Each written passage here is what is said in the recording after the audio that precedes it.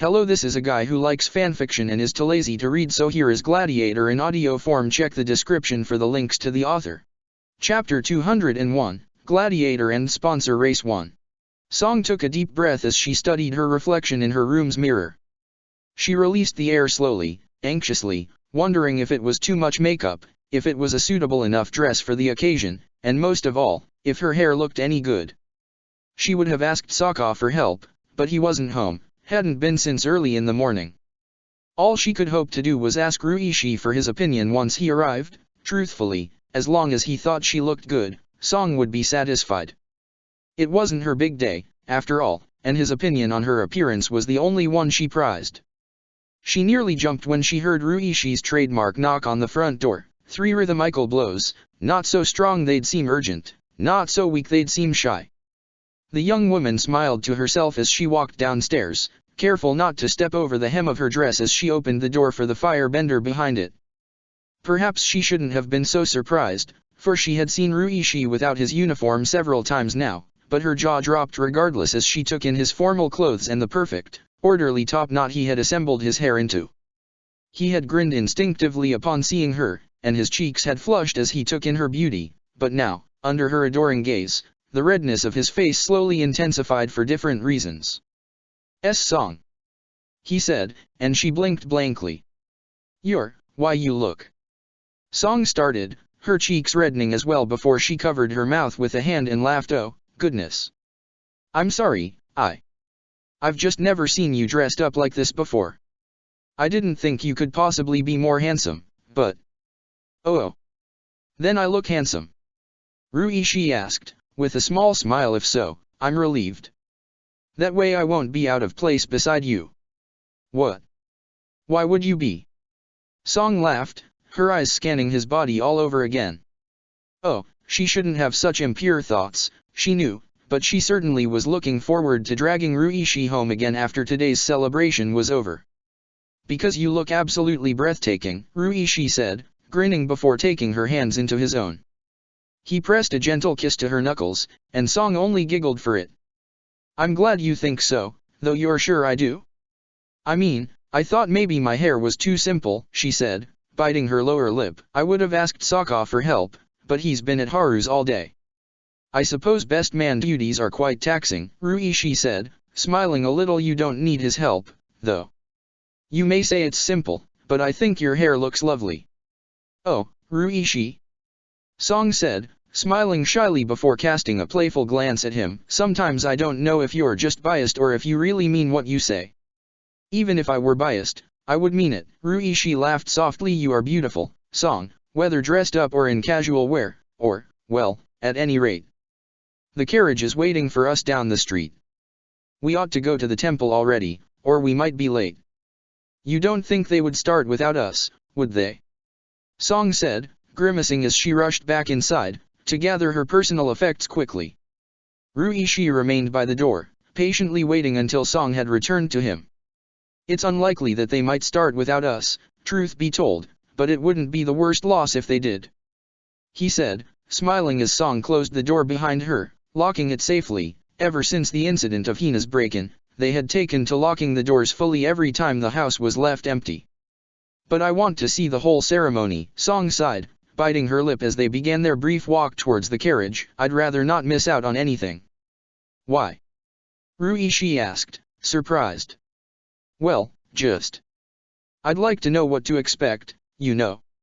Song said, blushing again as she took his hand in hers. I'm guessing we might do it one day too, after all, so, is it that bad if I want to know what Fire Nation wedding rites are like? It's wonderful, not bad, Ruishi said, with a disbelieving smile. Though, wouldn't you rather do it with an Earth Kingdom ceremony instead? Maybe, but I'm not picky. Song laughed softly. As long as we can get married when we're ready, I won't mind which kind of ceremony it is. Ruishi's smile softened further as he gazed at the woman beside him. It wasn't the first time they had spoken about marriage, but discussing what kind of ceremony they wanted was certainly new for them. A far-off dream, an unattainable horizon, suddenly seemed so much more corporeal and real just because of a brief conversation. Perhaps it was something in the air, in the atmosphere of such a special day, that two of their friends would be joined in marriage today might just encourage them to take that fateful step together someday, too, but for now, Ruishi merely smiled and took his seat beside Song in the carriage he had rented. Their hands were linked all the way to the temple, and they eagerly anticipated the ceremony they'd witness soon. Elsewhere in the city, things were nowhere near as calm as in the carriage Ruishi and Song were sharing. Sokka tapped his foot impatiently as he watched Haru and ran scrambling to ensure everything was ready for the celebration feast they'd throw after the ceremony was finished. As much as he was a staunch supporter of double-checking everything when it came to important things, he had the feeling it was Haru's fifth round of making sure all meal courses were perfectly assembled and ready to be cooked as soon as they came back to the house. "Okay," Haru exclaimed, stepping out of the kitchen again, his eyes wide as plates. "I think it's good." "Yeah, I think we have everything." So, Mom? You ready yet?" Yes. Just a second, dear." Ran replied from upstairs. Sokka didn't even care to venture a guess as to what she might be up to. "Do we have enough towels?" Haru mumbled suddenly, startling Sokka. "And napkins?" Did we? Hey, I took care of those things, and why would we need more towels than you already have?" Sokka asked, smiling weakly before stepping forward and placing his hands on Haru's shoulders. "Buddy, seriously. I know I have to calm down, I do, but it's..." Haru exclaimed, twitching under Sokka's stare. "I know, it's impossible," Sokka said, nodding. "You feel like anything might go wrong, despite nothing will, because weddings are perfectly happy occasions and there's nothing to worry about. But as you're the groom you worry anyways, and you feel nervous because this is the biggest day of your life. So yeah, I get it, I really do." "Why you do?" said Haru, blinking blankly before he raised an eyebrow keenly. "Why do you get it, though? I mean, not important right now, is it?" Sokka asked, with an awkward grin. As much as Song and Toph knew about the secret weddings already, he wasn't about to tell Haru about them right now. Not mere hours before the man's own ceremony. "The point is, you need to breathe and relax. Ty Lee is waiting in the temple, and we have to get going soon, but we won't go if you keep checking and double-checking and triple-checking." Right. "Why, you don't think we're late, do you?" "See, could I be late to my own wedding?" Haru asked, and Sokka laughed. "By now, Sokka. Oh, you're hopeless. I guess I can't blame you. But there's no stopping your nerves." He smiled sympathetically at his friend. "We'll make it on time, Haru. All we need is..." "Okay.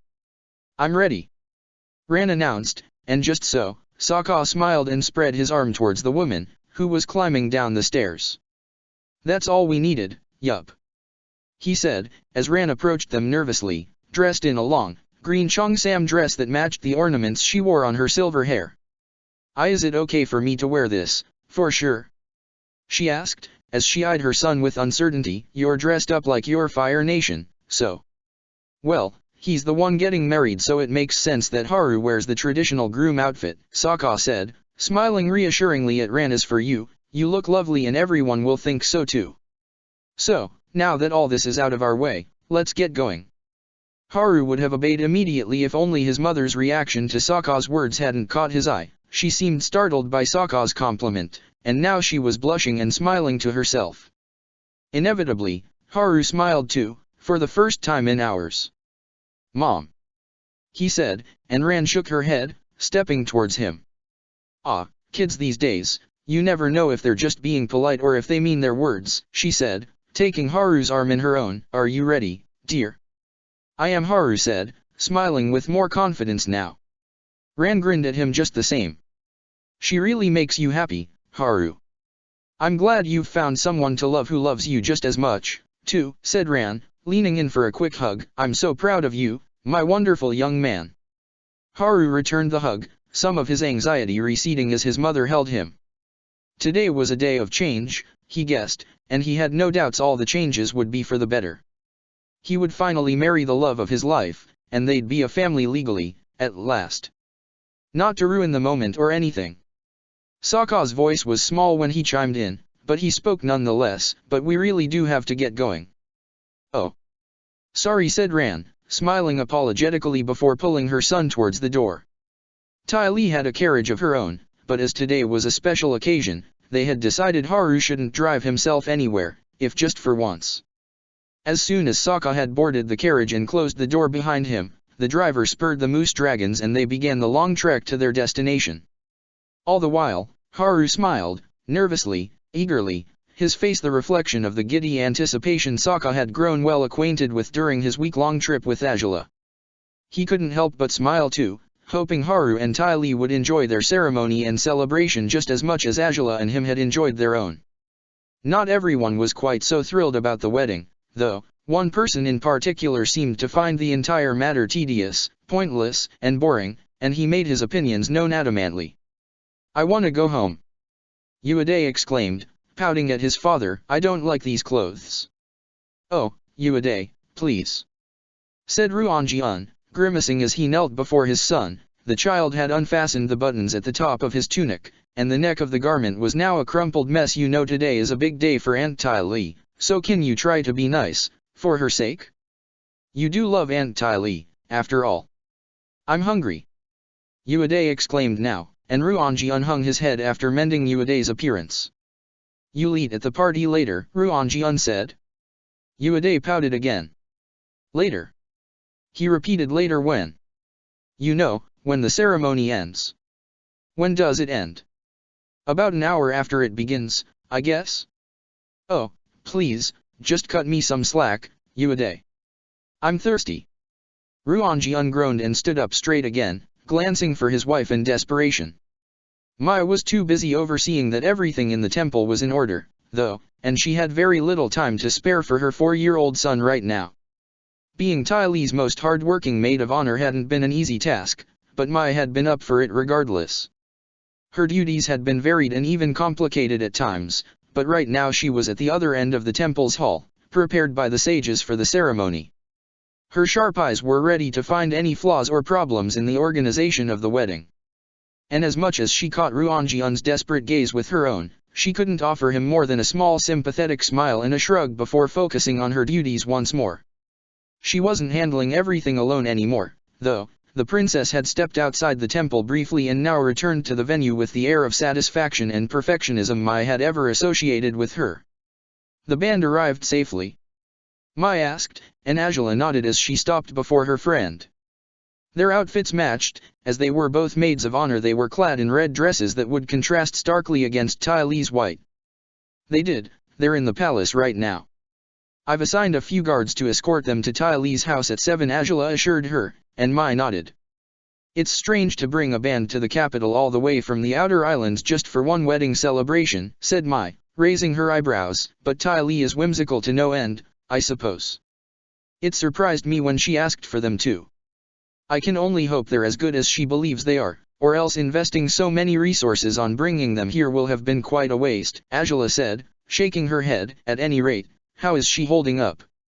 "She's a bundle of nerves," said Mai, matter-of-factly, "as I suppose everyone is at their wedding." "Were you?" Azula asked, with a crooked smile. "I can't quite remember you appearing anything but calm and collected in yours." "As if you didn't know I've perfected the art of pretense," Mai said, rolling her eyes as Azula laughed. "How about you? Nervous at all for yours?" Azula's smile waned only so she could turn a skeptical glare on her friend. Mai, though, seemed as amused as she ever was whenever she successfully riled up Azula.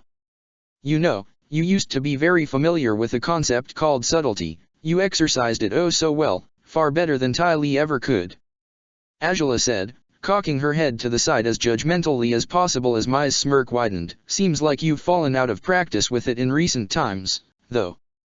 You're being awfully tough to crack. I figured subtlety wasn't going to confirm my suspicions anytime soon," Mai shrugged. "Which is why it's probably the 9th or 10th time you've brought up matters relating to my alleged wedding in the last month?" Azula asked, raising an eyebrow. "Indeed. Not to mention, your reactions are much more amusing when I'm blunt and direct. If just for that, I'd rather you keep on stalling and pretending nothing happened in your getaway," Mai said, simply. Azula sighed and shook her head. "Then I suppose I'll prolong the torment and change the subject so you can pester me about this again later," she said, letting her gaze travel across the hall. "Haru isn't here yet." "No, neither is your husband." "My. I suppose they're running late," For some reason, Mai said, carelessly, as though she hadn't said anything controversial just moments ago. Angela rolled her eyes, despite her heart jolted, and not in a bad way, upon hearing someone else refer to Sokka as her husband. Guests will start arriving soon, too. They should, but, are we expecting all the guests to come after all? Angela asked, eyeing Mai warily. You did handle the invitations. Well, Ty Lee's last-minute guest is most likely going to be here, Mai said, but I assume that's not who you're asking about. You know it's not, Angela said. Mai breathed deeply and shrugged. They might surprise us, I don't know. But if they don't, we'll have to make further efforts to ensure Ty Lee has the best wedding she can, in these circumstances, Mai determined. Angela nodded, lowering her gaze. For all you and I complain about our families, at least they've never been quite like hers, Angela muttered. Mai shrugged. Ours wouldn't have been any better if we had made the same mistakes Ty Lee did, Mai whispered. If anything, I should just count myself grateful I shrugged off Iroh when I did. Else my father surely would have locked me up somewhere, so I can't shame him further by now, Angela finished, her semblance darkening quickly. Mai's amusement had receded by then. Even if her friend's earlier teasing had been annoying, the princess regretted pushing the conversation to such dark subjects. He shouldn't bother you anymore, if you were that successful, Mai said, biting her lower lip, and the rest of us who know about your marriage aren't going to reveal it, as you know by now. I know you, ugh. Still on with it. Angela said, and Mai laughed. The sound was unusual coming from her, even if she had been much quicker to smile and laugh in recent years. Angela rolled her eyes, despite she found some enjoyment in Mai's words regardless. Both Mai and Ty Lee had gotten it into their heads, and quite rightfully so, that Angela and Sokka had eloped during their trip together. Angela might have admitted the truth under different circumstances, but for the time being she wanted to keep everyone focused on Ty Lee's wedding instead. She hadn't been all that successful at convincing them to do that, though. She had hoped to come up with an idea to taunt her friend right back, aware that it would be an exercise in futility, since Mai was usually impervious to teasing, when something caught her eye at the ceremony hall's entrance. I think we have our first guest, Angela said, raising her eyebrows as she regarded the newcomer. It wasn't easy to recognize her right away, clad in such a fine green dress, with her dark hair done fully up rather than loose in the wild tangle it often was. But it seemed, despite all evidence to the contrary so far, that Toph was perfectly capable of cleaning up and dressing as the lady of noble birth her parents had expected her to be a long time ago. Her attitude, of course, was a whole other matter. Ugh. Stupid shoes. She growled, nearly stumbling over the steps that led her to the large ceremony hall. She had been climbing the stairs while holding up the hem of her dress, trying not to trample over it. Over here, Toph, Angela called for her, and the voice was as good as a beacon for Toph, who sighed in relief as she started towards her. Hell, spicy, for a second I thought I'd wind up in the wrong place, she said, finally letting go of her dress's fabric. Well, you've arrived safely, and on time, Angela said, smiling, and patting Toph's shoulder, and you're dressed appropriately, too. I was half expecting you to show up in your typical casual clothes instead. I was tempted. Toph mumbled before sighing, but Iroh told me that's not a good outfit for a wedding, so he helped me pick a dress and all that stuff. It's not an ugly dress, is it? I never know with these things. You have nothing to worry about, it's a nice dress, Angela reassured her, despite her heart inevitably tightened at the mention of Iroh. Toph seemed to notice it, and no doubt she was apprehensive about bringing up her sponsor in front of Angela. She still didn't quite understand what had happened between them, but she had long given up hopes to ever understand it, let alone amend it. Now the real problem is how to cope with these stupid shoes, Toph snarled, and if she could have glared at the elegant sandals she was wearing, Angela had no doubts she would have. I should have just been barefoot, it's not like anyone would even notice it when I'm wearing such a big dress anyhow. By the time we head to Ty Lee's for the celebration you'll be free to get out of them, no one will hold it against you, Angela promised, surprising her friend. Really? Thank you. Toph exclaimed, relieved enough to finally smile. You have no idea how much I hate wearing this kind of stuff, spicy. I haven't done it in ages and I sure didn't miss it. I'm surprised you ever did wear anything like it before. Truth be told, Mai chimed in, and Toph raised her eyebrows. Ah, blades. She said, here I was wondering who Spicy was with, I could sense someone nearby but, either way, it's been a while. Quite so said Mai, nodding, since we trained you for the slate, I believe. I've won it thrice since then, you know. Toph said, with a proud smirk, should go for the 4th round soon, too. How smug of you, Angela said, though she smiled fondly at Toph regardless. How many points do you even win in the slate, considering you probably lose a ton of them because you bend the entire platform as you please? I do lose a lot of them, but considering it's 3,000 in one go, it's not a big problem, Toph said, with a proud smirk. Say, maybe I should fight the dog there now. You don't have to worry about it being unfair conditions for me anymore, after all. I'm afraid it'll be unfair for him instead, Metal Bender, Angela said, leering at Toph skeptically as the younger woman snickered proudly. Either way, I have no intentions of revisiting the slate, so I'd much rather we fight you elsewhere. You'll lose anyways, so it makes no matter where we do it. Toph said, grinning proudly as she waved a hand in Angela's direction. Say. I'm hearing a kid's voice? Is that your kid, Blades? He finally talks. Oh, if anything the question now is if he ever stops talking, Mai said, with a shrug. He swung from one end of the spectrum to the opposite in a matter of months. Sounds like you're having a ball with that. You have no idea. Mai coded her words with sarcasm, but it didn't mask the motherly fondness underneath her tone. She glanced at her husband and son, finding Uade was well and truly driving Ruonji crazy by now with his constant demands, and she couldn't hold back a small grin at the sight. All of it went ignored by Toph, who couldn't have sensed Mai's change of mood even if she'd been in perfect contact with the world around her through her bending. Nevertheless, Angela could read Mai just as well as her friend could read her. She was ever moderate, seldom emotional, but the quiet happiness her family brought her was plain in her face as she smiled gently at them. The skies outside were darkening slowly, tinged with deep blue and clouds of bright orange, colored that way by the setting sun. Angela kept an eye on the temple's doorway, ever waiting for Sokka and Haru to reach the temple while Toph distracted herself by asking Mai a few questions about the ceremony, but the next arrivals weren't the groom and the best man either. We made it. Song said, her eyes bright and wide as she took in the grandeur of the ceremony hall. It hasn't started yet, has it? No, you're still on time, too, Angela said, smiling reassuringly as the pair approached them. Welcome, both of you. Hey there, Song.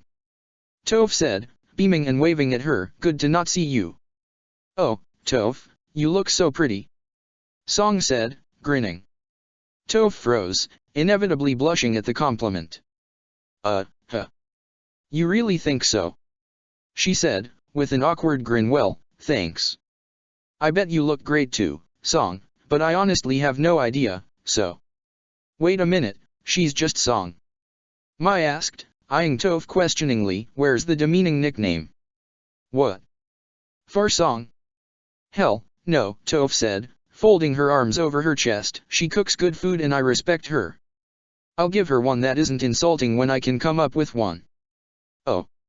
I see, Mai said, curtly, her voice completely coded in judgment.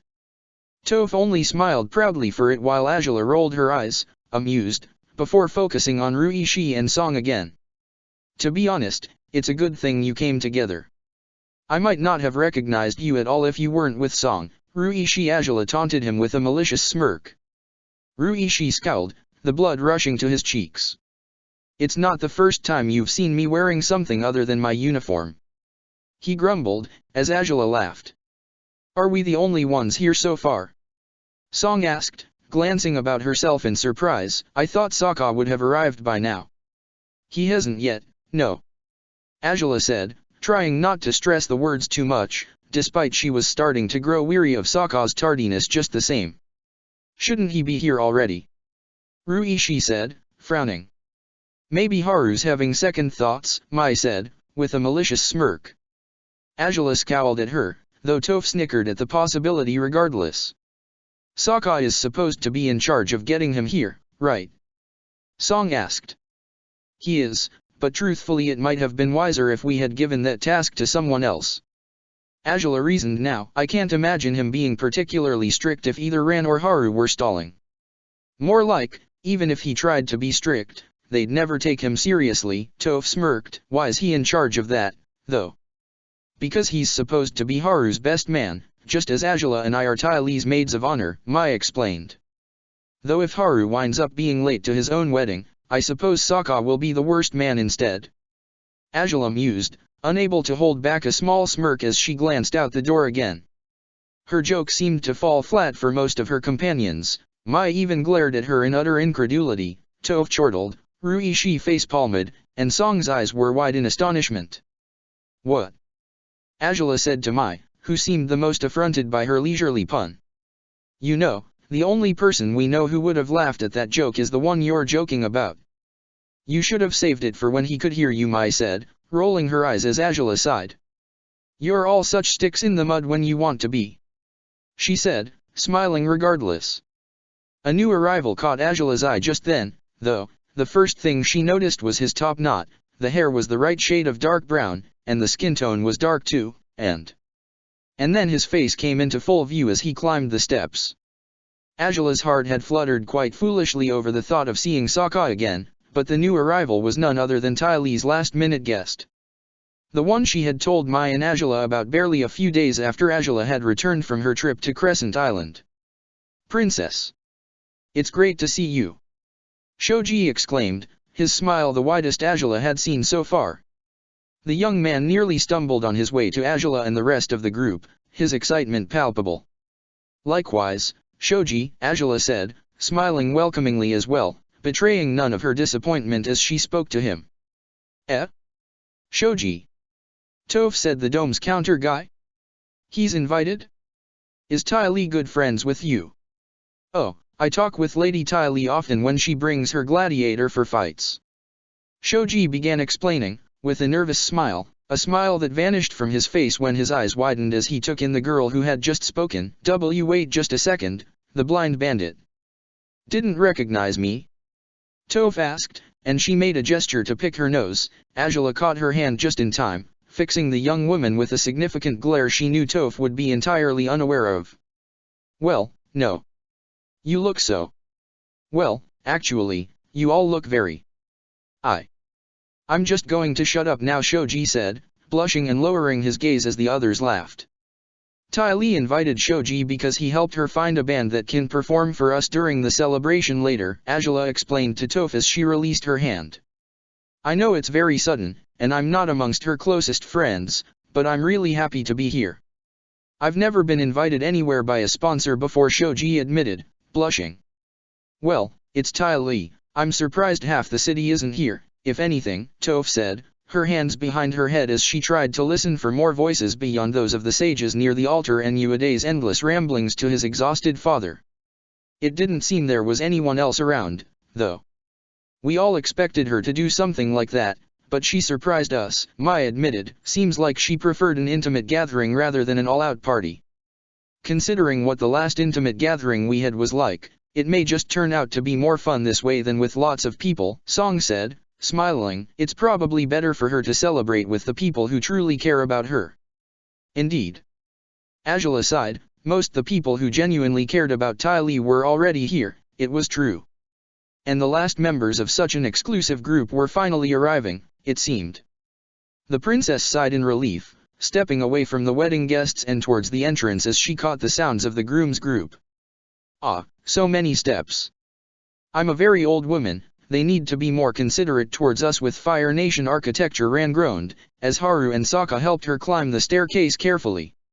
It's okay, Mom, we're almost there. Haru said, raising his eyes to look at the ceremony hall as soon as it came into view. The temple was as new to Haru as it was to Toph or Song. He had never been there before, but it was just as imposing and eerie as he expected it to be. Yet he wasn't scared, even if he was deeply nervous still, for however dark the halls might appear, the sight of his friends awaiting him patiently certainly could light up the whole place without any need for further torches or candles. He smiled brightly, raising a hand in greeting as they finally reached the top of the staircase. Sorry for the delay. Haru said to Angela, with an apologetic smile. Is Ty Lee ready? She should be, she's been here for quite a while as it is, Angela said, nodding as she struggled to keep her attention from deviating towards Sokka. Still, it was inevitable for it to happen when he smiled awkwardly at her. I did try to hurry them, but they were double and triple checking everything in the house. Sokka explained. Angela smiled gently at him, despite knowing it was ill-advised to do so. And, of course, you couldn't possibly stop them. I should have known you wouldn't be much good at keeping everyone on schedule, she teased him. Sokka gasped indignantly. Hey. I'm pretty good at keeping my schedules. He pouted. Not so good at enforcing authority on other people though, and that's the real problem. Angela smiled as she gestured at them to enter the building. Come on, we should get started as soon as possible. Oh, this is all so expensive, I'm sure, said Ran, studying the temple's architecture in sheer wonder. Is it really alright for you to get married in such a fancy place, Haru? It's already arranged, Mom, of course it is. Haru chuckled, guiding his mother further inside before greeting his guests. Sokka and Angela lingered behind, to no one's surprise. The gladiator was wearing a red robe of his own, less opulent than Haru's, but still fancy enough to remind Angela of the one he had worn for their own ceremony in Firelight Town. Her smile was inevitably gentle, just as his eyes gleamed while gazing at her lovingly. You just had to go and do it, didn't you? He said, surprising her. Say what? You know. He said, smiling, and gesturing at Angela's dress. It's supposed to be Tylee's big day and you're already outshining her without even trying. She won't be pleased. Ah, I suppose I should have been wearing rags instead? Angela asked, amused. I'm sure that would have befitted a maid of honor just the same. Heh, you could have, but why bother? Sokka said, smiling, and stepping closer to her. Doesn't matter what you wear, you'll always be the most beautiful woman in any room. Well, sure. If you say so, Angela replied, heat rising in her cheeks, though I suspect you'd rather I wear nothing at all. Oh, that's when you're at your most beautiful. Yes, Sokka smirked, but I'd rather keep your naked body to myself, if you don't mind. Because, you see, the world is not ready for such beauty, no, for it's too overwhelming, overpowering, overdramatic, maybe. Angela laughed, clasping his wrist and guiding him further inside the temple. Come on, if we keep wasting time the band will be at Tylee's house before we even get started with the wedding. Alright, I'll save my compliments for after the ceremony, if you insist, Sokka smirked. He tugged his hand out of her grip, but only so he could caress hers gently, perhaps more boldly than he should have dared to in those hallowed halls. You truly look beautiful, though. As do you, husband, Angela whispered softly. He laughed at her secretive demeanor, and she winked at him before turning to the other maid of honor, who fortunately had been distracted by Haru just when Angela had spoken her most incriminating words yet. Shall we go fetch Tylee? Mai hesitated before answering, and Angela immediately understood why. Going forward like this would mean assuming that the only guests who had yet to arrive wouldn't show up at all. And as much as it wasn't surprising, it was an unfair stain for anyone to inflict upon a happy couple's wedding day. Nevertheless, Mai nodded. They had always known this was the likeliest outcome, and there was no fighting it anymore, not at this stage. They had reached out to Tylee's family more than enough times as it was, and if gaining favor with Crown Princess Angela couldn't convince them to attend Tylee's wedding, it was unlikely that anything would. So the two maids of honor left the guests temporarily, making their way through the corridors of the temple to seek out the bride, while Sokka greeted everyone and organized them around the altar as best he could for the ceremony. The head sage soon joined Sokka, once the ceremonial arrangements of the altar were finished. Tylee was waiting in a private room, a location reserved for meditation, where brides or grooms could wait in reverent preparation until the ceremony was ready. She knelt on soft cushions with her back towards the door, her behavior unusually solemn for someone who generally was as spirited and upbeat as could be, but she took today's commitment seriously, and it showed in the set of her shoulders, the elegance of her appearance, with the immaculate white dress and the suitable hair ornaments in her perfectly tidied hair. Angela and Mai stopped by the open door, both uncertain about interrupting Tylee's meditations at first, but the princess stepped forward and knocked softly on the doorframe to alert her friend of her presence. Tylee wasn't startled by it, at which Angela briefly wondered if perhaps she had dozed off instead of meditating. But Tylee glanced at them from over her shoulder before long, her eager happiness apparent, even under the heavy, special makeup she wore for today. is everything ready now? She asked, swallowing hard. Angela nodded. Haru's here, she said, so, whenever you're ready, we can get started with the ceremony. Ty Lee breathed in and out several times, spacing each breath with long pauses, and neither of her friends spoke while she gathered herself. They allowed Ty Lee as much time as she might have needed, and once she stood up and turned towards them, it was clear something weighed heavily in her heart, even on what should be the happiest day of her life. They're not here, are they? She asked softly, without meeting their eyes. Not my parents. Or my sisters. Mai shook her head as Angela raised a hand, placing it supportively on Ty Lee's shoulder. The bride wasn't surprised in the least by the news, though it seemed having prepared herself for the disappointment hadn't tempered its effect in the slightest. Yet with one more intake of breath, she suddenly rose into her full height and nodded promptly. Well, if that's how it is, that's how it is. No reason to back down now, Ty Lee stated, determined.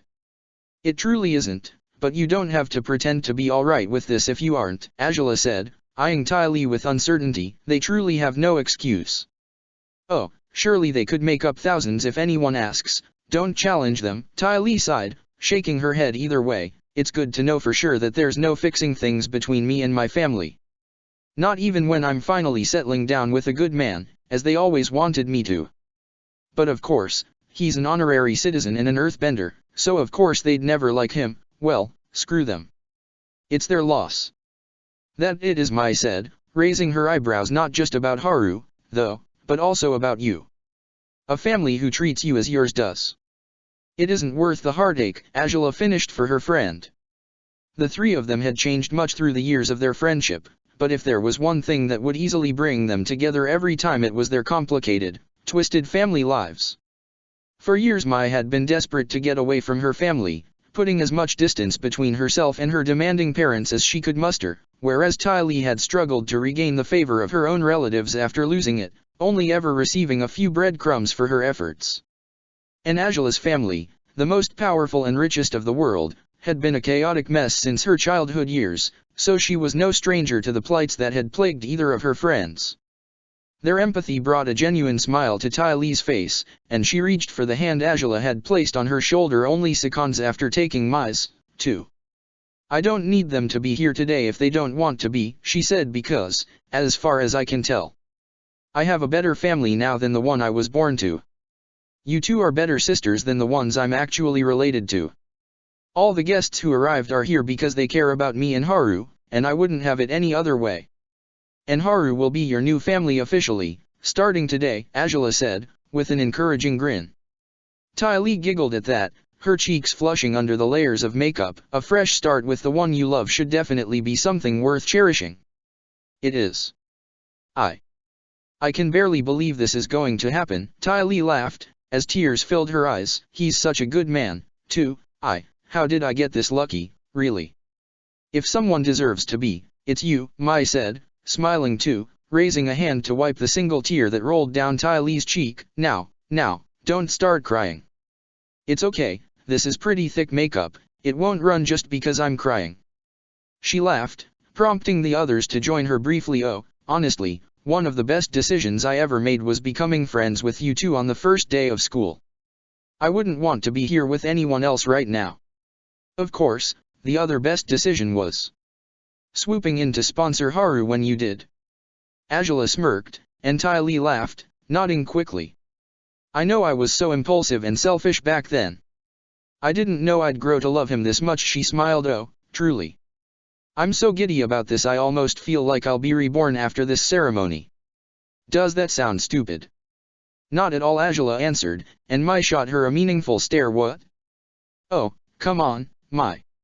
Sounds like you're very familiar with that sensation, aren't you?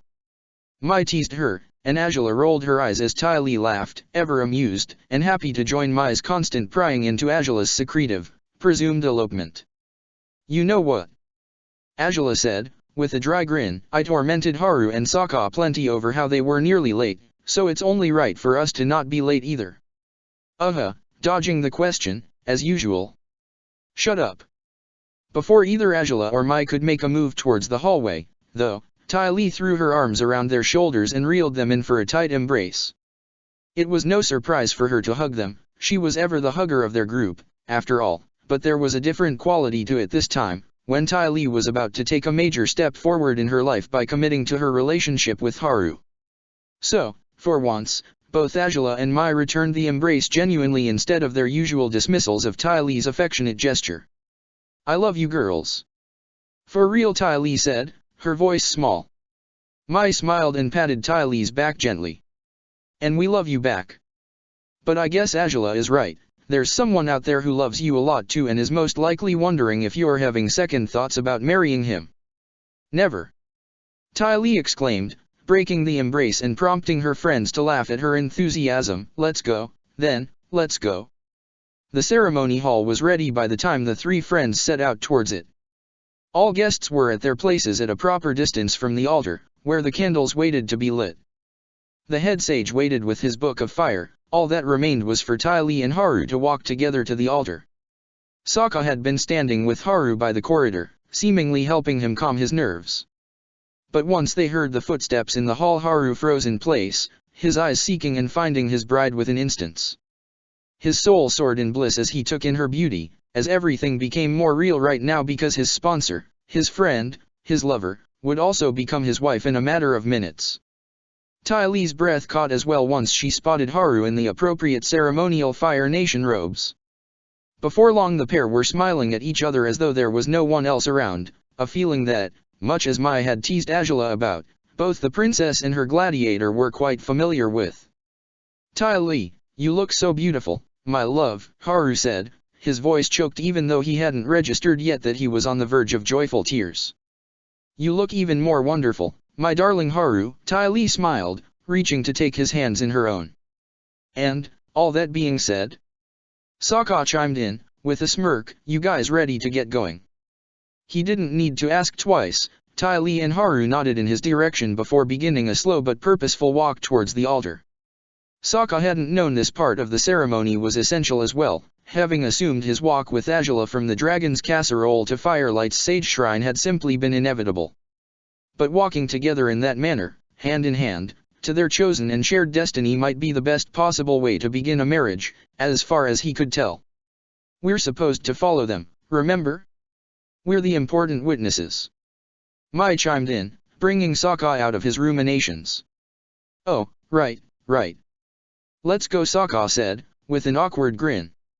Instead of walking together with Sokka and Angela, Mai stepped forward, blocking them from the view of most the wedding guests in attendance. Whether it was intentional or not, she allowed the pair behind her a short moment to themselves, reaching for each other's hands almost playfully as they walked to an altar just as they had once before, even if the altar was meant for two other people this time.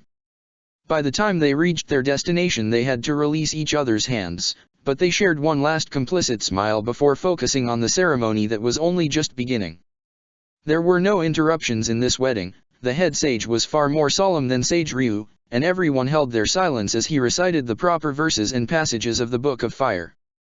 When he called upon the maids of honor and best man to vouch that the couple was ready to be wed, the three answered positively. The vows exchanged by Ty Lee and Haru were heartfelt, properly planned, likely rehearsed, even, most unlike Angela and Sokka's own in their ceremonies. By the time they lit the candles stemmed together, the entire hall seemed to be brighter for it, regardless of how small the flame might be.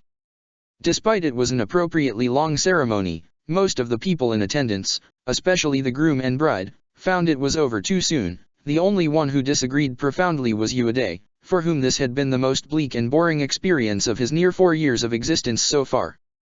But the entire hall burst into applause and cheers once the head sage pronounced the final words of the ceremony, binding the happy couple into marriage officially. Ty Lee, shameless as ever, climbed over Haru excitedly as they kissed as husband and wife for the first time, prompting many of their guests to laugh, others to blush, some to roll their eyes fondly over amusement at those antics. Once all papers were properly signed by the wife, groom, and witnesses alike, the ceremony was officially over and they changed venues. Angela had hired carriages for them after the wedding, and they rode the vehicles to Ty Lee's place. The carriages arrived at different paces, but all guests were at the house before long. A few ornate tables with cushions sat in the now beautiful and neatly arranged backyard, where flowers and perfectly even grass had replaced all the disorderly earth chunks that had used to characterize the location. Angela had been responsible for part of the garden's rearrangement, working around Rand's budding garden to ensure they could have an outdoors party, as Ty Lee had hoped they would. After discovering her newest talent at shujing, she had worked tirelessly with Sokka and her friends through the past week to arrange the garden to her satisfaction, even adding some unexpected touches to it, such as a hammock that hung between a tree and one of the house's poles. It was certainly more ambitious than what she'd done in shujing, and she was just as proud of it this time as she had been back in Piandeo's mansion. "It's a beautiful house," Shoji said, smiling as he gazed through the spacious living room with admiration. But none of the actual residents of the house had heard his compliment. Ran had already rushed to the kitchen, eager to cook for the guests, while Ty Lee and Haru remained locked in the tightest embrace even after climbing off the carriage together. "We're married, Haru. We are. Can you believe it yet?" "I almost can't, but only because it's so amazing. I've never been so happy." They were enthusiastic to matching degrees, it was clear, and they kept laughing and hugging, twirling in place as they made their way out to the backyard, where the bulk of the party was supposed to take place. Shoji watched the pair with amusement. He had known from early on that the two were involved in a relationship, but he had never expected to witness their wedding personally. Somehow, the constantly reserved and quiet Haru seemed to have broken free of his self-restraint right now, and for the first time since Shoji had met them, the earthbender appeared every bit as eager to show Ty Lee affection as she was to show it to him. "Boy, I hope the food's worth all this obnoxious happiness of theirs," Toph said next to Shoji, who smiled sympathetically at her as she tossed away the shoes she'd been waiting to remove for hours. "Not fond of public displays of affection?" he asked, and Toph cringed. "Some people need to get a room, simple as that," she said, and as Haru and Ty Lee launched into yet another kissing spree, she added, "and those two ought to go to theirs already or we'll end up witnessing something pretty gross in that backyard." Yeah. Let's hope they won't go that far, huh?" Shoji said, averting his gaze from the newlyweds with an awkward smile. His eyes fell upon the princess now, finding her chatting with one of the guests Shoji hadn't met before. The young woman, Song, was about Shoji's height. She seemed to be a foreigner, but she spoke to the princess with ease Shoji wouldn't have expected from anyone but her gladiator. "I know I'm only supposed to be a guest, but even if you're not a catastrophic cook anymore I can give you guys a hand in the kitchen right now," Song insisted to a skeptical princess. "Sounds to me like you absolutely don't trust that I'm not a catastrophic cook anymore," Angela said, and Song smiled dryly. "Well, maybe your stomach is just made of stronger stuff than other people's," she said, and Angela gave a bark of laughter. "Well, damn, such insolence," she said, shaking her head. "I knew it was contagious. You've lived with Sokka far too long." "Maybe I have, but simply put, you don't have the recipe book here. Sokka left it at home, so that's enough cause for concern." "It shouldn't be, because I'll just follow Ran's instructions." "Seriously, Song, you hardly get days off as it is. Shouldn't you be thriving in the chance of being free from your usual burdens?" "I've told her as much, but she refuses to listen," chimed in the man who had accompanied Song, Ruishi, placing a hand on the young woman's shoulder. "Sometimes I think she's even more of a control freak than you are, princess. And now you call me a control freak, just like that. Goodness, whatever happened with the respect I used to command from my subjects?" Angela said, sighing dramatically as both her companions laughed. Loud footsteps approached them from another room suddenly. By the time the princess raised her head towards the sound, Sokka had showed up around a corner, holding a bottle of liquor in his hands with a proud grin on his face. The princess didn't return the smile right away, though. Look. I got this just for you," Sokka exclaimed, as Angela raised an eyebrow. "Don't you think we should at least settle down before we start drinking?" the princess asked. "We haven't even been here 5 minutes yet." "Oh, I'm not saying you have to drink it right away, but look," Sokka said, pointing at the bottle insistently. Only then did the princess seem to detail the bottle, taking it into her hands as a slow smile spread over her face. The gladiator couldn't have been more pleased with himself if he had tried. Well. I'm genuinely surprised," Angela laughed softly, smiling gratefully at him now. I suppose we won't be stuck with trashy Beiju this time, after all. There's not that much lychee wine, only a couple of bottles, Sokka admitted, but when Haru and I bought the drinks a couple of days ago I made sure to get those so you wouldn't be stuck with the crappy stuff you don't like. So very dependable of you. I certainly owe you for this. Angela smiled, and to Shoji's surprise, she reached out and patted her gladiator's chest with a hand. He only seemed more thrilled for it. Oh me? At this point in time, princess? As if. He smiled, reaching up to take her hand in his own. I do have to go check on the kitchen now, though, so keep the bottle safe in the meantime, Angela said, handing the wine back to him as she pulled away. The gladiator appeared disappointed when she drew back her hand. Make sure to keep it hidden somewhere or Ty Lee will drink it before anyone's the wiser. I'll try. Hey, maybe I should go help in the kitchen too. Sokka suggested, and Song flinched. Why, I don't mind. Angela said, smirking mischievously at Song. Let's make sure this is a wedding feast to remember, shall we? Oh, they're going to give us indigestion. They really are. Song groaned, dropping her head against Ruishi's shoulder as the laughing sponsor and gladiator snuck inside the kitchen together. It was far from the first time Shoji had sensed an intimate vibe between the princess and her personal fighter, but it was the first time he had seen them outside the dome's premises. He still remembered how she had rejected Sokka's embrace upon discovering they had reached the top 100 fighters of the ranking, leading the tall man to hug Shoji instead. If she didn't want him to touch her, why had she seemed so affectionate right now for his thoughtfulness? Why had she been the one to initiate contact this time, even? So, what's up? Shoji was startled from his daze by Topha's question. He blinked blankly and smiled at her, hoping she wouldn't be able to read minds as well as she could read her surroundings despite being blind. Well, nothing. Just wondering when my friends will arrive, that's all. Shoji smiled, shrugging. Your friends? Toph asked, and Shoji nodded. I only got invited because Lady Ty Lee was gushing about her impending nuptials the last time she visited the dome. Shoji smiled. She mentioned one of her friends could play the pipa and she hoped he might be able to do it this time too, but I mentioned maybe her friends should simply enjoy the evening with her and that she could hire musicians instead.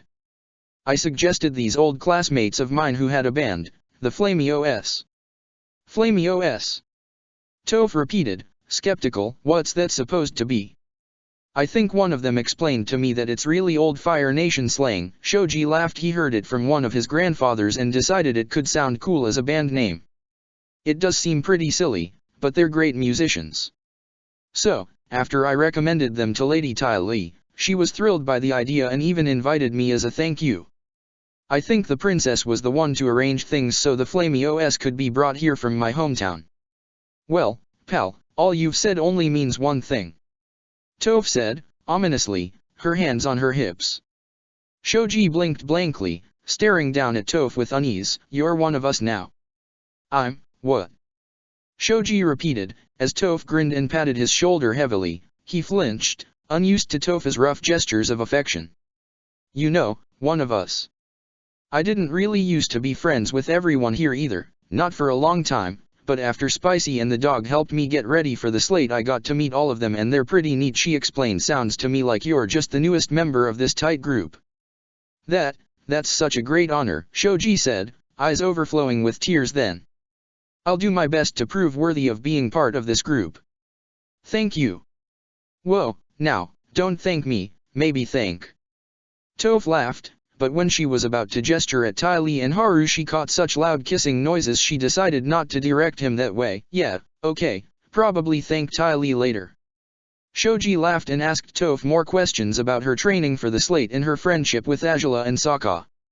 He was floored upon hearing Toph boast about her big throwdown with Angela from several years earlier, which she assured him was one of the best fights she had ever been involved in. Shoji had never seen the princess in combat with his own eyes, only ever hearing rumors of how powerful she was. Naturally, Toph refused to acknowledge Angela as more prodigious than herself, but Shoji remained thrilled for everything she explained regardless. The Flamey-OS arrived at the appointed time. By then, the cooking was finished and most guests had taken their seats in the backyard, with the happy newlyweds side by side at a table meant just for them. right before the two long ones shared by the rest of their guests. Ruonjian continued to reassure Uade that they'd soon have a chance to eat, even if the boy seemed utterly desperate to take the first bite. But there was one last thing that Tai Li and Haru intended to do before the feast could begin. "And here we are," Ran said, beaming as she and Mai brought the final tray with dishes for them. "All the food's ready." "Then it's time for the San San Kudu," Haru smiled at his mother before turning to Tai Li. Everyone had a cup and a bottle of sake available before them, except for Angela who, thanks to Sokka's smuggling, had lychee wine instead. But Tai Li and Haru had 3 cups on their shared table instead of 2, as most would have expected. "What are they doing now?" Shoji asked, perplexed.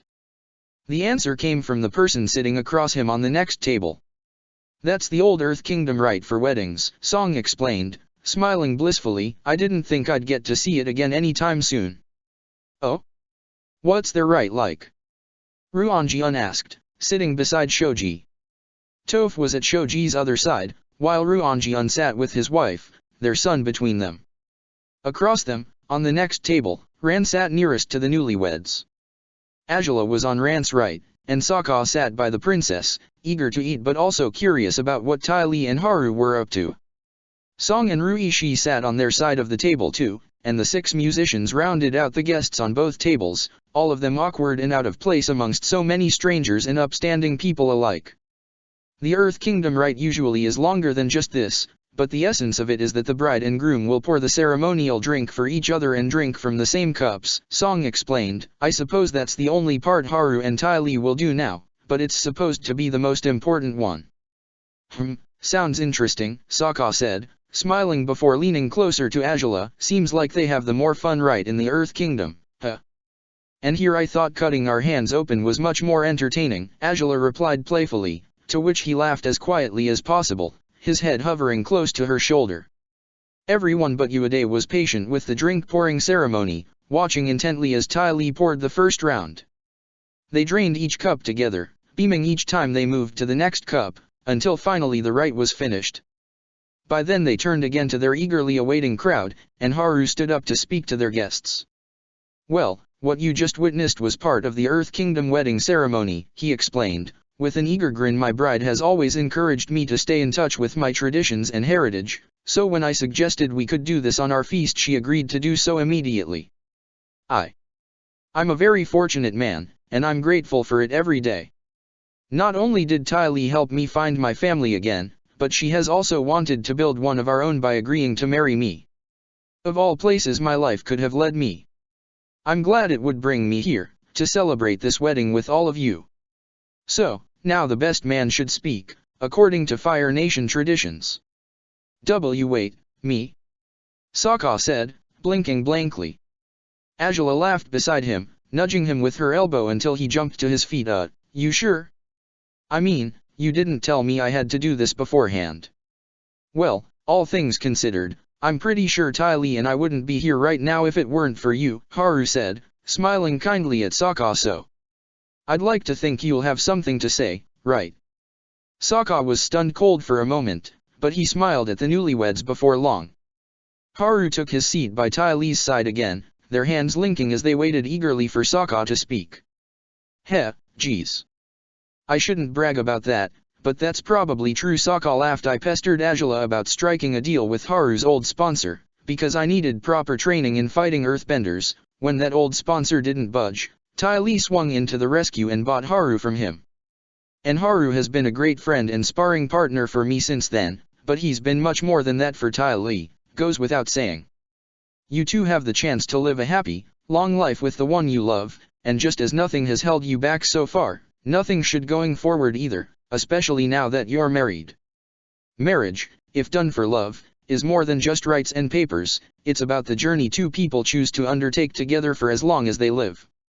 And I don't know what the rest of you think, but to me, the idea of sharing a lifetime with someone who can be your partner on every level sounds like a dream come true. So I say we should toast to the two of you now, to wish you the best of luck in this journey, and to the many years of happiness I'm sure you'll enjoy, starting today." Sokka leaned down, quickly pouring his bottle on his cup, and everyone else followed suit.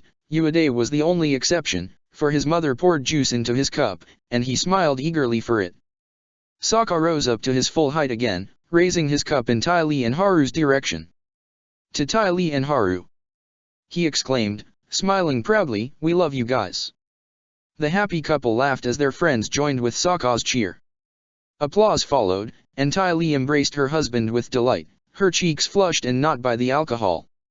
Haru pressed countless kisses to the top of her head, and it was clearer today than ever before how free and weightless the earthbender was. He had been frightened, even terrorized by his first sponsor when Ty Lee had taken him in, once weak, hurt and helpless. Now he was strong, proud, and confident in the choices he had made, and who he was making them with. "That was such a sweet speech, Sokka." "Thank you," Ran said, smiling at the gladiator as he took his seat. He grinned at her from over Azula's head, scratching the back of his neck. "I could have done better with more notice, but I forgot about that part of the celebration," Sokka chuckled. "I mean, I shouldn't have, but back in Firelight I couldn't have dash." Another jab of Azula's elbow into Sokka's ribs brought him out of his absent-minded rambling. She shot him a meaningful glare, but the damage was done. Unsurprisingly, more than enough of the guests had heard him, and one of them in particular was determined to figure out what his words had meant. "Back in Firelight," Mai repeated, with a slow smirk at Azula. "Wasn't that one of the places you went to during your trip?" "Indeed. Someone got married just while we were there. What are the odds?" Azula said, with a smirk of her own. "Everyone was invited to the celebration, even complete strangers like ourselves, so we heard the best man's speech." "Huh. So, someone got married," Mai repeated, raising her eyebrows. "Can I ask who? What for? Not like you'd know them." "I'm pretty sure I do. It was Jing and Wenta, that's their names," Sokka declared promptly, and Azula nodded sagely. "Jing and Wenta," Mai repeated, noticing right away the sharp glare Azula's former captain of the royal guards had shot at them as soon as he heard Sokka's claim. "I suppose you just got far too drunk in that celebration to remember the best man's speech, then." "Yeah, that's probably what dash. Maybe enough to get married while you were drunk, too." "What? Hey, that's wouldn't be the first time you two do something utterly stupid while drunk, I'd know. And the food's getting cold. Let's get started and cut out the baseless accusations," Azula announced, with a dry grin, as she passed some of the dishes over to Ty Lee and Haru's shared table. Mai was certainly playing a dangerous game by asking such questions in front of more than enough people who didn't know about the relationship between Azula and Sokka, but the amusement in her face and the laughs by Haru, Ty Lee, Song, and Toph seemed to suggest it was all playful instead. Shoji had smiled at the exchanges, having paid attention to the princess and her friend rather than to his eager classmates, who seemed thrilled about being part of the wedding feast right now. It seemed the princess and her gladiator had been on a trip to some place called Firelight, and they had witnessed a wedding? One of the princess's closest friends accused them of being the ones getting married, instead? It was a funny notion, though Shoji couldn't help but wonder if there could be some truth to those claims.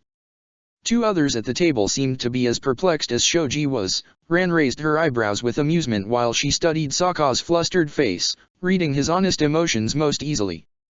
Though even if he had been embarrassed about what Mai had said, he had no compunctions over pouring tons of food on his plate, eyes gleaming eagerly once his awkwardness had receded. Azula rolled her eyes at that, even slapping his hand away when he tried to reach for a dish she had been moving towards too. "Hey, now, it's not like you're going to eat all that by yourself." Sokka poked fun at her, and Azula snarled playfully at him. "Maybe I will. Got to train for our next ramen challenge, after all," she said, at which Sokka snorted, laughing to himself before deciding to get started with his overflowing plate already. Ruonjian raised his eyes towards them as well, once he had served enough food on Ueda's plate for his son to finally eat to his heart's content. As much as they had been embarrassed by Mai's accusations moments ago, right now the princess and her gladiator seemed at ease again, too much ease, if anything. Azula wasn't the type to smile so freely, she hadn't been in all the years Ruonjian had known her. "Say, why is it you keep asking if they got married?" Ruonjian asked his wife softly, biting his lip as he glanced at her warily. Mai shrugged. "Hey, now. I'm just making fun of them, is all," she said, with the voice he knew she ever used when playing the obedient, harmless woman. Meaning, when she was bluntly lying. Right. Here I thought the day would never come when you'd feel the need to use that tone with me, Ruan Jian snorted, shaking his head. Come on, you have to know more than you're letting on. More than I'm letting on about what? It's just a fun game. Ruan Jian huffed, prompting Mai to laugh before focusing on Yuade, who was struggling with eating large chunks of food. Ruan Jian glanced at Tai Li and Haru, guessing the two of them would be much more willing to reveal what they knew about Angela's relationship with Sokka, but at the sight of them sharing happy smiles, even feeding each other and constantly holding one another, he decided to do it some other day instead. Whether or not she was concealing a hidden relationship with her gladiator, perhaps the princess had a point with her insistence about celebrating this wedding properly. But Shoji was still eyeing the princess and gladiator curiously, far too intrigued by their closeness to hide it anymore. What he had ever seen between them in the dome had always filled him with wonder. Watching them outside of that context was even more interesting to him. Could something truly be happening between them? Could they have even gotten married, as that friend of theirs claimed they had? Something the matter, Shoji? He nearly jumped out of his bones when Sokka addressed him. He had noticed his insistent staring. Oh, no. Oh, crap. He had to cover up for that somehow. He had to come up with something, anything, before the stupid blush on his face was misinterpreted, or interpreted correctly, which could be far worse. And no. I'm fine. I'm just, thinking. Shoji smiled awkwardly, reaching for the nearest dish available, not caring whether the food on it was to his liking or not. His mind finally supplied him with a suitable excuse as he finished pouring some of it on his personal plate. About what happened earlier today, before I took half the day off from the dome to come here. Oh. Sokka asked, surprised. Was it something fun or just some boring sponsor political nonsense? Toph asked, with a careless smile. Well, it was actually something that was bothering the dome's chairman, said Shoji, shrugging. I suppose that would count as boring political nonsense for you. Damn right. Not for me, though, Angela chimed in, and Shoji flinched. What's going on with the chairman now? New problems, or old ones? I thought the audience numbers were finally back to normal. Well, it's kind of a mix of both. Shoji said, smiling. It's not about the audience numbers, though. If anything, it's about this event he wanted to throw to commemorate the anniversary of the league. He wanted to do it for the 5th, and now that we're at the 10th he was trying to suggest the same idea, but no one on the board really cared for it back then, and they don't seem to care for it now either. What kind of idea was it? Seems odd that everyone would reject it. Angela said, raising her eyebrows. Well, it's nothing like we've ever had before, Shoji admitted, with a sad smile. He calls it the Gladiator and Sponsor Race. It's a cool concept, but it means spending a lot of resources, so that's why nobody wants to. Wait just a second. Angela said, her eyes narrowing with curious determination. Sokka raised an eyebrow at her reaction. Gladiator and Sponsor Race? Would this be an event where both gladiators and sponsors participate directly? Yeah, that's the novelty of it, Shoji said, with a dry grin. Toph scowled. Wait, but is it sponsors against gladiators? She asked, before snorting. In that case I'm pretty sure the gladiators would win, haha. And I'm pretty sure that'd make no sense, Toph, Sokka said, eyeing her skeptically. Who'd get the points if it's gladiators fighting their own sponsors? That's the least of it, who cares about that? Toph smirked, but Shoji smiled at Sokka and nodded.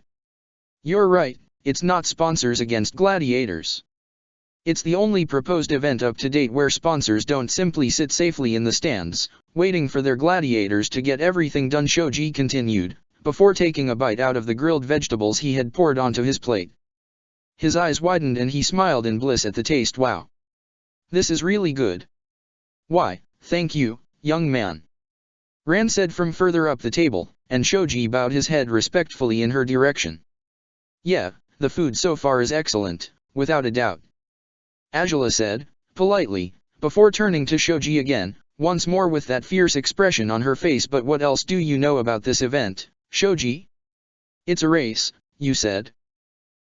Yeah, The idea is for it to be a race that spans over several days. Shoji explained. I think all the suggestions so far are for it to happen in the colonies, so it'd be a race by stages from one city with an arena to another. Such as Garsai to Udeo, or so. I see. Angela said, and by now Sokka couldn't hold back a bark of disbelieving laughter at the way his lover's eyes glistened so brightly. Angela, please, your mouth's watering more over that event than the food. But it's the perfect event. Angela said, with a wild grin. Finally I'd have a chance to be involved in the physical side of the gladiator business. We could prove we're the best team of all, not just in our usual roles, but also in outright combat. Do you honestly think anyone contests that we would be? Sokka asked, skeptical. Oh, I would. Toph declared, proudly. Angela snorted. Please, I defeated you already. You did not. My uncle is far from the bender he once was. Sokka and I would wreck you two in a heartbeat, Angela finished, waving a hand carelessly.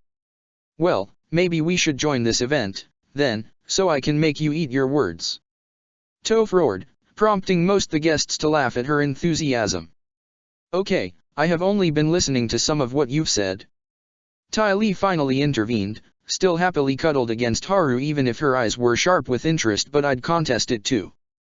Haru and I are married now, we'll be 10 times more powerful than we already were and we'll chi-block all of you. Ha! As if we couldn't chi-block you guys first. Sokka exclaimed, bumping Angela's shoulder with his own you-know-what, princess? You got it. Let's join this thing and teach all these guys who's the real dream team around here. I knew you'd come around in no time, Angela said, beaming, but Shoji's laughter surprised them all. What? You don't think they could do it either? Toph asked, amused, but Shoji shook his head. It's not that. I said the event isn't all that likely to happen, didn't I? Shoji asked, with a sad grin. It's awesome you guys are so enthusiastic, but apparently there's not enough willing participants to make the event worthwhile, and it takes a lot of resources, and... All I'm hearing from what you're saying, Shoji, is that I really need to have a word with the chairman myself, Angela smirked, at which Sokka snickered. Shoji's eyes widened. This event sounds brilliant. I suppose it's possible they won't reconsider their stance, sure, but if there's a chance I might convince them to do so, we could actually have one of the most fun events in the league so far. Wait, you really want to do this? For real? Shoji asked, his jaw dropping. I see no downsides to it. I could probably adjust my own schedules and projects for it. Angela said, biting her lip with anticipation. I'll have to visit the colonies sooner than later to ensure the enforcers are being recruited and trained properly there too. After all, might as well do it while joining an interesting event, too. You're too efficient for your own good, Angela, Sokka laughed, shaking his head as Angela smirked proudly at his assessment.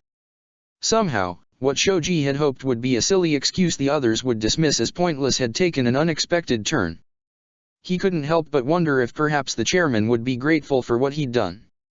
He had brought up the man's so far impossible pet project to the one person with both the power, the charisma, and the means to make it happen. Well, if this bore fruit, no one would say he hadn't made the most of his afternoon off, truly.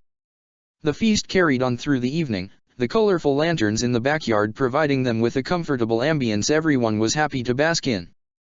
Once most the food was finished, it was time for the musicians to begin their work. The 6 young men took up their instruments and smooth tunes soon filled the garden and the house's premises, to the awe of all the guests and hosts. They're amazing! Ty Lee exclaimed, beaming as she glanced at Haru excitedly. He smiled down at her with raised eyebrows. If you like them so much, care for a dance? He asked, and Ty Lee giggled before kissing him promptly. I was about to ask you the same thing. Together, the newlyweds walked away from the tables to where the band had set up.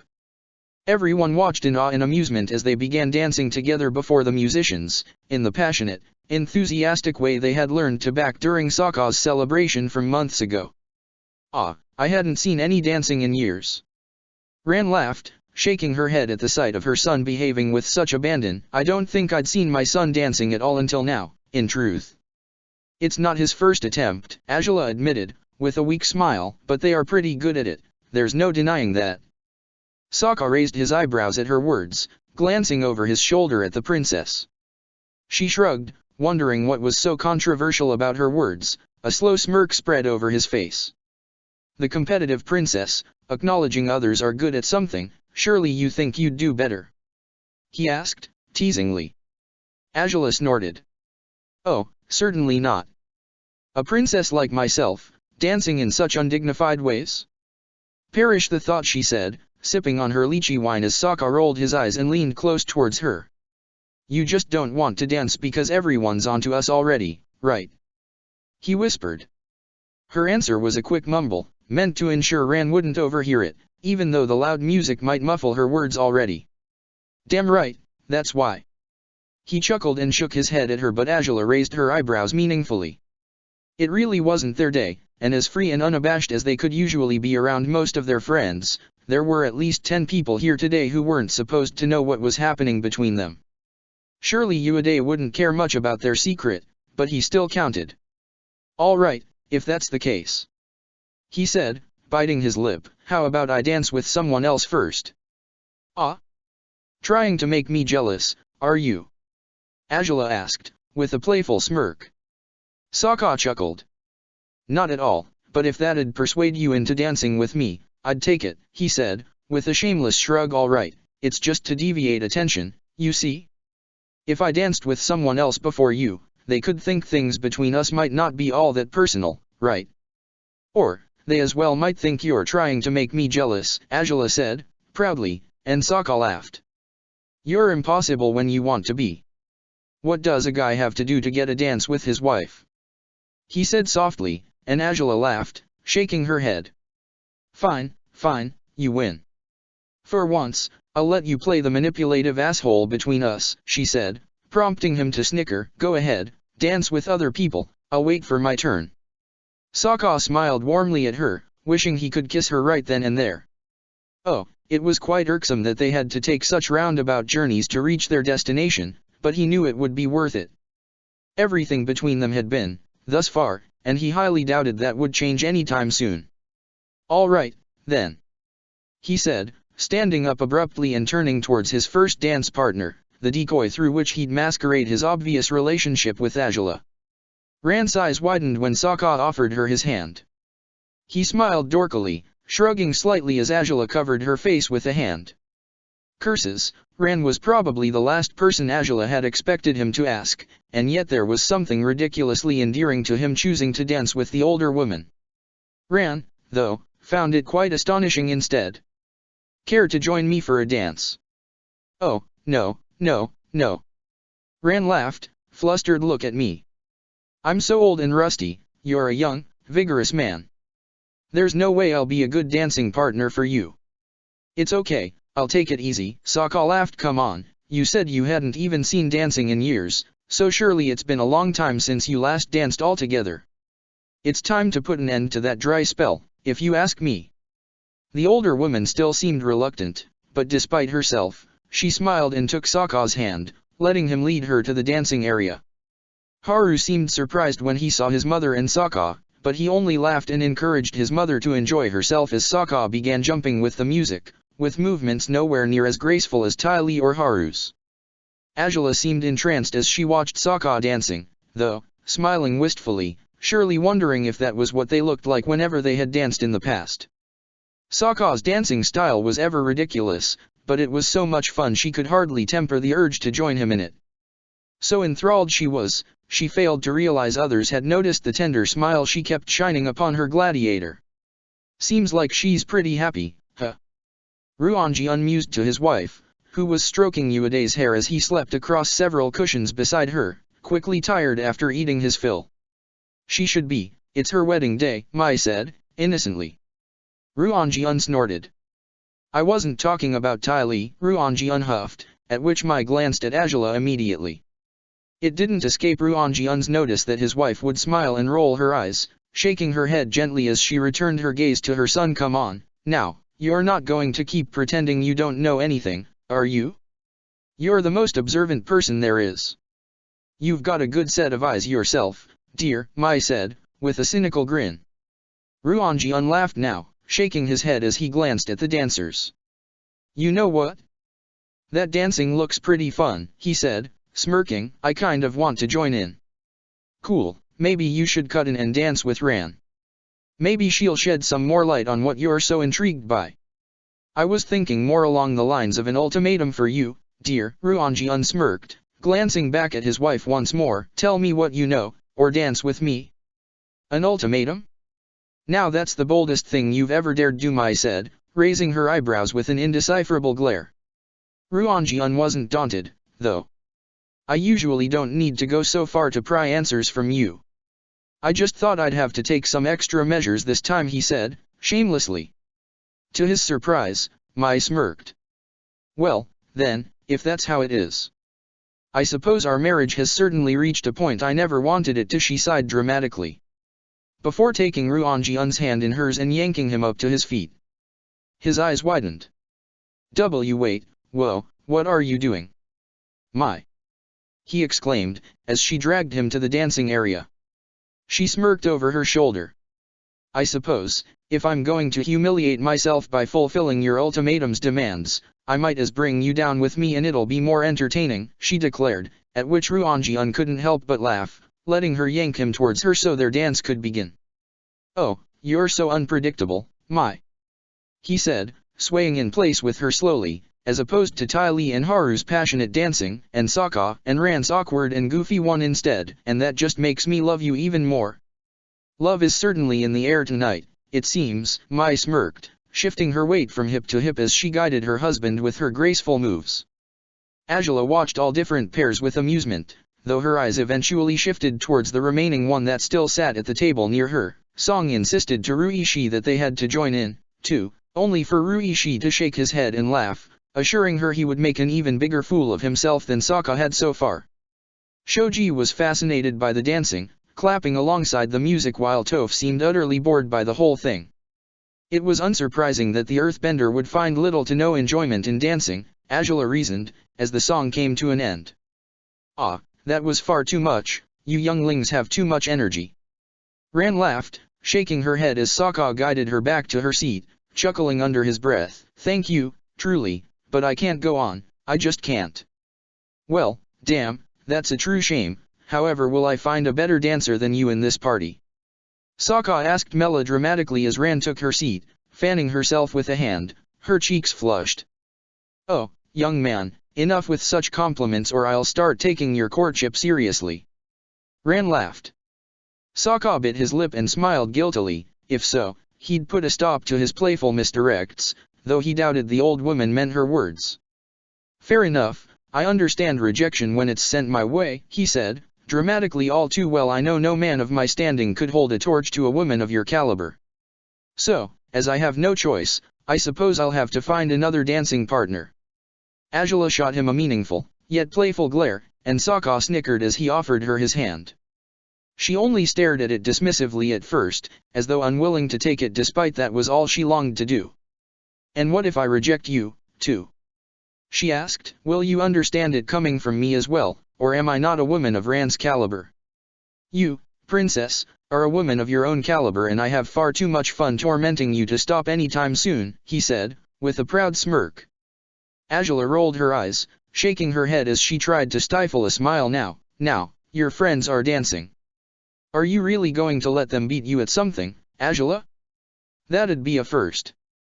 If I'll be dancing with you, it's guaranteed they'll beat me, she said, and yet she reached out a hand to take his. Sokka grinned triumphantly, but I suppose I'll just make sure all the alcohol is well and truly spent before the night is over, so everyone forgets how I shamed myself by dancing with you. No shame in having a fair bit of fun, princess, Sokka snickered, pulling her up to her feet as they walked to the dancing area together. He was far more spirited when dancing with Angela than with Ran, but Angela met and matched his moves without fail, ever laughing as she did, unwilling to falter as she kept up with his swaying. Sokka was laughing just as loudly as her before long, and as much as their dancing was nowhere near as grandiose as Tai Li and Haru's, or as elegant as Mai and Ruanjian's, there was absolutely no doubt the Gladiator and his royal sponsor were having the time of their lives just then and there. Ran smiled at the sight of them. She had suspected Sokka's true intentions from the start, going along with his invitation for a dance to give him a chance to do exactly this right now. Ever since she had first met them in the Earth Kingdom, the closeness between those two had felt much like the one between Ty Lee and Haru, and upon arriving in the Fire Nation, Rand's suspicions had only increased, especially during the month the pair had spent living in this very house. Seeing them right now only seemed to confirm all her suspicions. Shoji smiled in delight at the sight of his favorite pair of Gladiator and Sponsor dancing together. The more he watched them, the more they seemed to fit seamlessly together. They were a match in more ways than he had anticipated, suitable for each other as much more than just business partners. "You like all this dancing, huh?" Shoji nearly jumped when the blind bandit spoke to him again. He swallowed hard and offered her an awkward grin. Sure, it's very pretty. Though, well, I can't say I'd know how to do it. I've never seen anything like this before." "I've never seen it either and I don't care to," Toph said, with a proud smirk, "but, you know, as you're just sitting here, wanting to do something with your body, since everyone else is." Shoji frowned in confusion. Was the blind bandit going to ask him to dance with her? That seemed unreal, not to mention dangerous. She was a fierce earthbender, and Shoji had the feeling she might just use that skill while dancing with a partner, whether to make the experience more interesting or just to make fun of everyone around them. What are you suggesting?" Shoji asked, nervously. Toph smirked.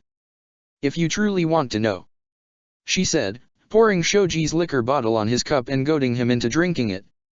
Within moments, Shoji was lightheaded, confused and profoundly amused as he stood beside Toph, who had taken to teaching him the basics of earthbending, even when Shoji clearly wouldn't be able to bend earth at all. "So, steady stance. Separate your legs just like this. And then you strike forward. Just like this. Forward. I strike," Shoji said, following Toph's commands and punching the air. The world was growing wobbly around him. Maybe that had been far too much to drink, and yet he didn't dare ask Toph to stop. How many people could boast of having taken up earthbending lessons with the blind bandit herself, after all? Sure, he wasn't an earthbender, but it still counted for something. The night drifted by with music and laughter, though the melodies performed by the enthusiastic musicians grew more disorderly over time. Ty Lee kept offering them drinks whenever they took breaks, and while some of them seemed to perform better while tipsy, others certainly swung to the other end of the spectrum.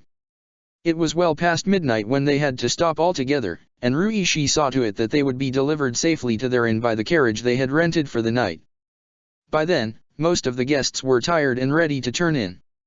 Ruishi had returned to song after helping the musicians, climbing on the hammock with her and cuddling against her while they rocked softly, the breeze soothing them as the effects of alcohol fizzled out slowly. Mai and Ruonji left after the band did, with Ueda nestling in his mother's arms, completely unconscious and seemingly unwilling to wake up until next morning. Ran had retired to her room, as had Haru and Ty Lee, who had been most eager to consummate their marriage when most the guests had left. Shoji was unconscious in the living room, where Toph had dropped him before clumsily building her earth tent. She wasn't immune to the drink's effect, despite her best efforts to pretend she was. Angela had been inspecting the state of the house after the party. Surprisingly, things weren't as chaotic or as disorderly as she had expected. There was much to clean up, especially in the kitchen, but despite all the drinking, no one had thrown up inside the house, fortunately. She was slightly dizzy herself, but compared to her drinking spree with Sokka on their way to the slate, it hardly amounted to anything. Thoughts of Sokka ever brought a smile to her face, especially those to do with the early, chaotic flukes in their relationship. But upon pondering such thoughts, she noticed she had accounted for everyone already except for him. Without making much noise, hoping not to wake the rest of the people drunkenly asleep in the house, Angela made her way upstairs. She did her best to ignore the sex noises that could still be heard in Haru and Ty Lee's room, and the soft snoring drifting from Ran's own. The only available room left in the house was meant for Angela's use. Ty Lee had offered it to her since they had planned the party, both as thanks for all her help and to provide her friend with an opportunity to spend the night outside the palace without causing a ruckus by it. Oze wasn't expecting her to return, neither were the servants, so she would be free to sleep with Sokka through the night, so long as they were up before either Ran or Shoji woke too. And she was more than ready to jump into his arms as soon as possible, but she didn't find Sokka waiting in that room, despite hoping she would. She raised an eyebrow, unsure of where he might have wandered off to. They had danced for what seemed to be hours, never mind all common sense that dictated they shouldn't have done it for so long, not if they truly hoped to keep suspicions at bay, but he had said he'd find some water while Angela saw to the unconscious and conscious guests alike. She hadn't seen him since then. She took to searching through the rest of the house, deeply hoping she wouldn't find him unconscious somewhere now. At last, she happened upon him sitting by the steps that led to the outdoors bathroom, rather occupied with a scroll, apparently. Angela raised an eyebrow before approaching him, only noticing the inks he had near him once she was next to him. "And what's this?" she asked, softly. Sokka raised his head to offer her a goofy smile. Once his head was out of the way, Angela could catch a glimpse of what he was drawing. It was a doodle so far, slightly clumsy as usual, but it wasn't long before Angela identified the scene: human-shaped figures sitting by two long tables, two more sitting together at the far end, behind a smaller table. "You're drawing the feast?" Angela asked, amused. "Where did you even find the inks and scroll?" "I actually brought them over a couple of days ago, stashed them away safely." Sokka snickered. "I figured, well, unless I blacked out, might as well try to draw the feast and give these guys one last present so they can remember their wedding day forever. Though, I bet you don't think it's all that good, huh?" "I didn't say that," Angela smiled. "I knew what it was, didn't I?" "Doesn't mean it's any good." Sokka raised his eyebrows, as Angela sat beside him at the steps and reached out to spread the scroll towards her. "Honestly, I'm half drunk as it is. It's probably a disaster and I just can't tell. Might be you're a better artist while drunk than while sober." "Some of those musicians were," Angela said, smirking as Sokka chuckled at that assessment. "Want some help, though?" "If you want, though I'm not sure there's much fixing it anymore." Sokka smiled sadly, and Angela huffed in disbelief. "Come on, where's your confidence?" She smiled, taking the scroll from him altogether. "If anything, as you've mostly just outlined shapes, you haven't made any mistakes that can't be fixed." "Can't say I know how to fix them, though," Sokka said, shrugging as he shifted on his seat, albeit so he could sit behind the princess, his legs and arms around her. "We probably should just go to bed. I'm hardly any use as an artist as it is." Now, no need to be down on yourself," Angela said, smiling, and picking up the brush he'd been using. "Tell you what, as I think this is quite a sweet initiative, I'll finish it for you." "Wait, what?" Sokka exclaimed. Such was his shock he stopped feeling dizzy upon hearing her words. "Just sit back and watch. Maybe observing a more experienced artist will help you pick up a technique or two." Angela smirked, before getting started with the first of the silhouettes, the one that was supposed to be Haru. Despite his initial surprise, Sokka settled easily into the idea of allowing Angela to continue his work. He smiled, placing his head on her shoulder as he watched the expert strokes of her brush, subtle at times, strong and sharp at others. "Is this a common practice?" he asked, an experienced artist filling in for a less competent one. "No idea if it's common, but maybe it should be," Angela laughed, carrying on with the next figure once she had added enough details to Haru's shape. "Besides, don't we always say we go at things evenly, husband? Feels only natural for us to be a team even when it comes to art." "Next thing I know you'll be finishing my haiku for me," he smirked, kissing her neck. "Might as well ask you to, if anything. I always struggle with the end, always add one too many syllables. And here I thought you were an expert at them by now." "I'm surprised to find otherwise," Angela smirked. Sokka chuckled, his embrace tightening gently. "Speaking of our legendary teamwork, though," he said, thumb stroking her flat belly, "are you sure about this crazy gladiator and sponsor race? Depending on where it is, well, it could be pretty dangerous. We've been through no end of hardships while running around the Earth Kingdom by ourselves, haven't we? I'd like to think the organizers would guarantee proper security, but it's a fair concern."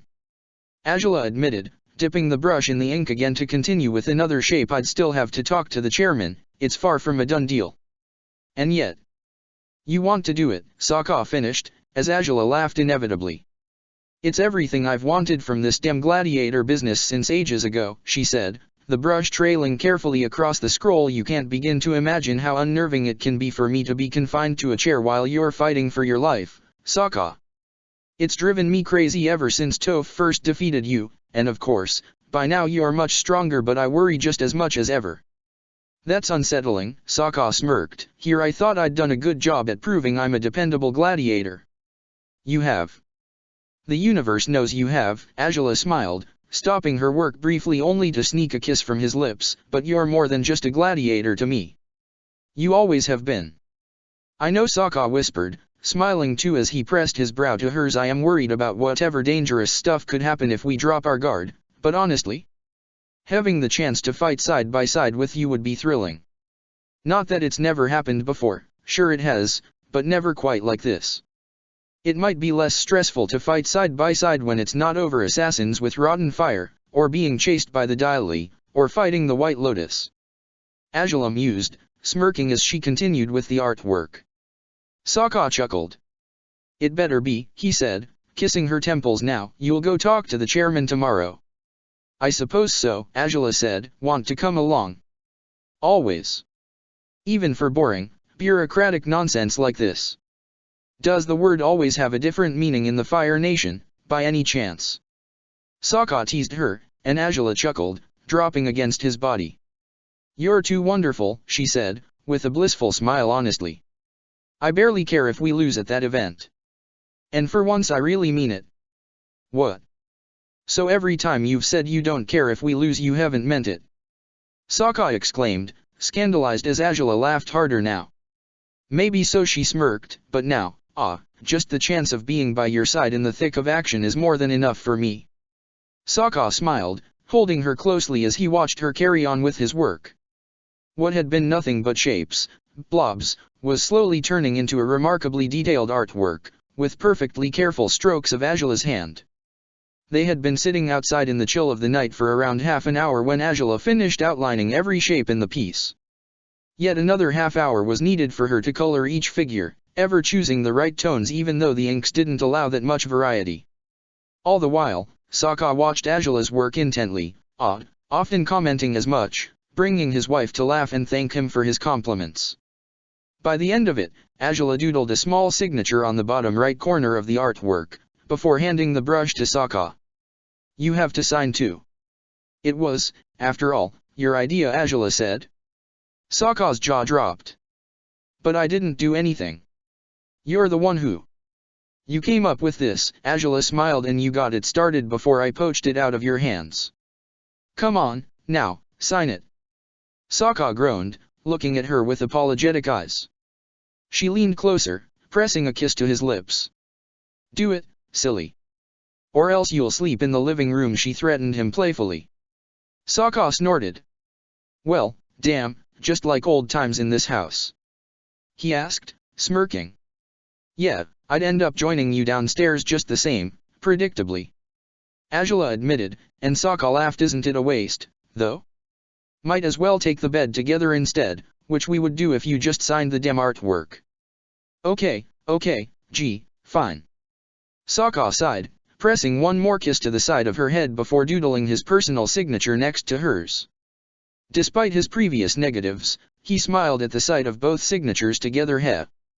That looks pretty good, doesn't it? We'll have to collaborate on art more often, then, Azula said, smiling as she set down the scroll, keeping it open still so the ink would dry. Though you do realize that, if I could paint something like this from your funny blob-like shapes, so can you, with proper practice. Lots of practice, if anything, Sokka said, with wide eyes. Azula laughed. We can ensure that you get more of it, then, she said, cupping his chin to angle his face towards hers. After a long, deep kiss that left them breathless, Sokka finally seemed to decide they'd wasted more nighttime than they should have. He swept Azula up in his arms, carrying her across them as she laughed, reaching down to pick up the scroll of their artwork instants before Sokka took off to their temporary room. He kept kissing her face and neck as he held her firmly in his arms. As much as she wanted to focus on folding the scroll carefully, it was difficult to do so when his lips tempted her to succumb to him even when they were only halfway upstairs. The bedroom door closed behind them, and they would be far more restrained about their coupling than Haru and Ty Lee, who, after being locked in their quarters for at least an hour now, were still awake and quite busy with each other. But that they'd be as quiet as possible didn't stop a very drunk Shoji from groggily glancing after Princess and the Blue Wolf, even a good 5 minutes after they had gone upstairs. He had no doubts the pair that walked past him moments ago were those two, of course it was them, and it also had sounded like they were kissing. Was it just the effect of the drink, then? Or had he been a witness of the Fire Nation's most scandalous love affair? He couldn't make up his mind about which it was before his eyes rolled back in his head. Within seconds he was unconscious once more, his head landing with a soft thud on the boards of the hard, wooden floor. Chapter 202, Gladiator and Sponsor Race 2. Oh, it's beautiful. Oh, you guys, this is so amazing. Both Angela and Sokka were ready for the hug as Ty Lee threw her arms around their shoulders. Haru's eyes gleamed as he held the painting in his hands, his lips parted as he grinned in delight. It was the morning after the wedding, and the four of them were in the house's living room. Sokka and Angela had presented their gift to them moments ago. The two had dressed up in spare clothes they had brought to the house preemptively during the wedding preparations, and they had been working with Ran to clean up the leftover mess in the house when Ty Lee and Haru had finally showed up at the foot of stairs. It had surprised Ty Lee greatly to find Angela so diligent with cleaning, but she had been grateful for it nonetheless, just as she was grateful for the latest of her friend's gifts. Now, it was mostly Angela's doing, I didn't do much myself. Sokka smiled, patting Ty Lee's shoulder. No, not at all, it was only his idea and I outright stole it. Give me all the credit, please. Angela said, smirking with malice. Sokka laughed and scowled at her playfully. This is incredible, though. Haru said, detailing the artwork. It's the best way to remember our wedding day for good. Really, this is the best gift we could have asked for. Well, I'm glad you're that happy with it, Sokka said, with an awkward smile. Ty Lee relinquished them from her hold only so she could lean close to Haru, eager to take in the artwork again. I just thought that, if I'd had a chance, I mean, in the future. If I could, immortalize my own future wedding in a picture forever. His attempt to save face was met with a skeptical glare from Angela and a sneaky leer from Ty Lee. The sight of it filled Angela with dread. Now that Ty Lee's own wedding was over, it seemed she'd join my full time with pestering Angela about what had happened between her and Sokka during their trip to Shujing.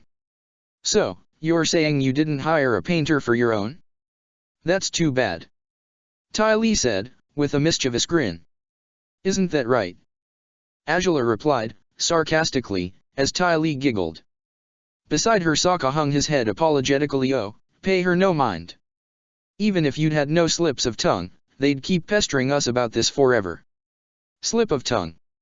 Ty Lee repeated, biting her lip with amusement. And what does that mean, exactly? Oh, I don't know. Whatever could it mean? Angela said, with a dry grin before walking off to one of the two guests who had spent the whole night in the house. Angela had been surprised by Ruishi and Song's absence, but she guessed they had returned home at some point through the night. Toph and Shoji, however, had stayed over and slept off their stupor, only to wake up with sizable hangovers. Shoji, in particular, was in pretty bad shape. His face was pale and his eyes narrow as he tried to avoid the bright morning sun. Ran had offered him a drink to remediate hangovers, but it didn't seem to have had any effect yet. Toph seemed to be better off despite her complaints that her senses were wobbly still. Shoji had taken his seat by the veranda, trying to accustom his eyes to light, while the earthbender lounged inside the house, resting on her side, too lazy to clean up properly just yet. Do you have any plans for today, Shoji? Angela asked the young man, who flinched upon being addressed. I don't even know. I should go to the dome, shouldn't I? He said, grimacing, but my stomach's all over the place. I think I'm going to throw up soon. In my experience, that's a good sign. Usually you'll start feeling better after you release the source of the intoxication, however gross the experience might be. Angela smiled. I hope so, Shoji said, glancing at her with difficulty. I don't think I'd ever had that much to drink. I barely even remember. I really don't remember much. I didn't do anything stupid, did I? Last I saw you, you were unconscious after learning, well, earthbending forms, with Toph, Angela said, raising her eyebrows as she glanced at the earthbender in question. Toph was very busy sticking one of her fingers in her nose right now, so the princess decided against talking to her at the moment. Right, said Shoji, blinking rapidly, but, Huh. I forgot all the forms by now. Must be she's that bad a teacher, Angela smirked, and Toph scoffed loudly behind her. Look who's talking. Bet you wouldn't be any better than I am. Of earthbending? Why, naturally, I wouldn't be. Of firebending, you ass. Despite the migraine he had been enduring since waking up, Shoji couldn't help but laugh. There was, no doubt, something surreal to the entire experience of being invited to the wedding of a sponsor, especially when it included witnessing the princess and the blind bandit's surprisingly close friendship. Though as far as close relationships went, there was no doubt the princess and her gladiator were winning out, though Shoji suddenly wasn't sure of why he thought that, beyond the obvious. Somehow, he had woken up with the certainty that Angela and Sokka had a romantic relationship, but why? He stared at them, back and forth, for a good 5 minutes while drinking his hangover cure, and still the memories eluded him. Oh, overdoing the alcohol certainly was a bad idea. What's next for you guys now, though? Sokka asked Haru, as the earthbender held out the outstretched scroll of their brand new painting. He was walking around the living room, seeking out the right place to pin the painting. Any plans yet, or are you just going to relax now that the big wedding is behind you? Well, we didn't have anything in mind, Haru admitted, shrugging, but I don't know, after last night. After what about last night? Sokka asked, raising an eyebrow. You know, all that talk about this weird event the princess was so intrigued by. Haru smiled at Sokka from over his shoulder. Ty Lee brought it up again last night when we were, well, after we, you know. I can imagine, sure, Sokka said, with a dry grin. We were thinking, it could be fun to join that race, if it does happen, Haru finished. Oh, it would be so amazing if we could take off a little earlier and have a romantic getaway. Ty Lee sighed, before winking at Sokka, you know, taking our cue from this other couple we know. Yeah, that's all cool, but would you really be up for that? Sokka asked, changing the subject quickly. You'd be leaving your mom here for quite some time, right? Or would you take her with you? Well, yeah, that's the part I'm not so big on, Haru admitted. Ran gave out a snort of laughter from the kitchen, surprising them upon revealing she had been eavesdropping on their conversation. She moved to the threshold that led to the living room, fixing Haru with a skeptical leer as he blushed in her direction. You do realize I can look after myself, don't you, Haru? She asked. I love you and your dedication to me, son, but I certainly don't think I should be involved in any of your gladiatorial business, let alone a romantic getaway between you two. So, no. I'll just stay here and watch the house for you both. But, what if you needed something? Haru said, grimacing. I don't think anyone should do you any harm, the laws should protect you these days anyhow, but still. Well, you could ask someone to check on her, Sokka suggested, shrugging. Maybe my. Well, if she agrees to it, maybe that could work, Haru nodded, slowly. If Song doesn't come along with us, she could do it too, Sokka suggested, grinning before turning to the young man at the steps that led to the backyard. If not, then surely Shoji could. Or do you have someone expecting you at home? To be honest, I don't think I know anything about your life outside of your job. Well, there's not that much to know. Shoji said, shyly. I was born in an outer island of the Fire Nation, went to school there, wasn't very popular but I was friends with those guys you met last night, the Flamey, and once I graduated, I moved to the capital, got a job at the Dome, and that's been my life for the past, 9 years, I guess. I wasn't there all along, but almost from the start. Heh. Explains why you know most gladiators back and forth, even the ones that have dropped out of the league, Sokka said, raising his eyebrows. Yep. Anyways, my family's all back home, not here. I've lived alone in a small apartment for the past years, Shoji finished, with a smile and a shrug. Then surely having dinner with Ran once in a while would do you both good. You can keep each other company while Haru and Ty Lee are away, Sokka declared, beaming. Well, it's not a bad idea, Shoji admitted, with a weak grin, though his smile faded before long. Just, no alcohol, please. But, say, did I mention that race? I don't even remember having talked about it. Well, wow. You definitely drank too much, Shoji, Sokka chuckled softly. You hadn't even started drinking when you first mentioned it. I hadn't. Shoji said, narrowing his eyes as he recalled the beginning of the feast with difficulty. I think I remember now. At the start of the feast, And you guys really want to join it? Why not? I mean, this is probably the first time Azula is interested in an event for something other than points. Sokka smiled at the princess, who raised her eyebrows judgmentally at him. I figured it would be a good idea to do our best to make it happen, you know. Well, you'll have to talk to the chairman, for sure, Shoji said, knowing some people like his initiative should make him happy. I don't know if it'll work, but it might help. With that, he finished his drink and stood up, cringing and shuddering.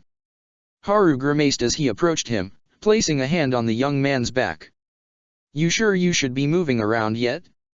You don't look so good. Haru commented, and Shoji waved a hand carelessly.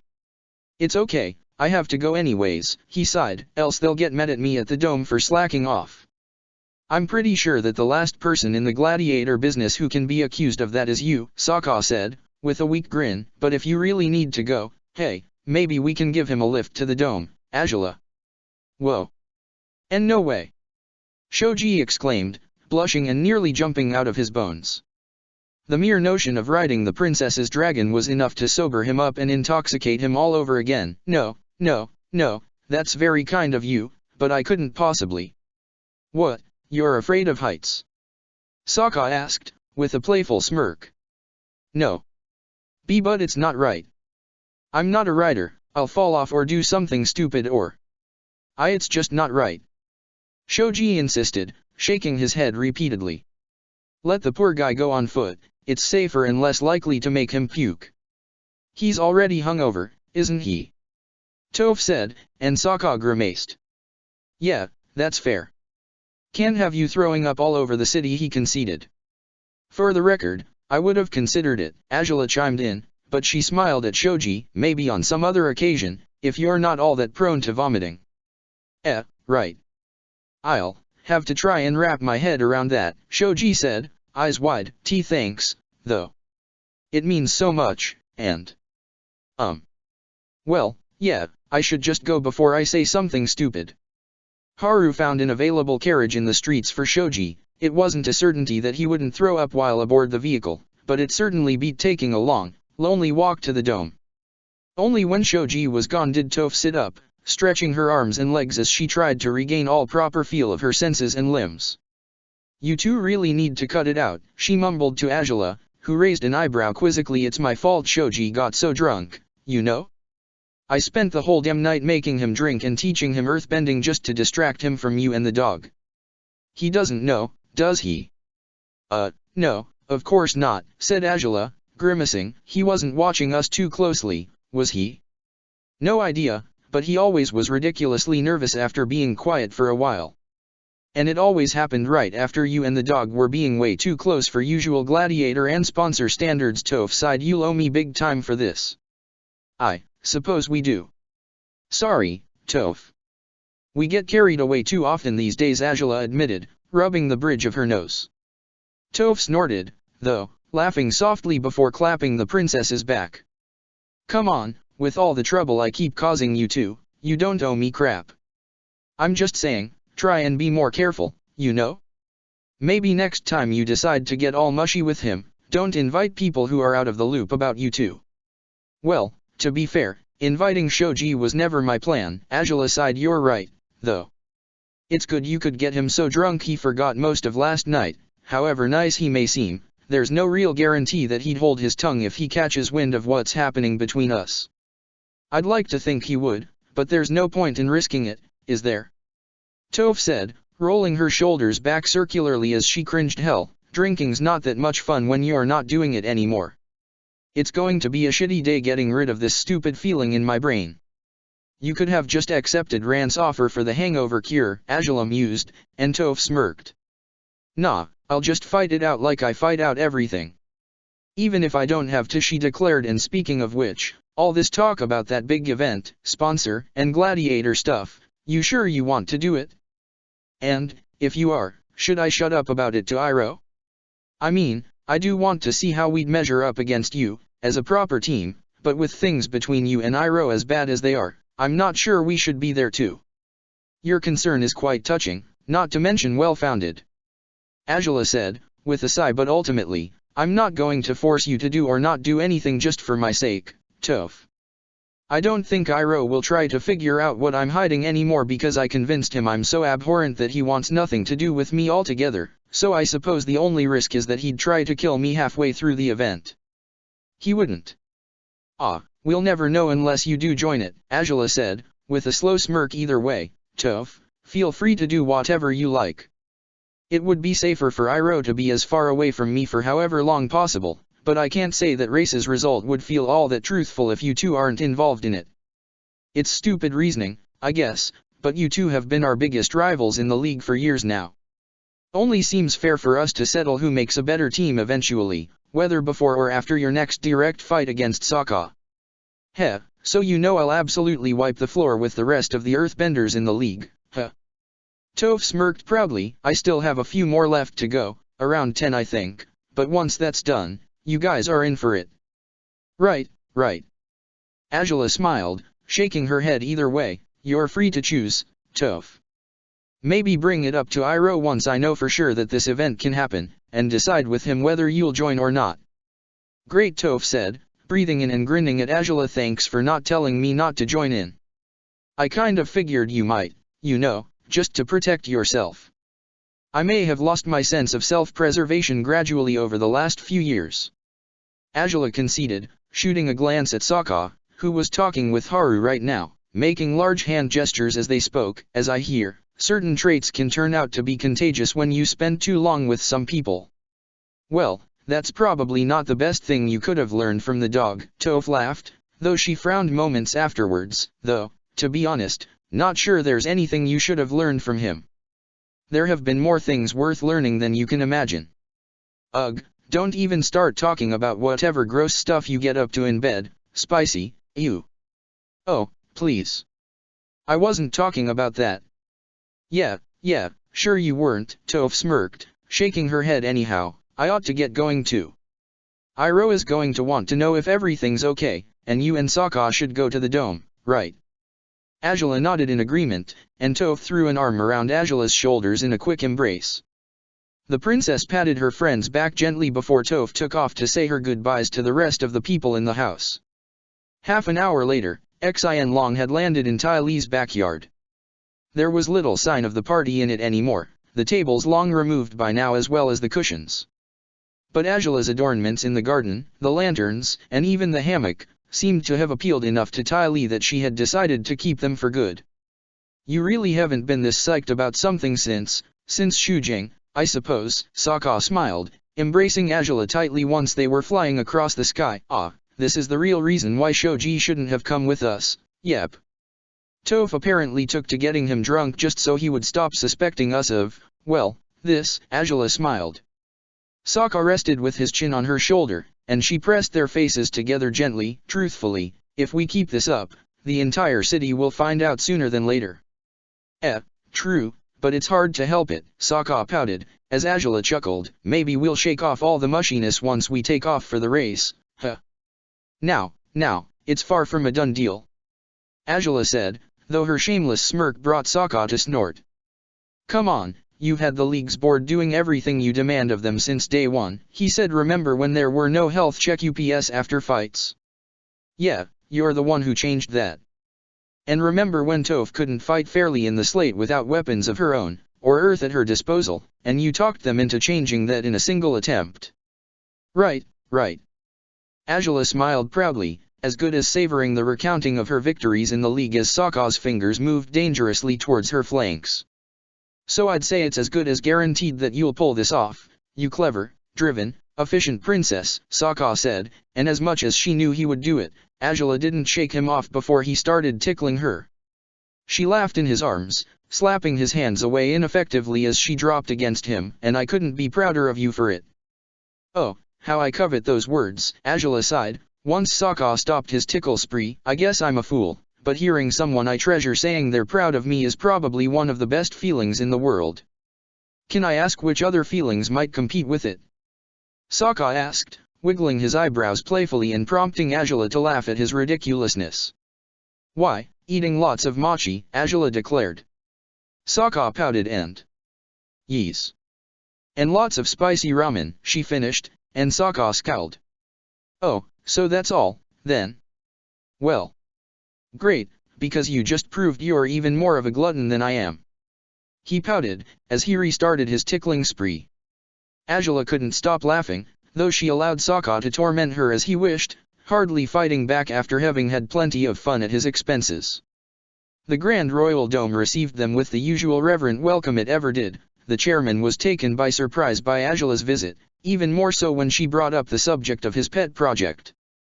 For once, the man seemed to show genuine passion for the princess's requests rather than mere interest in appeasing her by caving into her demands. They spent the entire day in the dome, in the end, albeit so the chairman and the board would agree to hold the Gladiator and sponsor race, by Angela's express request. The chronicles in all arenas would run articles to promote the event and the high tier would be contacted in case any of its members wished to join it. The race would be set to happen between the cities of Jialing and Omashu, and it would be held over 4 days. Careful organization would be needed to ensure the race could be held safely, but the board members seemed determined to prove their competence to the princess. She had merely relaxed back on her chair, enjoying the sight of the men debating all the minutiae of the race while Sokka sat beside her, smirking at how proud she seemed of her grand deed. By the time the long meetings were done, the chairman rushed down to the vestibule as Sokka and Angela were ready to leave. Shoji had been finishing his work for the day when the thick man had wrapped his arms around his tiny frame, inducing quite a panic into the young man. You're getting a raise after this, young man. I assure you. And paid expenses for a vacation. And I don't even know what else, you name it." The chairman laughed, squeezing Shoji as he hung limply in the man's arms, his cheeks afire. "Thank you, thank you, thank you." The chairman couldn't have known Shoji had brought up the race nearly by chance, merely to find an excuse to change the subject during the feast. Weird things definitely happened near the princess and the gladiator, that was all Shoji could conclude as he watched them from over the chairman's shoulder, both waving at him as they made to leave the dome's premises. A roar of outrage. A torn-up letter, the fragments of the elegant paper were engulfed by the flames of the fireplace. Quan's chest heaved as he watched the white turn black, the lines of fire consuming the letter slowly. However vindictive he felt, tossing the letter into the fire wasn't quite enough to sate his fury. He couldn't believe it, it was the last straw. "Master." As ever, his trusted butler had entered his study, to check on him. Oh, Quan was certain his complicated life would have been far worse still without that man, at least he had someone's shoulder to lean on when he needed one. Another rejection. "I can't believe this," Quan exclaimed, still glaring at the fire. "I'm the governor of Jialing, no less than that. I come from a fine family, I'm acquainted with the Fire Lord himself.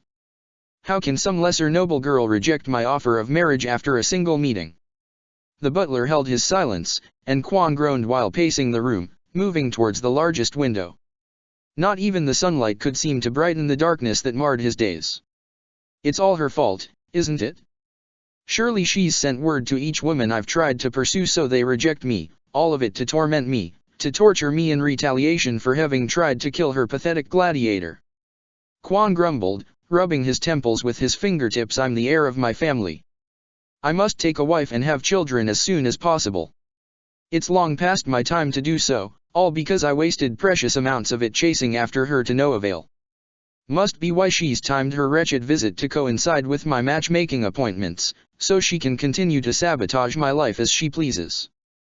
Quan's chest heaved after his rant as he glared out through the window, his fists clenched. One way or another, he would be victorious eventually. One way or another, that wretched princess's shadow would stop looming over him. "Master." "What?"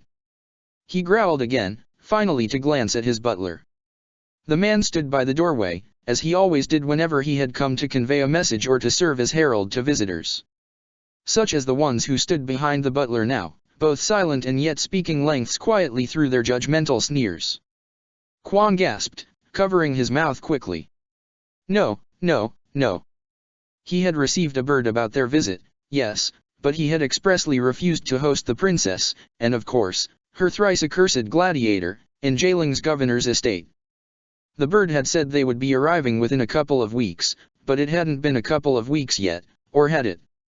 Had Quan seriously lost track of time to such an extent, chasing after that nobleman's daughter as he had been?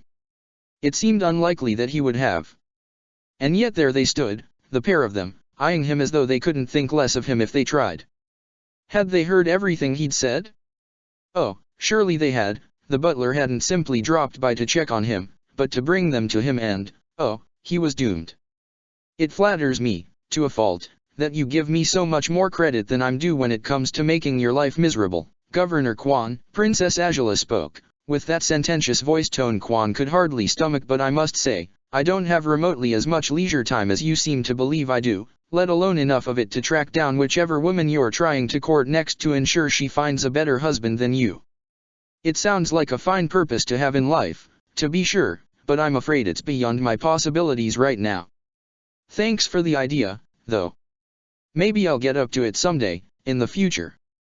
And the gladiator had the gall to laugh. To snort, and laugh, and, the blood boiled and curdled in Quan's body, even if he wasn't sure it made sense for it to do both things at once. However much he had grown to despise the princess, it was nowhere near the utter loathing he felt towards her fighter. I didn't expect you so soon. Do excuse my outburst, Quan said, begrudgingly. Oh, I don't think I will excuse it, but I'll set it aside while I deal with the actual reason why I'm here, Angela said, with a shrug, before glancing at the butler. You're dismissed. My gladiator and I will speak with the governor privately. The butler seemed nervous by the prospect of leaving his master alone with the fierce princess. Quan grimaced, raising a hand towards his closest associate, but he didn't dare ask him to stay. The butler's lingering, remorseful glance revealed his reluctance to leave, yet he obeyed Angela, ducking out of the room and closing the door behind him. Quan stepped back warily, his eyes shifting nervously between Angela and Sokka. It was inevitable that Sokka would snort again, amused by the embarrassing behavior of a man who despised and feared him on equal measure. Now, there's no need for all that apprehension, Governor Quan, Angela said, with a dry grin. I'm sure all of us can remain perfectly civil during this conversation, can't we? Oh, of course. Quan said, though now he glared harshly at Sokka.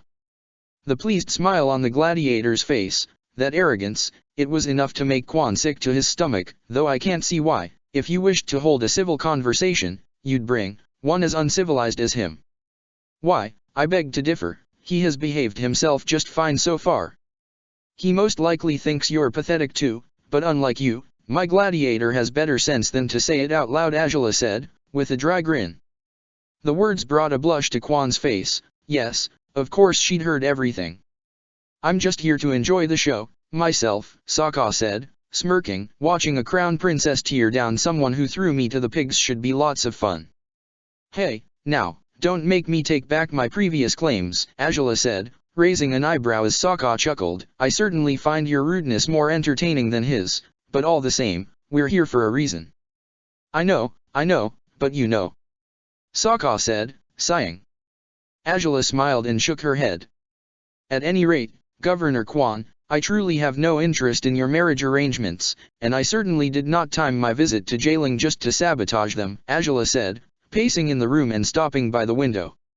She could feel both Sokka and Quan following her with their gazes. I have far more important matters to deal with, such as the current state of Jailing's enforcers.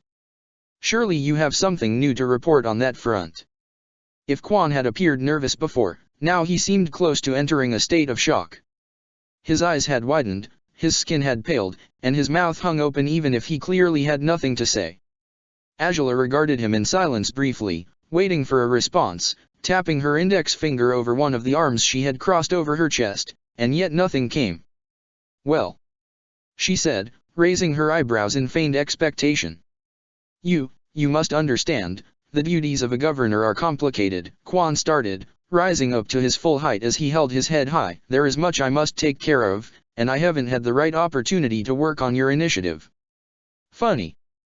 The representative you sent to the summit certainly claimed the same things, Angela said, yet I spent more than enough hours working directly with him to ensure the Enforcers initiative could at least begin in Jailing within a month since the summit.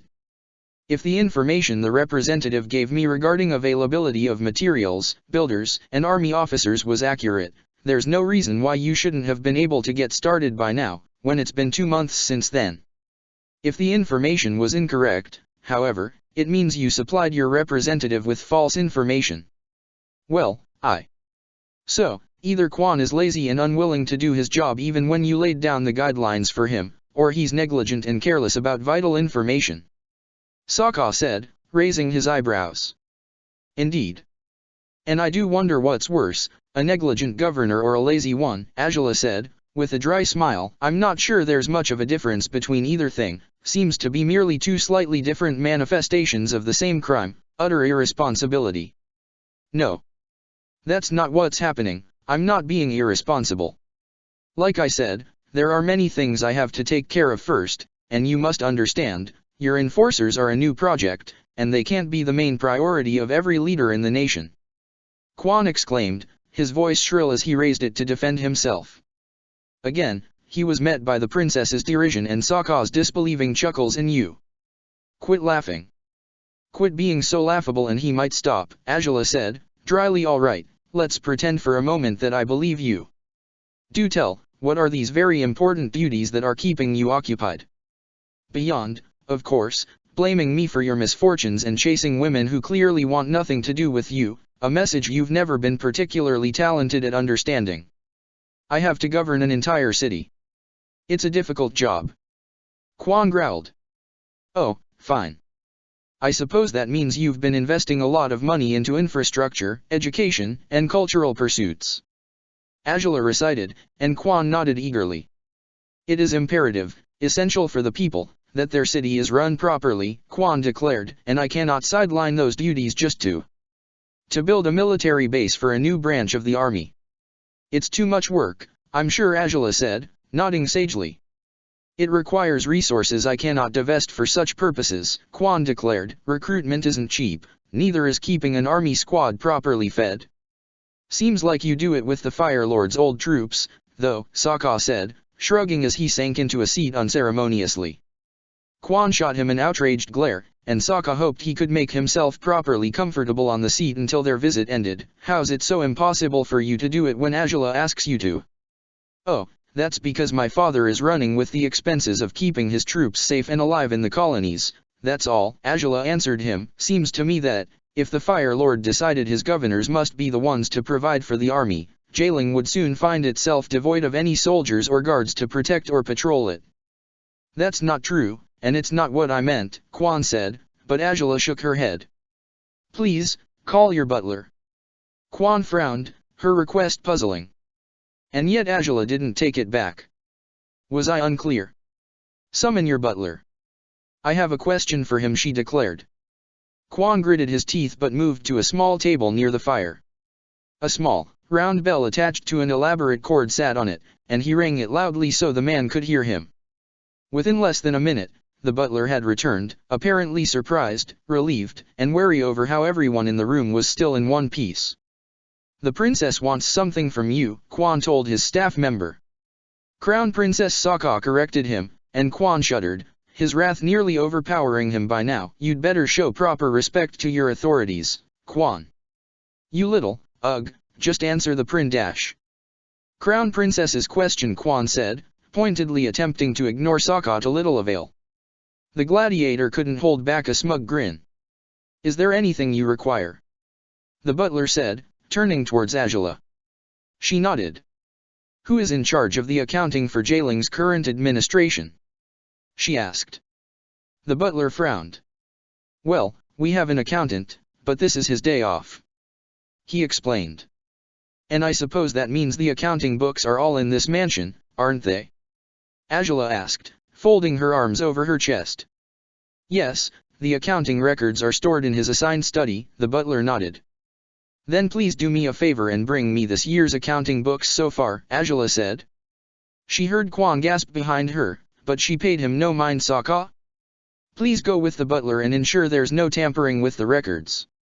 As you wish, Sokka said, pushing himself off the couch almost unwillingly. Oh, but Azula's new idea to piss off Quan was bound to be much more effective than what he'd been doing so far.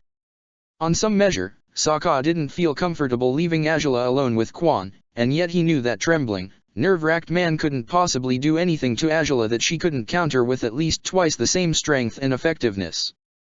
So he followed the butler out of the room, keeping a close watch on the man as they made their way into a small study. Once there, the butler found a book with fancy bindings that, apparently, had the information Angela had asked for. "You sure that's the one?"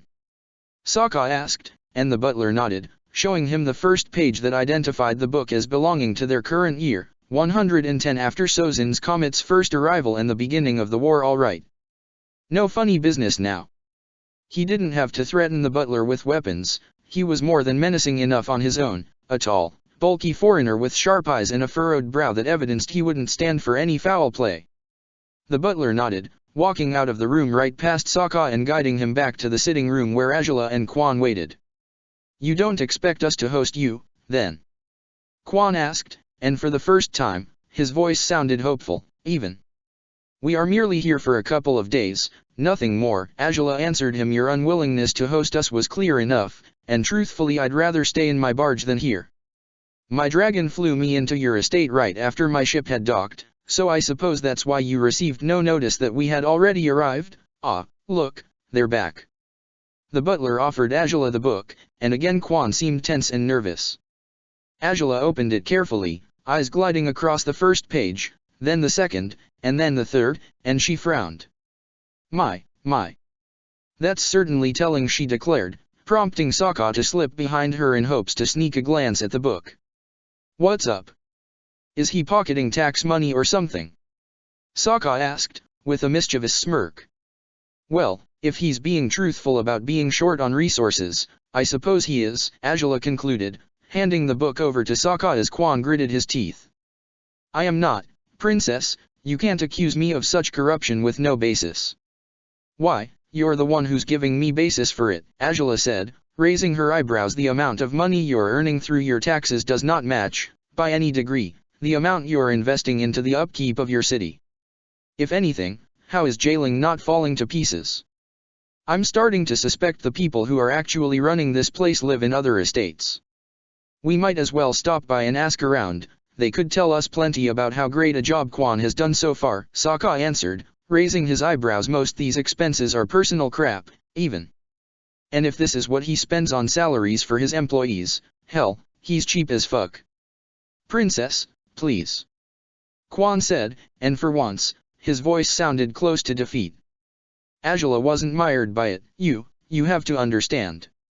"Why, no, I absolutely don't have to understand, but I think I do regardless," Angela said, with a shrug. "You are, indeed, irresponsible. How proud you were when you flaunted being talented at managing this city, far more talented than any other governors, on my first visit to Jailing, and yet closer inspection yields a rather telling result. You have neglected your duties, neglected your people, and you are making a deliberate choice to resist against direct orders by your crown princess, orders sanctioned by the Fire Lord himself, for no reason but pride and arrogance. Better men have been charged with treason for lesser crimes." The last of Angela's sentences floored Quan. He fell to his knees, his entire body shaking. "And no, I'm no traitor, I'm not, please, princess, As I'm feeling slightly generous today, you will have one final opportunity, Governor Quan," Angela said, stepping forward only to glare at him from above, her golden armor gleaming against the sunlight that bounced on it from the window. "I have more than enough material, and no shortage of reasons, to bring up your destitution to my father for good. I've longed to do it for years. You certainly tempted me to do so since my first visit to your city. You've only managed to retain your position because my father hasn't found anyone suitable enough to take over your duties. But at this point, I don't think he'll merely brush off the issue of your potential corruption as well as he brushed off my previous concerns about your incompetence. Prove yourself, Governor Quan, or you will be packed up and shipped off right back to Fire Fountain City, if not to outright prison, if the severity of your crimes is as dire as I suspect it is." It's not, I haven't wasted money. I haven't used it for my own gain, I swear. I'd sooner believe in numbers and results than in empty words," Angela said. "You will build the Enforcer's headquarters in Jailing." Yes, I will, right away. And you will begin a recruitment effort just as well." "Of course, princess, of course." By the time I'm finished checking on the major settlements of the colonies to ensure there has been proper progress and adequate conditions for the enforcers to operate, I'll most likely have chosen an agent, assigned to keep an eye on the colony's enforcers for me. Angela continued. This person will, of course, watch you and your operations quite closely. If they sense any indications on your part that you're unwilling to do your job properly, whether regarding the enforcers or anything else, you'll say your goodbyes to your fancy title and your massive estate. Prove yourself, work hard and show that all your self-congratulatory claims about your talent for management are true, and I might show you actual mercy. Quan nodded, his head hunched and bent towards Angela in defeat. The princess seemed satisfied by his demeanor, but someone else wasn't. You sure about this? Sokka asked, glancing at Angela with uncertainty. I can't say someone whose favorite word to refer to slaves is scum should really be involved in building up the enforcers altogether. I'm aware of your reservations, and you know I share no shortage of them. Angela sighed. But I can't quite dismiss my father's officials with no consequences. He wasn't all that pleased when I did it in the prison rig, so he ought to keep a tighter leash on them, if he wants to keep them where they are. Sokka growled, if they're this incompetent, they're not worth keeping around. Indeed, and that's why I doubt this final opportunity will amount to much in the end, Angela admitted, with a shrug. If anything, we'll be celebrating his demotion within a month or two, to be sure. I won't. I can do this. I will. I won't fail. Quan claimed, his hands balled into fists on the floor. Angela huffed. How overly dramatic. And just so, how difficult it is to swallow such claims. Angela rolled her eyes. I'll keep an eye on what's happening in jailing, Quan. Make sure you don't forget that. And I guess we'll take our leave before he starts outright sobbing for compassion. That would be most unsightly. Yeah, please, said Sokka, sighing and shaking his head. I think his rioting, ridiculously loud stable animals would whine with more dignity than he does. His assessment earned him a complicit smirk from the princess, who nodded as she urged him to follow her to the door. Sokka spared one last glance at Quan, finding the man still on his knees. The submissive act might be nothing more than that, but it was better than the constant sneering and scorn he had offered them in all their other encounters. If that was the last he'd see of Quan, Sokka would be pleased. Angela had organized their latest trip as carefully as expected from her. Much like in their first trip through the Earth Kingdom, she intended to visit each of the most prominent cities abroad to ensure their authorities would assemble their enforcers as expected.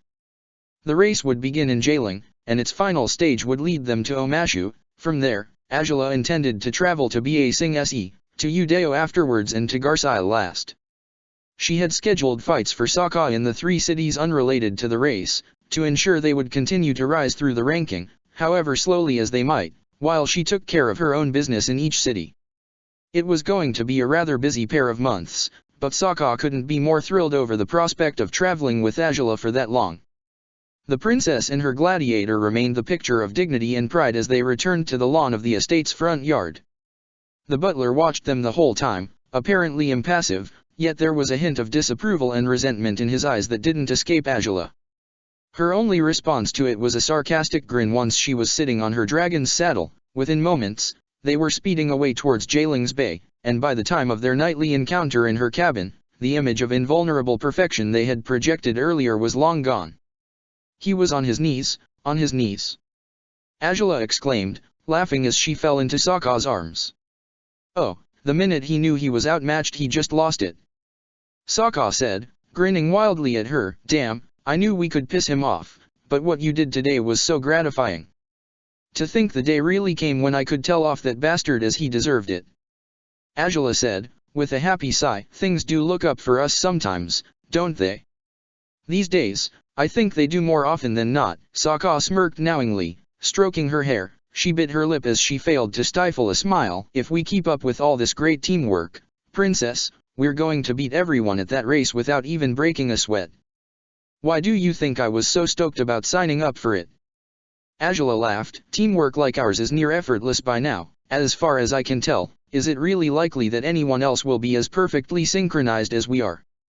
Heh, I suppose we'll find out tomorrow, Sokka said, raising his eyebrows as a proud smirk spread over his face. At any rate, we do have to celebrate ruining Quan's life for good, don't we?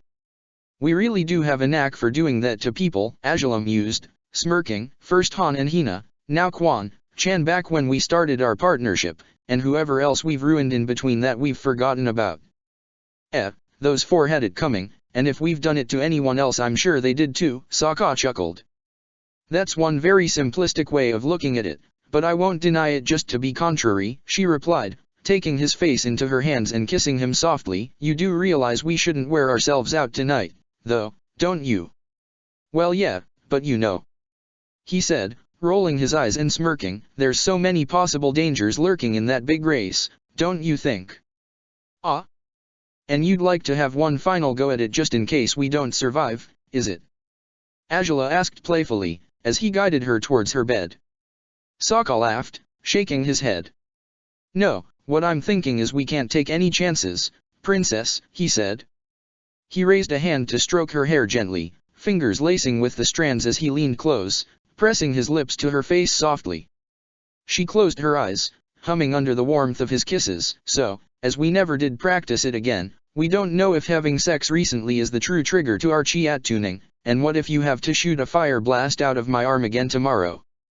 Ah, how very convenient, you even have an acceptable excuse to get me into bed, Angela laughed, stopping once she had walked back into the side of the mattress. Not that you needed any, I intended to have my way with you regardless, but still. Then why so worried about wearing ourselves out? Sokka asked, teasingly, hands traveling over her flanks now as he slid closer to her. Well, you know, I'd rather we don't fall asleep halfway through the race because we went at it all night, and it's a perfectly reasonable concern. Angela smiled. Come to think of it, though, maybe sex is not necessary for our Kai's tuning. We were in such sync earlier today at Quan's. I think it's just inherent to us by now. Maybe so. But, are we really going to take any chances? Sokka asked teasingly, his brow against hers. Angela's response was a smirk, accompanied by raising a hand to fist his wolf's tail. He barely had a second to smile too before their lips collided and she flipped them, so she would be the one to push him on her bed. She climbed on his lap quickly, succumbing to her basest needs unapologetically as she stripped herself naked before his adoring gaze. His hands traveled over her thighs, but he mustered more patience than he knew he had. His lips were parted as he watched her, his cock hardening over the friction of their bodies, and his longing for her only increased as she offered him a cheeky grin that reached her golden, breathtaking eyes. Perhaps she was right, and there was no need to take these measures in preparation for the race. Yet with every new tryst, every new exchange, the love they pledged for one another, the desire that coursed through their veins, would be renewed and revitalized, strengthened beyond measure. And as she rode his shaft that night, leaning down over his body so she could kiss him as he thrusted upwards into her, they shared no shortage of kisses, laughs, and complicit gazes, knowing the bond between them was truly unbreakable. Say. I do think it'll be lots of fun joining this crazy race, Angela whispered as she rested on his heaving chest, mere moments after they reached their respective, explosive finishes. But after stuff like what happened at Quan's, and after sex like this, too, I don't think there's much of a doubt, is there? About what? Sokka asked, toying with her hair once more. About us being the greatest team there ever was, Angela finished, with a proud grin. Maybe we won't win this event, who knows, but whatever the outcome, I'll always know we're better together. Better than everyone else, I'd think, Sokka said, smiling. I don't know what's going to happen tomorrow, but I think we're pretty damn unstoppable. I already feel bad for anyone who stands in our way, my dear wife. I suppose that's a perfectly reasonable feeling to have, Angela mused, smirking as she closed her eyes. I can't wait to jump into battle by your side. I can barely believe I really get to do it this time. You'd better believe it by tomorrow, at least, Sokka said, kissing the top of her head. For now, let's just take advantage of the fuzzy after-sex bliss and go to sleep, right? You said it yourself. Can't wear ourselves out. Yeah, Angela admitted, smiling. You're right, you're right. Good night, then, Angela, he whispered, leaning closer and raising her head delicately with a hand, to steal a soft kiss from her lips. She took it upon herself to kiss him harder, more fiercely even if still slowly, all of it to further bask in their connection, to unleash those physical sensations of happiness that would spread out from her chest and all the way to her fingertips and toes. He responded evenly, ever keeping up with her rhythm, answering her expertly as a swordsman responds to an enemy's attacks. Never faltering, always rising up to a challenge or offering one of his own. Angela hadn't had any doubts about having chosen the right partner for years by now. But it was during moments like these when she truly understood why that was the case. They were kindred spirits, soulmates, with a bond strong enough to stand against all tests. Whatever rivals they'd find when the race began tomorrow, Angela knew there was nothing they wouldn't be able to fight against as long as they stood their ground, as long as they defended and proved the true strength of their extraordinary partnership. Angela always slept lightly on nights when Sokka had snuck into her room. It was no different this time, as she was woken easily by a soft knock on the door. She grimaced, opening her eyes to find dawn would break soon. "Sokka, it's getting late," she whispered, and he groaned in response, arms tightening around her body. 5 more minutes. "I don't think we can even spare one," she said, kissing his lips before pulling out of his embrace unwillingly. "Someone's at the door." Sokka's eyes flew open now, and he yanked the covers of the bed up to his chin protectively. Angela smiled, having already taken her seat by the edge of the mattress, searching for her nighttime robe in the darkness. "See, can't it be anything serious, can it?" "No idea, but you should go back downstairs as soon as possible," Angela said, finally cladding her body with the robe and tying the sash quickly. "No need to be mopey about being away from me this time. We'll be together non-stop for about 4 days, right?" Hee, yeah, Sokka said, with a mischievous smile. "Then get dressed and get moving, husband," Angela hissed, with a playful smirk. Sokka chuckled and nodded as she leaned close and kissed his lips again. "Good morning, by the way." "Yeah, it's always good if you're in my arms when I wake up." He sighed happily, pushing himself to a sitting position once she pulled away again. Angela was uncertain once she reached the door. She highly doubted it would be anyone but Ruishi, but it was better to be cautious. She only opened the door slightly, keeping Sokka out of sight for the time being, until the Imperial Guard behind the door removed his helmet to reveal who he was. "You could have announced yourself properly, you know." Angela sighed, careless about opening the door further upon confirming it was her former guard captain. "A message arrived for you a couple of minutes ago," Ruishi said, offering her a message from the local arena, "I believe." This better not be some sort of last-minute event cancellation," Angela growled, taking the small scroll and opening it quickly. Having heard Ruishi's voice by now, Sokka dared walk into view and sneak up behind Angela for a glance at the message. That he was shirtless, fastening his trousers, seemed to be utterly irrelevant to him, despite Ruishi was raising a judgmental eyebrow in his direction. "You really are taking the whole we're married thing to a whole new level of shamelessness, aren't you?" he asked, at which he distracted Angela from her letter. "I liked it better when you cowered and scrambled to cover up as soon as I knocked on the door." You know what's going on, it's no big risk," Sokka said, with an awkward grin. "You'd better go back to your cabin quickly anyhow, sun's going to be rising soon," Ruishi suggested. "And we truly should get going," Angela sighed, handing the scroll to Sokka. "The race begins in around 2 hours, and not at Gladiator Rumble, despite I expected as much. The starting point is at the city's western entrance." "What? Why's that?" Sokka asked, puzzled.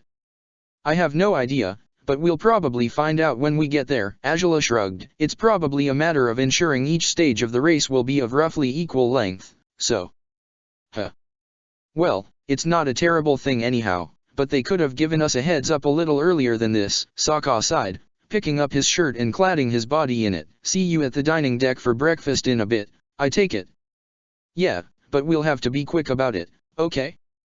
Make sure to pack all you think we'll need right now. We'll take off as soon as our meal's finished," Angela said. Sokka tightened his belt before leaning in to take a quick kiss from her.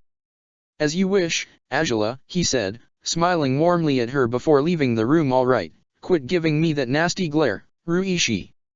You'll get 4 days of freedom from us, what more can you ask for?" Ruishi rolled his eyes before putting on his helmet again, yet Angela had the distinct feeling he was amused. She smiled as she closed the door, turning quickly towards the golden armor that awaited on her cabin's dresser. Today was the beginning of a new challenge for them, and she couldn't wait to see how they fared in it. Her bags had several sets of clothes, for she had no intentions of wearing the same ones for all 4 days, and she deeply hoped Sokka would have enough sense not to do that either. Along with that, she had a few extra supplies, her tea, which she'd have to drink even if she didn't expect much more action between herself and Sokka in the next days, her sword, which Sokka would be carrying, generally, and some money in case they might need it for any unexpected emergencies. But once it was finally time to take off, after their hefty breakfast, Azula found her bags were near insignificant compared to the ones Sokka had built for himself. He had no less than 5 of them, even though he was carrying his weapons on his person instead of in the bags. What the hell? You have more luggage than when we went to Dash. She started, but she clasped a hand over her own mouth before finishing the sentence. There were enough guards and sailors who could overhear her words right now. Princess, I'm taking 0 risks this time, Sokka announced, strapping the bags to Xin Long's saddle. Yeah, sure, this will slow us down, whatever, but you and I have been lost in forests and traveling through this continent with no provisions way too many times so far as it is. I'm not doing that again if I can help it. But, Sokka, how many provisions do you imagine we'll need? Azula asked, eyes wide. Beats me, so I just brought all the bags I own, he said, grinning after finishing fastening the final bag. Come on, it's hardly that insane. Xin Long might not even fly with all that weight. Azula grumbled, and the dragon huffed, as though to reassure her that they would be able to traverse the skies just fine regardless. Yeah, I guess he went overboard. Song said, stepping into the conversation after having overheard their argument just when she was leaving the dining deck. I did give him some first aid equipment too, in case you guys might need some. So, I guess that's part of why. Well, yeah, all your first aid stuff, and there's also lots of food. Tons of food. Enough that we won't have to go hunting at all, Sokka said, beaming. Azula rolled her eyes and shook her head. Sounds like you don't even have clothes in those bags, she grumbled, and he snickered while shrugging carelessly. I hope he won't exasperate you too much. You two already survived 1 week together without much trouble, so. Song said softly to Azula, who raised her eyebrows. Depends on if he starts behaving himself at some point or not, she said, though she smiled all the same. But rest assured, I'm well used to his most annoying tendencies and I won't lose my mind over them, promised thing. By the time we meet again in Omasha we'll be happily bickering as we ever are. Good to know, said Song, smiling. Thanks for bringing me along on this trip, again. I hope neither you nor Sokka will need my help once the race is over, but still. They ought to have physicians of their own in the race, I'd assume, so even if we get hurt, we shouldn't be in our worst shape by then, Azula shrugged. Well, I'll still wish you the best of luck, Song said, beaming, and Azula smiled and nodded towards her. Thanks. I ought to leave you in charge of the whole ship while I'm gone, she said, teasingly, at which Song blushed profusely. But I guess that's too much pressure, huh? Way too much pressure, she said, and Azula laughed. Take care of yourself, we'll see you again in Omashu, Azula said, patting her shoulder before approaching Xin Long to climb his saddle. Sokka already waited there, shifting awkwardly between his many bags. Azula settled before Sokka and his luggage when Ruishi and Fei Li stepped into the barge's main deck. Fei Li waved dorkily at them, but Ruishi stepped forward, ever solemn as he bowed in Azula's direction. Don't go overboard trying to win this event. It is, after all, just an event, Ruishi said, and Azula snorted. I don't think we'll even have to go overboard to win it, she said, smugly, prompting Sokka to laugh behind her. Even if we're carrying 20 bags by Sokka's doing, I'm sure we'll be ahead of everyone else in that competition. Right. What's worse is I wouldn't be surprised if that were the case, Ruishi said, with a small smirk they couldn't see. Good luck, then. We'll see to it that we reach Omashu by the time you get there too. Then we shall see you in 4 days, Azula said, as Sokka waved and Xin Long flexed his legs, readying himself to take to the sky. Good luck. Have lots of fun. Song exclaimed, as the dragon finally jumped into the air. Both Azula and Sokka continued to wave goodbye at the 3 on deck until they were too far away to be seen anymore. By then, Azula turned forward, smiling eagerly as she watched Jailing's town in the distance. Off to the western entrance it is, she said, steering Xin Long carefully in that direction. How many people do you think joined in? Sokka asked, glancing over Azula's head in hopes to spot indicators of the race somewhere in the far end of the city. No idea, frankly. It might not be a lot of them, and I suppose the main competition we'll need to watch out for will be Iroh and Toph, but if anything, I look forward to that, Azula said, with a growing smirk. No, of course I don't look forward to dealing with Iroh at all, I never do, but if things come to a head between us, I'm pretty sure we'll have the fight of our lives with those two. If anything, I think Toph and I might end up being the more civilized showdown, Sokka chuckled, hugging Azula gently. Still, if those two are here, let's do our best not to deal with them at all, okay? Toph is generally fine, but if this is meant to be a sort of test of teamwork, we can't expect her to cut us much slack. Yeah, frankly in cases like these, we'd do best to remember everyone is our enemy, Azula said. Ty Lee and Haru are supposed to be here too, and that means we might have to fight them eventually. Well, they don't worry me that much, Sokka said, smirking. I think we're pretty good at fighting those two by now, aren't we? We are, but we shouldn't drop our guard regardless, Azula said. Beyond those two pairs, though, I can't say I know who else is joining this thing. But I assume Iroh and Toph will be our most important competition. Most the others shouldn't be at their level. Maybe, but we probably shouldn't underestimate our enemies, right? Said Sokka, frowning. You always say I shouldn't do that, so, don't you think maybe there could be a few genuine threats there beyond Toph and Iroh? I suppose there's some sense in that. Azula admitted, as the western entrance of the city came closer and closer. We're about to find out just how guarded we should be about our rivals, huh? At a distance, it was difficult to distinguish that something unusual was happening at the edge of Jailing, but with every mile Xian Long flew, the silhouettes became much clearer, to reveal the race might be a lot more crowded than they originally expected. Whoa! That's a lot of people, isn't it? Sokka said, eyes wide. Some are staff members, they're not wearing armor or combat clothes. Azula said, frowning. Yeah, but I can already count 8, 9, 10 who do look like gladiators. Sokka said, blinking blankly.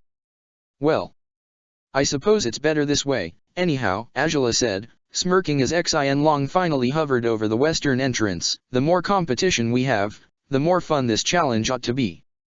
People scrambled out of the Dragon's Way nervously, whether they were gladiators, sponsors, or staff members. Xian Long finally landed safely near two large poles that marked the starting point for the race. Many eyes regarded them with reverence, but others with caution and some even with disdain. Azula ignored their reactions, climbing off the dragon's saddle and patting his snout gently as Sokka followed suit. Princess! You've made it! The dome's chairman's voice reached the princess, and Azula turned to regard the stocky bald man. It was the first time she had met him outside the dome, but it was no surprise he'd be here to witness his pet project coming to fruition. Welcome, welcome. The race will begin in about half an hour. Thank you, Azula said, nodding towards the chairman. I take it everything's been properly organized. Oh, to the best of my ability, that's right, said the chairman, beaming as he gestured towards a pair of tables only a few steps away from the poles. Feel free to sign up and confirm your attendance to the race over there, and you shall be briefed about all the rules once all the contestants have arrived. You'll receive your map, your assigned backpack, your... Whoa, assigned backpack? Sokka asked, eyes widening. What's that supposed to mean? It means you can only carry one backpack, said the chairman, with a smile and a shrug. Sokka gasped in horror. Is something the matter?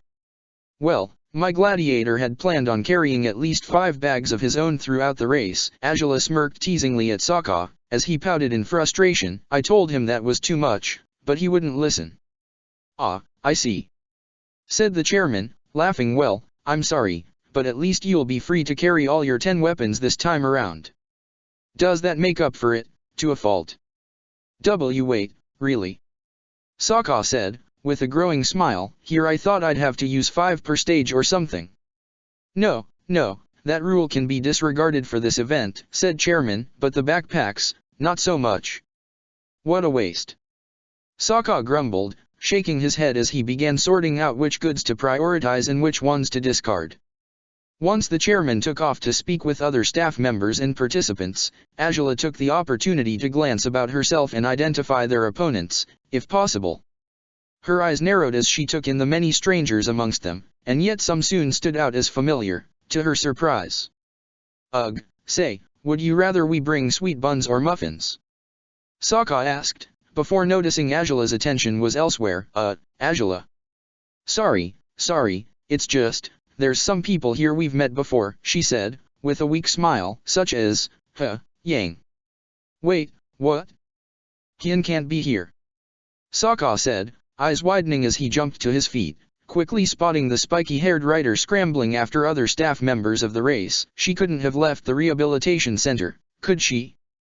"I'm pretty sure he's just here to write a dramatic report of the race's outcome," Angela said, smiling at Sokka just as Yang spotted them. He waved enthusiastically at the pair, and it seemed he wanted to rush in and chat with them, but one of his co-workers grabbed him by the collar of his shirt and dragged him towards a row of hot air balloons.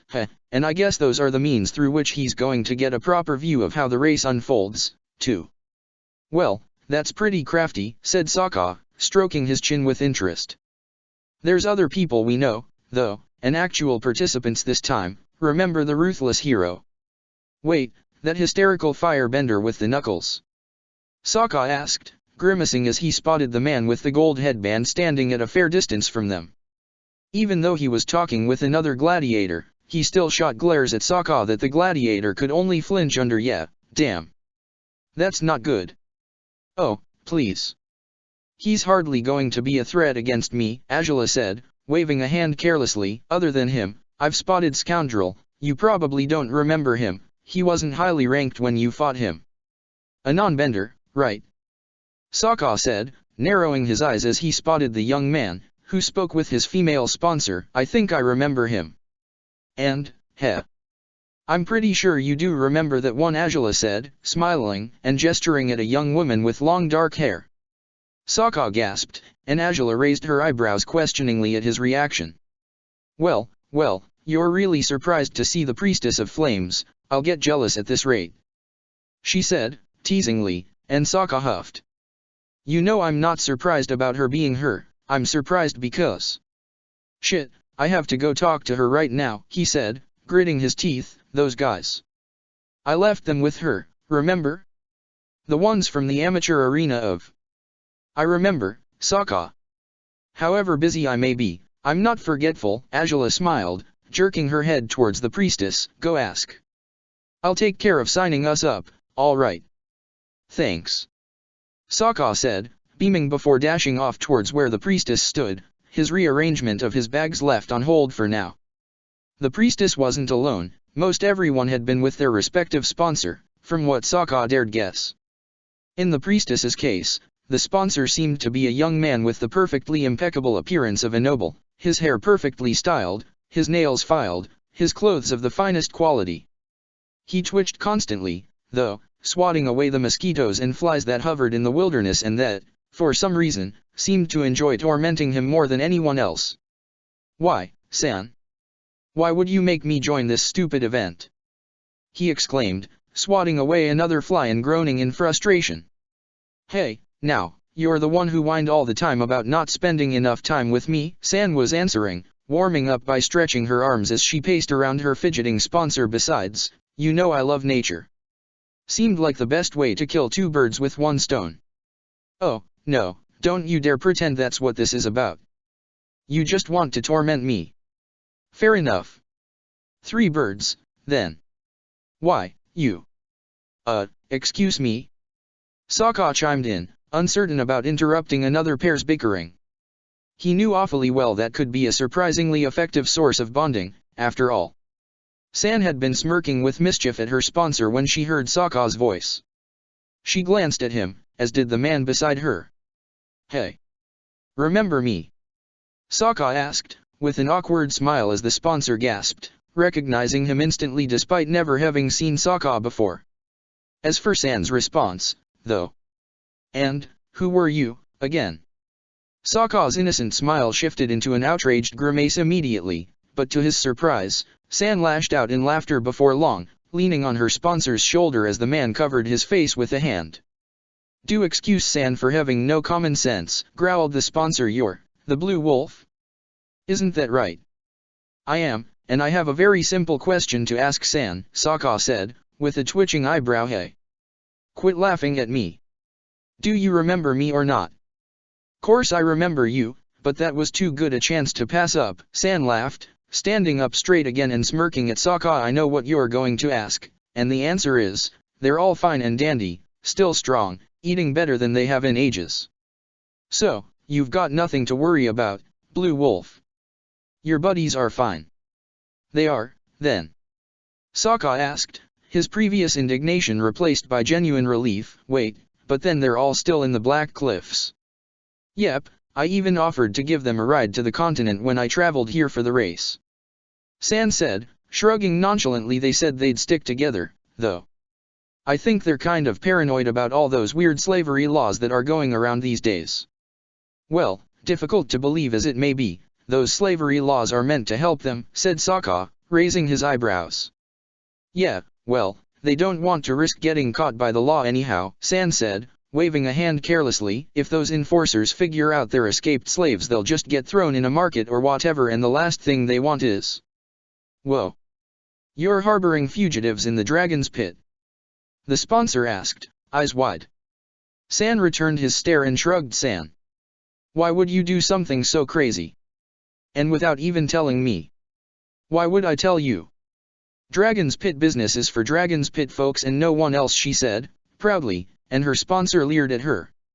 You know, I did always think that place was weird, and I had no idea how this whole sponsorship at a distance thing worked, Sokka said, pointing at the pair. But you even apply that whole "what happens at the Dragon's Pit stays at the Dragon's Pit" attitude to your sponsors. Especially to them, San said, with a malicious smirk.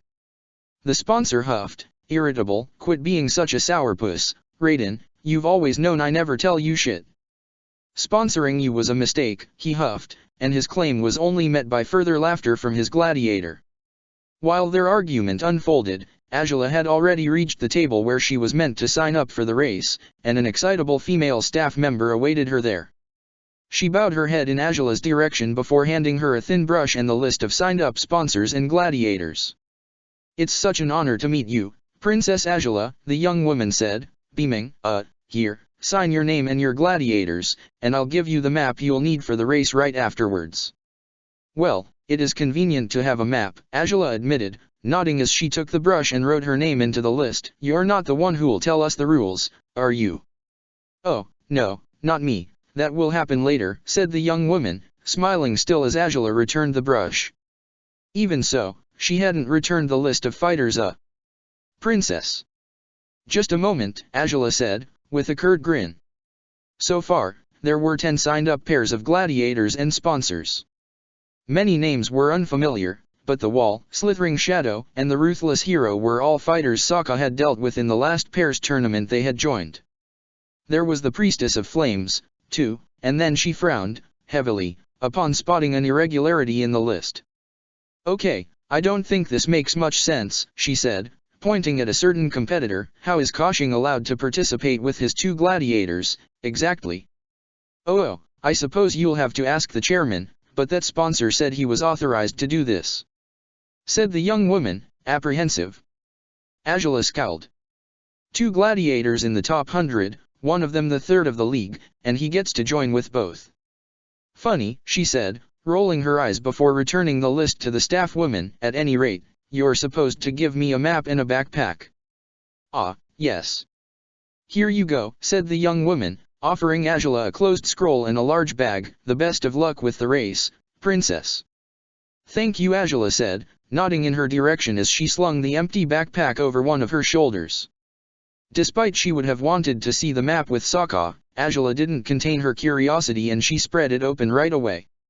It was detailed enough, showing the mountains and wilderness they would have to face around Jailing, and the leagues of desert that they would have to course through over the second and third stages of the race, going by what she was seeing. Her brow furrowed. She had never traveled across the Si Wong Desert before, merely visiting its edge for Gladiator Brawl on a single opportunity a year ago. Traversing across it brought thoughts of Bao to mind, and her heart clenched for it.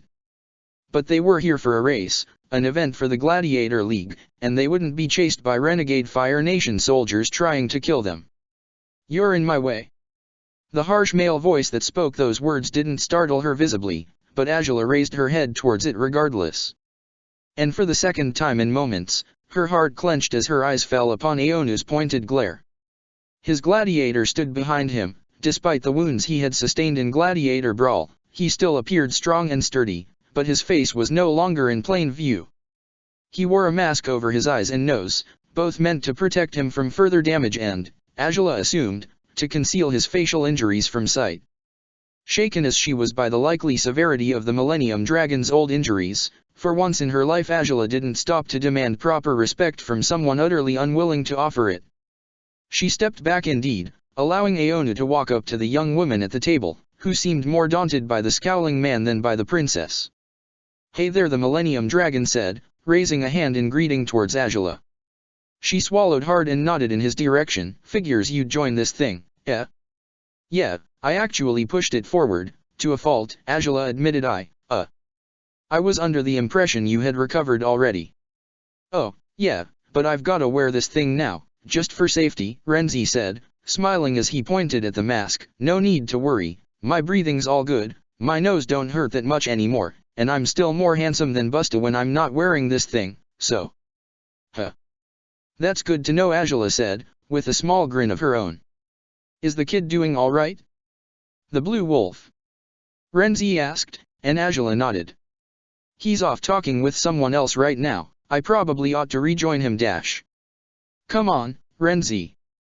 "It's done." Aonu's voice cut across their conversation sharply, and he walked between Angela and his gladiator, as to further interfere in their exchange. Despite everything, Renzi only sighed and rolled his eyes. He gave Angela a sympathetic grimace, shrugging weakly. "I'd ask you to forgive him, but Aonu's dumb as a pile of hay when he wants to be, and he's not even sorry for it," he grumbled. "I don't hold any of this shit against you or your gladiator, but he's just really good at holding grudges." Angela finished. Renzi snorted. "If this were a grudge race, Aonu'd beat everyone else by a landslide," he said, shaking his head. "Anyways, see ya at the race." "Good luck, eh?" "You as well," Angela said, with a polite smile, as Renzi walked away. Angela watched the gladiator following his angry sponsor, and dread rushed inside her. It hadn't even crossed her mind that Aonu might be interested in joining this event. Was he here for revenge? At least it didn't appear he wanted a second shot at demanding for her hand in marriage. But Aonu, cautioning with two gladiators, despite her previous certainties that no one could have posed a genuine challenge to her and Sokka in this race, she wasn't so sure the event would go completely smoothly for her and her gladiator anymore. She hadn't moved from where she stood just yet, overtaken by her musings, when someone else showed up at the sign-up table. The movement caught Angela's eye, bringing her out of her ruminations just in time to recognize yet another pair of gladiator and sponsor, and this time, a much friendlier one. "Princess!" Kori Morishita exclaimed, her face lit up as she was completely distracted from what she had meant to do. Behind her, Sneers smiled but shook his head at his sponsor's excitement. Well. Seems like we keep running into each other lately," Angela said, far more pleased by this reencounter than the one with Aonu. "I had heard you might join the race, but I didn't know for sure and... Oh, this is wonderful. Finally we'll be able to measure up against each other." Kori said, beaming. "I know we'll probably lose, but still.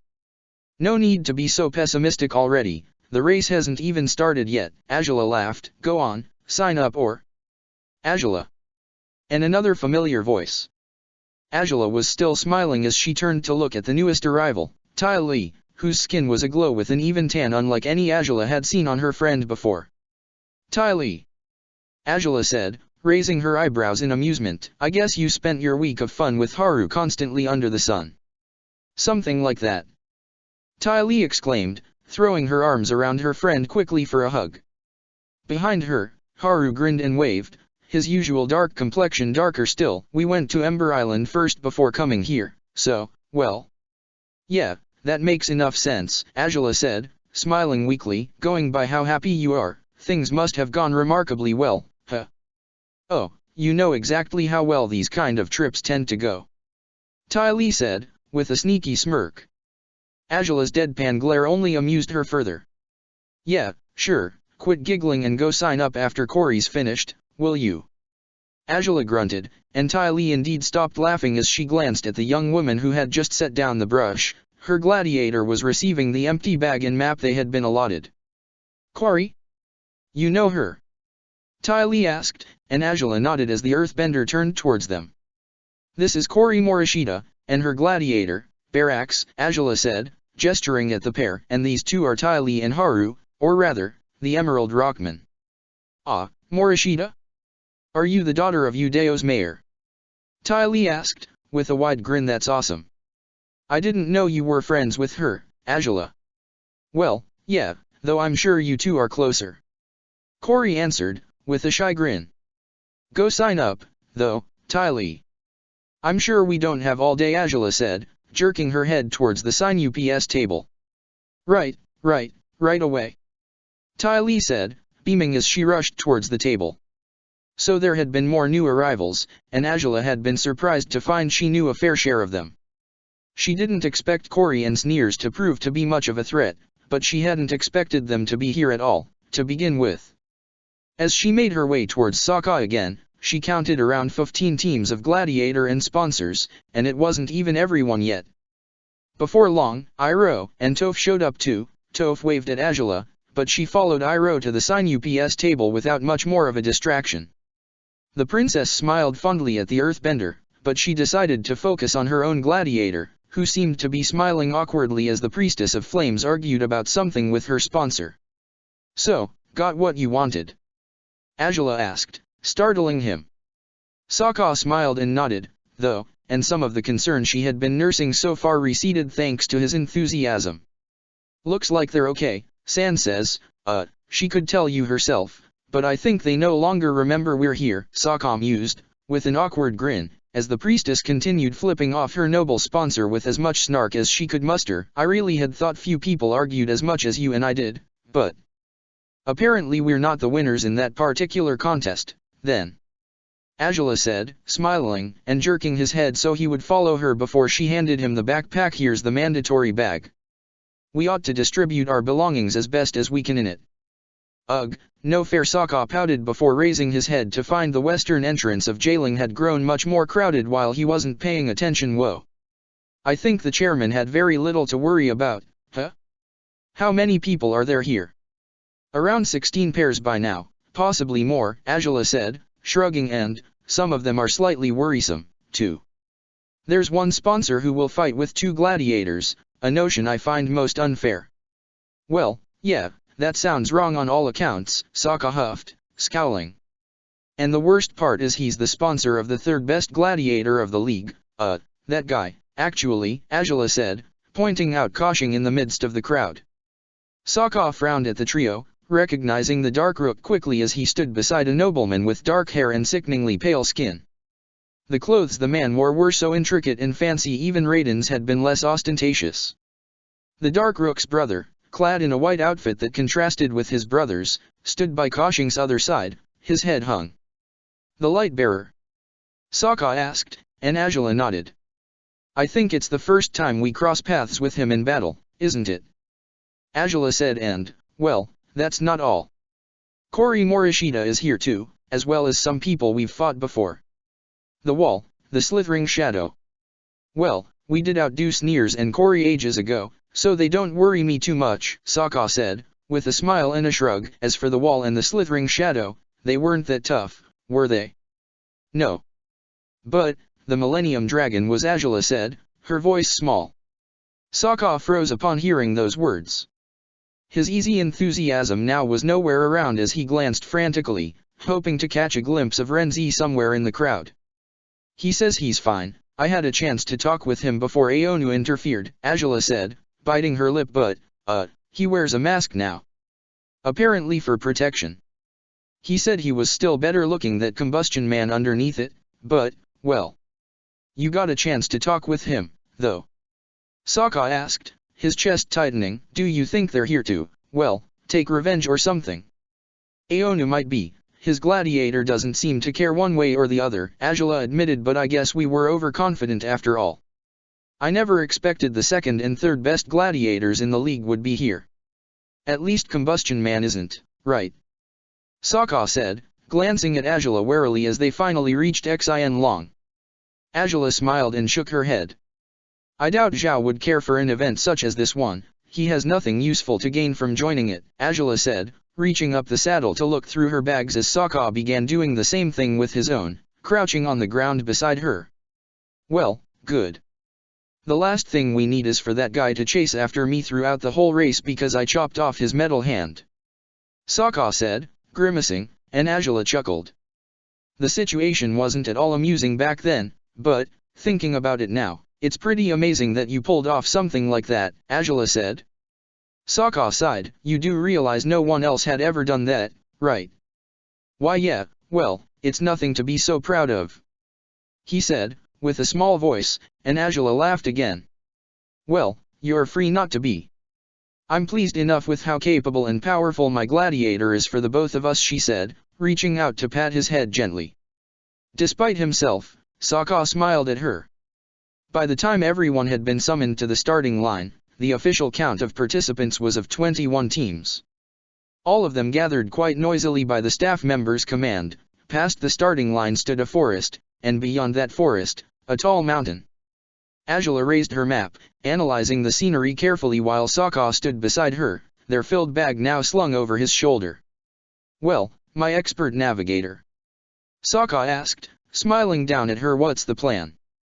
I don't rightly know just yet, she said, frowning. I'd think we could reach the destination by taking one of 3 paths, whether around these mountains, at either side of them, or through them. Going through the mountains would be more direct, of course, but probably far more difficult and time-consuming.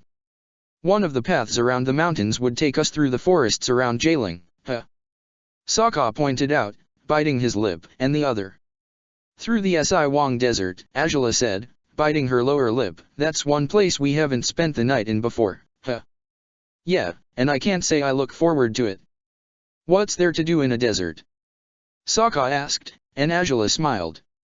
Knowing us, we'd find something or another, but we're not here for playing around or sightseeing, Azula said, raising her eyebrows. I would have gladly taken this event at leisure, but as things stand, this race might turn into a genuine struggle for survival. Sokka frowned, his eyes finding Azula's as she finally put down the map. For a moment their gazes spoke what their words could not. Despite their high hopes, they might have written themselves into a chaotic ordeal unlike any they had seen so far. But however difficult it might be, they finally had the chance to join forces in every possible regard and fight their countless enemies together. Welcome, welcome, to the first gladiator and sponsor race, sounded the voice of the chairman through a bullhorn, claiming the attention of the many distracted race participants. Gather here, please. I shall announce the rules you must abide by during the next 4 days. 42 people stood near the poles that marked the starting line for the race. In most cases, the gladiator of the pair was obvious, clad in gear that had protected them for years, while their sponsors wore pristine armor, if any, that betrayed much less experience in fighting grounds than their gladiators had. But sometimes it seemed impossible to tell apart who was the fighter and who the sponsor, such as was the case with 2 women standing near Sokka and Azula at the moment, both clad in the same kind of equipment, bearing the same jaded expressions on their faces. All pairs, it seemed, were different, and no less dangerous for it. Very well, then, I shall begin, said the chairman, once he was sure everyone was in place. First of all, I want to thank you all for coming all the way to Jailing for this race. Some of us didn't have to go very far, exclaimed a young voice. A quick glance at told Azula that Doom, and his young sponsor, were also amongst the participants of the event. Yes, some didn't, but most did, the chairman recovered, with an awkward smile. It is my great pleasure to have organized this grand event for you all. Now, then, you have been given 1 empty backpack to carry your provisions in, and 1 map. The destinations for each stage have been marked on your maps. There are no set routes you must take to get there, so you are free to make your own choices to reach the end goal of each daily race. Now, us, the staff members, will be traveling towards each destination on hot air balloons to watch the progress of the race and offer help to anyone who may need assistance. Well, that's a relief, Sokka said, with an awkward smile. "We just have to make sure not to get so lost that they can't track us down." "We're not getting lost, period," Angela huffed, prompting him to chuckle. "Now, then. You will be free, of course, to stop for breaks whenever you wish to. You can craft means to travel faster, if you feel the need for it and have the opportunity to do so, but you cannot, of course, climb a carriage in a town and use it to reach the destination before everyone else." "So, wait, we can't buy a carriage, or beasts of burden or anything of the sort to help us?" asked an unknown sponsor, and the chairman confirmed the rules outlawed such ideas. "And how about if we tame a wild creature?" San shouted, grinning brightly as Raiden blushed beside her, covering his face with his hands at his partner's sudden question. Well. That would be complicated, wouldn't it?" said the chairman, blinking blankly. "But I suppose, if you found a genuinely wild animal and tamed it, it would be valid." "Certainly, it entails more effort than simply buying a trained one." "Does that mean people who already have mounts can't use them, then?" And now it was Aonu who spoke, forcefully and without any shortage of spite in his words. Angela scowled, knowing immediately his intervention was poised to offend her. Xian Long was still nearby, watching the gathering crowd of gladiators and sponsors with curiosity. "Why, of course not, they can't," said the chairman, smiling awkwardly, his eyes flickering towards Angela quickly, almost imperceptibly. "As if I was going to have Xian Long helping me in the first place." Angela huffed, rolling her eyes.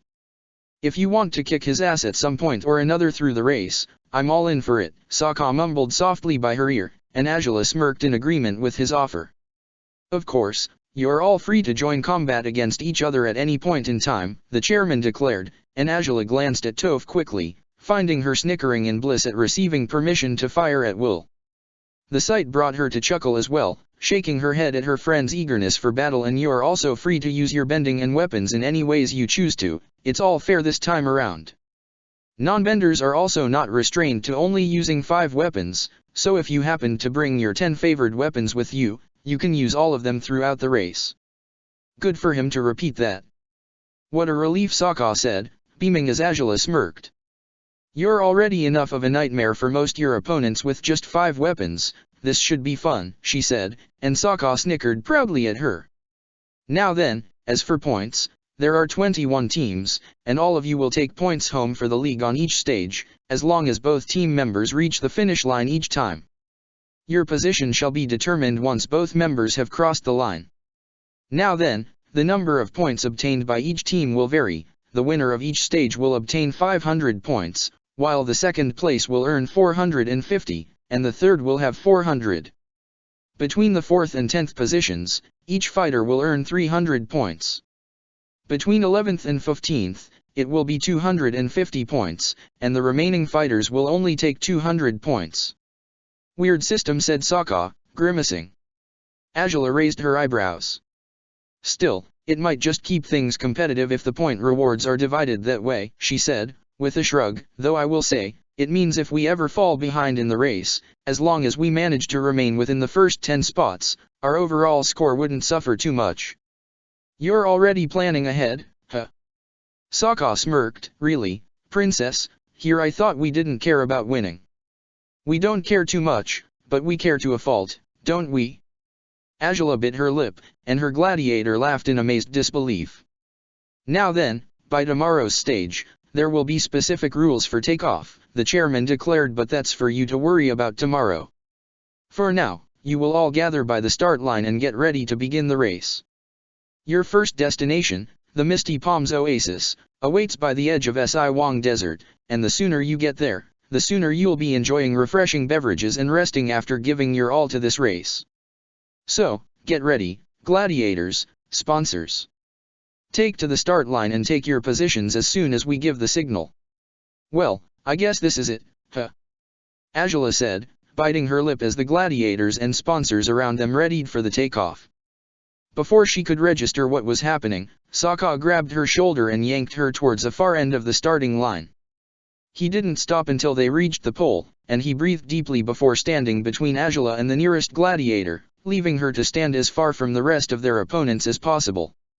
"Why did you You have to remember what this nonsense is like, Sokka said, looking at her matter-of-factly. The scavenger hunt.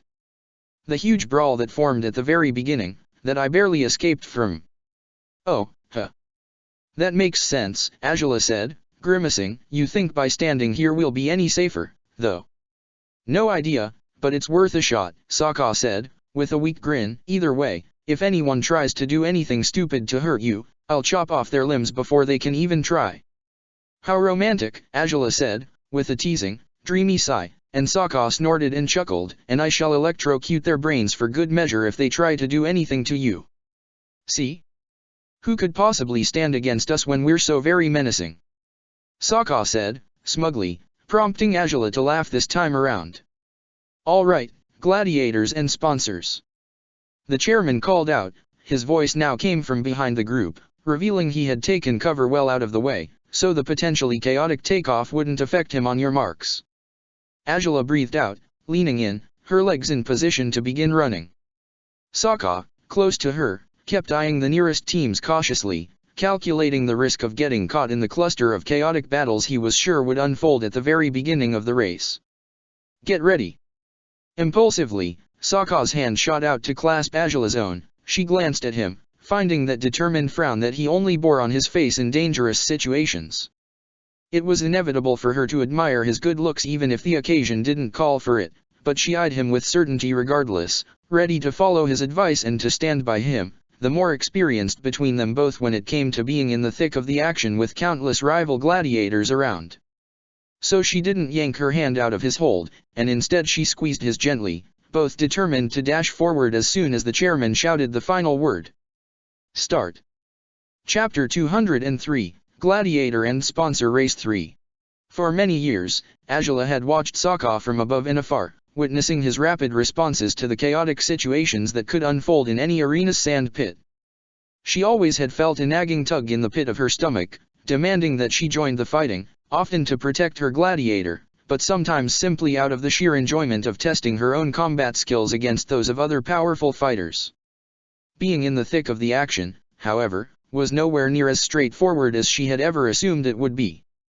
Sokka's strategy to keep them at one end of the starting line, at a fair distance from the rest of the combatants, had been sound and clever. He had clasped her by the arm and yanked her as he ran at full speed, all of it so abrupt that Azula nearly stumbled as she kept up with him.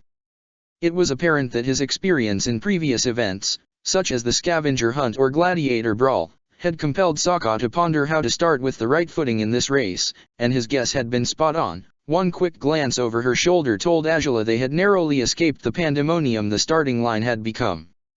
Now it was just a cluster of elements and weapons flying back and forth, screams, shouts, smoke and dust. Keep running, Azula. Sokka told her, and she turned towards him again. Let them fight it out, we have an advantage over them now and we shouldn't waste it. I certainly don't give you all the credit you're due. Azula called back, smiling at him. Sokka smirked as she finally paced herself properly to keep up with his long strides. Your quick thinking's definitely a great asset. That wasn't quick thinking, princess, it was proper strategizing. Sokka laughed. What you always told me I should do. She felt the urge to hug him, to bury her face in his neck and relish in the roaring pride inside her chest. She couldn't do it right now, of course, not when they were running as fast as they could, leaving the loud noises of non-stop battling behind them. But surely she could do it once today's leg of the race was finished, or perhaps at some point or another during this stage, if they had a chance to take a break away from all prying eyes. It was truly fascinating to see him up close in the middle of a gladiatorial event. There was a hint of a smile on his face, his hand sliding down her arm until he found her own, but there was that sharp determination, the unyielding steel in his eyes that always sent shivers down her spine whenever he was taking something, anything, completely seriously. Sokka captivated Azula in countless ways, but the sight of his full-blown, hands-on warrior facade was nothing short of mesmerizing. Which way will we go, then? Sokka asked, and Azula bit her lip as she stared at the mountain that loomed before them. Up the mountain, or around it? Climbing an unfamiliar mountain by ourselves, without mounts. I don't think that'd work in our favor. Azula said, gritting her teeth. Even if it's more roundabout, going around the mountain should still pay off for us. So, we go east. All right, then. Sokka said, smiling approvingly as he tugged Azula towards the light foliage and plains that surrounded the mountains of Jailing. They had only begun shifting directions when the receding noises of the fight behind them became louder again. Azula frowned, daring glance over her shoulder, and this time Sokka did the same thing. They nearly tripped out of shock upon glimpsing Toph and Iroh shooting across the sky on a large rock. Unlike Sokka and Azula, Iroh and Toph continued onwards, straight towards the mountains ahead, with the old general clinging with difficulty at the rock while Toph made sure to bend it onwards. Neither one seemed all that injured, but there was a scorch mark on Toph's sleeve and Iroh's top knot had come undone. They had been caught in the chaos, and it seemed they were only the second team to break out of it. It wasn't that surprising they would choose the mountain route, considering Toph would make easy work of traversing the tall peaks she had surely known since childhood, but it was further reason for the princess and her gladiator to stay on the course they had chosen. Well, guess we're not the only ones ahead now, huh? Sokka said, smiling awkwardly at Azula, who shook her head and carried on running with him by the foot of the mountain. Chaos unfolded by the starting point of the race still. While some of the staff members had already taken flight on their hot air balloons, others remained on the ground, braced against stray rocks, fireballs and projectile weapons that were flung constantly between gladiators and sponsors. Some fighters managed to break out of the brawl eventually, such as the Millennium Dragon and his sponsor, and shortly after them, the Lightbearer and the Dark Rook had dashed off with their sponsor as well, in close pursuit of the Millennium Dragon. But most the fighters still lingered behind. 5 minutes after the race had started, enough of them had broken out of the chaotic initial battle for Haru to lower the protective, sturdy glass walls he had erected around himself and Ty Lee, with which he had kept her perfectly unharmed while they waited for the fighting to die down. "Oh, Haru, you're so dependable." Ty Lee sighed, embracing him as he lowered the wall. Haru smiled proudly at his wife, nudging at her to stand up so they could discover what they'd be up against, now that the worst of the battle had died down. Some fighters were still standing. Scoundrel's sponsor was in the middle of a fierce fire-bending duel with the Priestess of Flames, and a wild young man with long bangs that covered half his face was strangling another one with a tight arm lock. By the looks of it, the strangler was a non-bender, but he had decided not to use his many weapons to defeat the earthbender in his grasp, who was close to blacking out by now. Others were in the middle of rushing off. The ruthless hero was one of them, and Haru recognized him immediately, apprehensive about going anywhere near the man with the golden headband. Many others lounged on the ground, whether feigning defeat to avoid further fighting, or genuinely beaten already. "Well, that was an explosive start," Haru said, swallowing hard. "Where's Azula?" Ty Lee asked, blinking blankly. "You don't think they rushed off before anyone was the wiser?" "Yeah," Haru said, smiling, "isn't that what they're like? Goodness, they're incorrigible." Ty Lee mumbled, though her attention was claimed quickly by a rock cluster not too far from where they stood. "Oh, look. Someone else shielded themselves the way we did." "Ty Lee," Haru said, his wary tone a warning that she heeded immediately. He raised his fists, cautious about whoever might come out of the now crumbling earthen shield. Both Haru and Ty Lee blinked blankly and lowered their guard upon finding it was the team Azula had introduced them to earlier. Kori Morishita had been holding up a shield protectively for her gladiator, even if she seemed slightly worn out for it. "I think it's mostly over now, we should get going," Kori Sneers said, though concern glistened in his eyes. "Are you all right? That wasn't too much, was it?" No, that was just wild and dangerous, and, hey there," Kori said, smiling awkwardly at Ty Lee upon noticing her stare upon her. "Hi!" Ty Lee exclaimed, beaming and waving as Haru sighed, blushing slightly. His wife was certainly unfit for violent events, ever eager to make friends rather than enemies. "Seems like there's a lot of casualties by now, huh?" said Kori, grimacing, "but I suppose the strongest ones already took off." "Yeah. I don't see Azula anywhere," said Ty Lee, with a shrug. "Or the Millennium Dragon. Or the Blind Bandit. Not even the Lightbearer." "Well, that doesn't bode so well for us," Kori sighed, but Ty Lee grinned. "Well, we should just go together. If we help each other, we should do much better at this race than if we fight all the time like all these people did," Ty Lee said, and while Sneers scowled at the notion, Kori was quick to smile too. "That sounds good to me. 4 should be better than 2, unless you disagree?" she asked, turning to her gladiator. He flinched upon being addressed, color rising in his face before shaking his head. I don't. "It's fine," he said. "Then let's go," Ty Lee said, grinning as the small group got started, trotting lightly towards the mountain. Even at a distance it was possible to see Topha's efforts to ease her team's climb over the tall peak. After having used a large rock to launch themselves ahead of the competition, now they were struggling in the uphill challenge the blind bandit had been determined to rise up to. "Toph, really?" Iroh grimaced, following her as she smoothed the paths with great efforts. "We could just look for natural pathways, couldn't we? It would be easier than terraforming the entire mountain. It'd be a waste of time. Those roads are all convoluted anyhow, trust me on that. Besides, you saw those two, and I sensed them," Toph declared, sweat dripping down her forehead. "They've gone around the mountain, so that means they're going to take longer to get to the oasis than we will if we go fast enough. And the only way to go fast enough is..." Rumbling sounds on the ground behind them startled Toph, her ears peeled for any vibrations beyond her own. She hardly had time to turn around when another fire and earthbending team snuck up to them, launching a blended attack of scorching rocks towards Iroh and Toph. It was up to Toph to slow down the rock, and to Iroh to stifle the flames. Within moments, their new enemies were in plain sight. "Not the royal I expected to fight, but I'll take what I can get," Aeonu roared, launching a myriad of rocks at Iroh that Toph protected him from with a tall earthen shield. "Shit!" Toph growled, launching the tall barrier towards her enemies. The Millennium Dragon's fist of condensed fire tore through it with little effort. "Keep going forward, Toph," Iroh shouted, as he moved his arms and feet in the perfect rhythm to craft fire shields to protect both himself and his partner. "We have the high ground, I can hold them off." "By yourself?" Toph asked, astounded. Without taking another moment to ponder his next move, Iroh amassed enough power to cast a potent fire blast at Aeonu. Earth wouldn't be enough to protect him from the attack, and it was up to Renzi to jump between his sponsor and the Dragon of the West's latest move. He wrestled the fire out of Iroh's control with difficulty, but he was unable to turn it back against the royal. By the time Renzi and Aeonu had extinguished the fire, the blind bandit and her sponsor were several meters higher than before, and the proud laughter of the earthbender resounded through the mountains. "You're like 100 years old, Iroh, but you're wrecking everyone like you're 20 instead."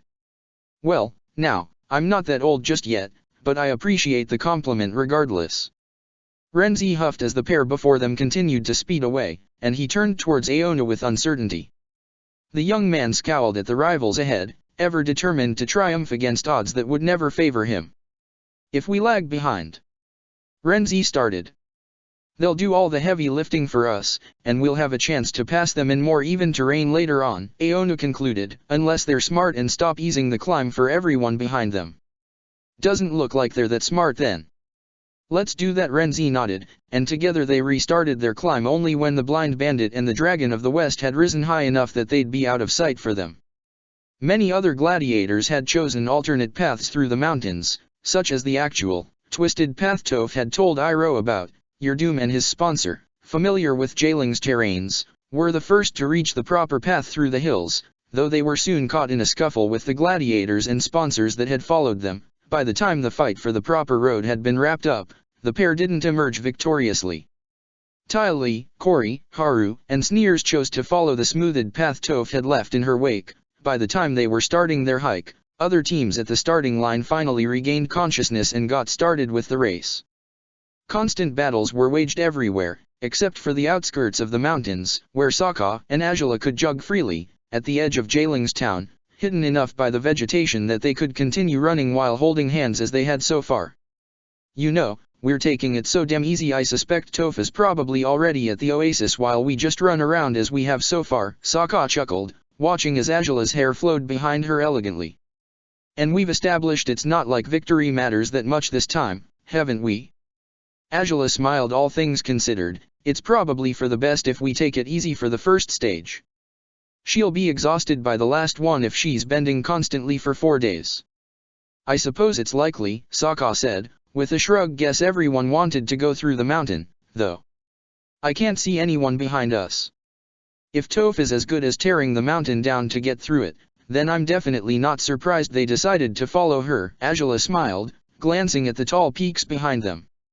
Rock slides, clouds of smoke and dust, the occasional glow of fire, chaos was definitely unfolding across Jialing's landscape, and surprisingly they had gotten away from the worst of it all, if just for once. Well, that's not our problem, Sokka said, beaming as he propped the bag up properly on his shoulder. As far as I can tell, it's way better if they're all over there. Leaves us with the chance to be alone together without anyone snooping about, right? Sure, but we're not going to make proper use of our alone time, all right? Azula said, smirking. As tempted as I might be, we have a lot to do. You're tempted, really? Sokka asked, amused, and how the heck did that happen? I wasn't trying to seduce you, princess. Like you have to try it all, fool of a husband, Azula hissed, speeding up and yanking at him to follow her. He nearly fell over himself, laughing as he followed her with a proud grin on his face.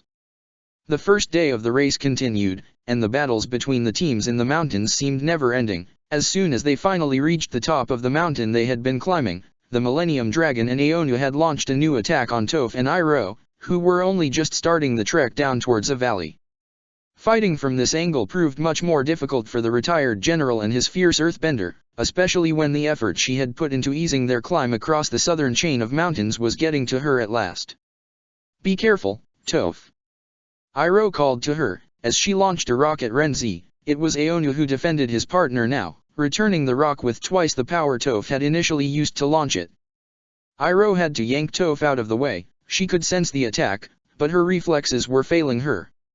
Iroh bared his teeth, scowling heavily. This wasn't the way this was supposed to go. They had a long journey ahead of themselves, and if they had these two chasing after them constantly, they would never reach the oasis before the Blue Wolf and the Crown Princess did. He raised his hands in a defensive posture, ready to fight and defend his gladiator, even if the situation was far from the ideal one.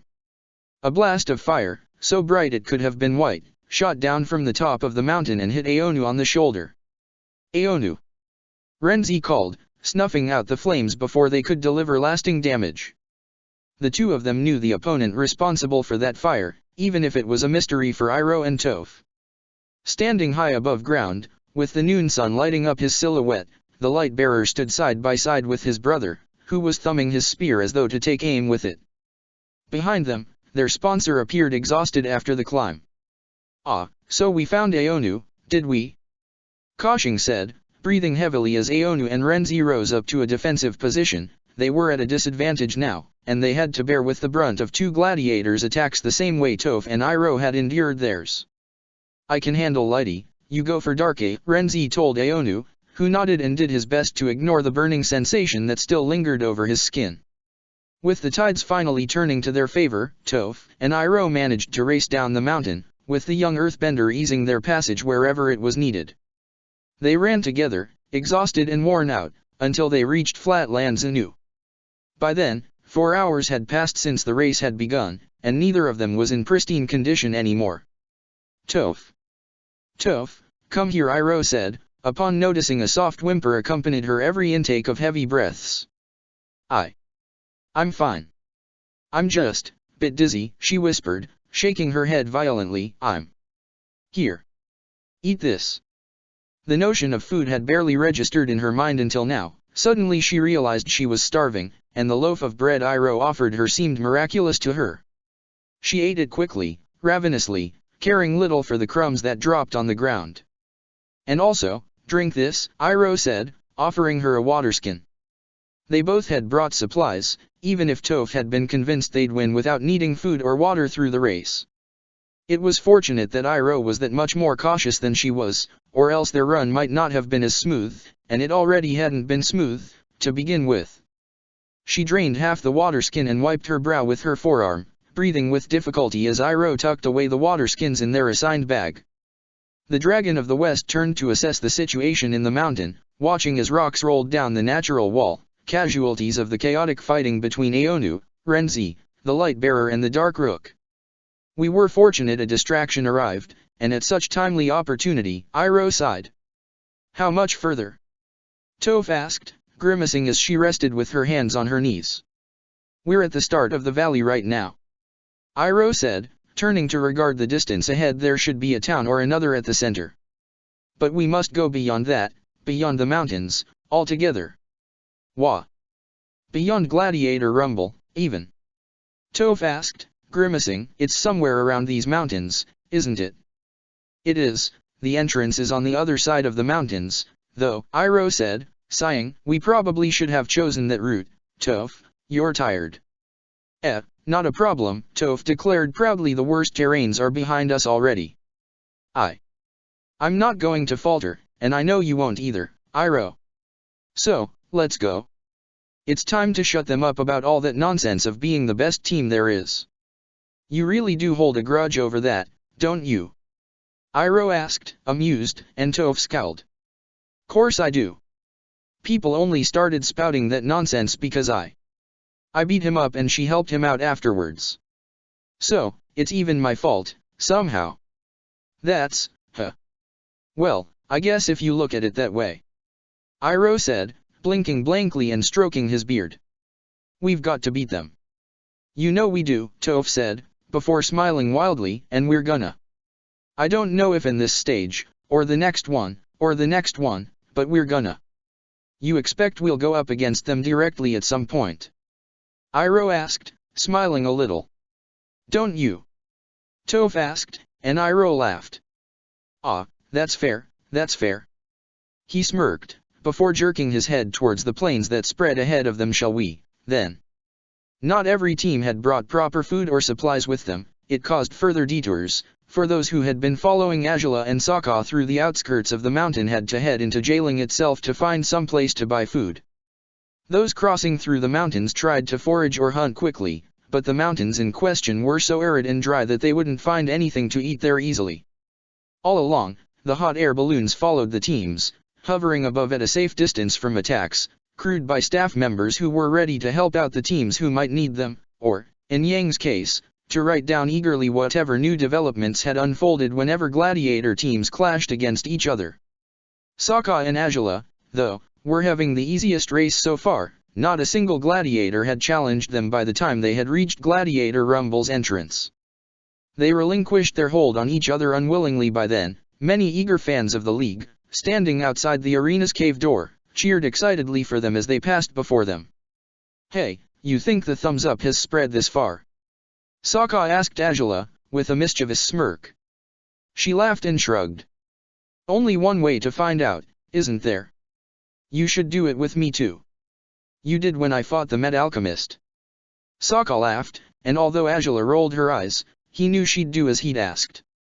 The supportive cheering for the pair was only bolstered when they raised their hands in Sokka's typical gesture. Azula did it less enthusiastically than Sokka, but she did it regardless. Some of the arena's visitors were even jumping up and down excitedly by then, and more of them scrambled out the doors of Jailing's fighting facility to catch a glimpse of the princess and her gladiator in their race. I love the love, don't you? Sokka laughed, once they were well past Gladiator Rumble's entrance. You're so smug about it, really. Azula smiled, shaking her head as they carried on with the rhythmic jogging they'd kept up with so far. But with one glance at Azula, Sokka bit his lip and reached out to clasp her shoulder, slowing her down gradually. She raised her eyebrows as he smiled affectionately at her. Something the matter?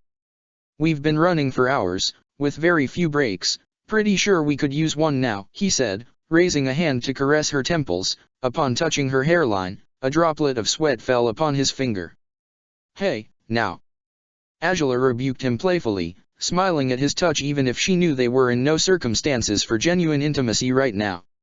Sokka chuckled. I know better than anyone how much it takes to make you sweat, princess, he said. We can rest for a bit, drink some water. Heck, if we take a little detour there's a small stream down south, see?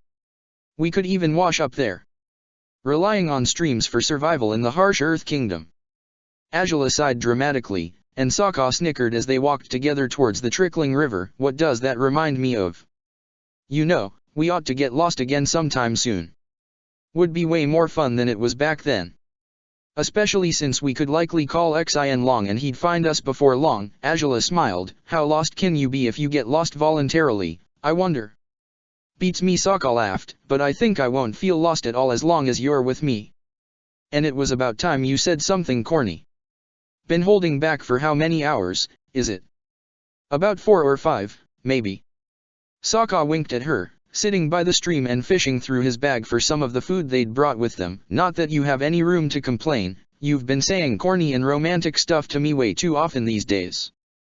Well, you ought to start calling me out on it, that way we'll truly be even. Azula smiled, leaning towards the stream to drink some of its water. They didn't take too long in their break, merely eating and drinking water until their energy reserves had been properly replenished. The sun wasn't as strong as it would be in the Fire Nation, so, as heated as their bodies were, the weather hadn't been inclement towards them so far. We shouldn't get right back to running, though, Sokka said, as Azula glanced at the mountains they'd already left far behind. I mean, we could end up hurling everything right back, so we can just walk for now, I guess, Azula suggested, before sighing. Look at that mess, though. Yeah. Sokka said, grimacing at the sight of rock slides and fire blasts pouring out all over the mountain. Makes me very happy we chose this route. And yet Azula said, biting her lip to stifle a weak grin. Sokka huffed. What? You want in on the action? He said, goodness, princess, and here I was, fascinated by our almost romantic almost picnic while you just wanted to go after all those fighters and kick their butts instead of being with me. She couldn't hold back the laughter at his indignation. Her response was wordless, however, as she scooped up water in one firmly cupped hand and tossed it in his direction. Sokka's new, outraged gasp as the water splashed against his face and armor only amused her further. Okay, that's it. You have made an enemy out of your only friend in this race, Sokka declared, his voice cracking as he splashed water in Azula's direction too. The water was refreshing, and their playful banter was quite amusing for Azula, but as she jumped away from the river, avoiding the next of Sokka's splashes, her eyes were claimed by two men, menacingly standing north of the river, facing the pair of them. Sokka, she said, pointing at the team before her. Sokka, though, had his back turned towards them and huffed in disbelief. I'm not falling for that old trick, princess. I'm way ahead of you, he declared, but when she rolled her eyes in quick exasperation his certainty faded quickly. Azula. We've got company, you goofball, she growled, stepping towards him and scowling at their new opponents, the ruthless hero and his sponsor. The man with the golden headband scowled at them, while his sponsor stood behind him supportively. No doubt, there was only one thing in the ruthless hero's mind, and neither Sokka nor Azula had to struggle much to figure out what it was. Playing around at leisure, aren't you? The ruthless hero grunted, raising a fist with bronze knuckles in their direction. Well, playtime's over.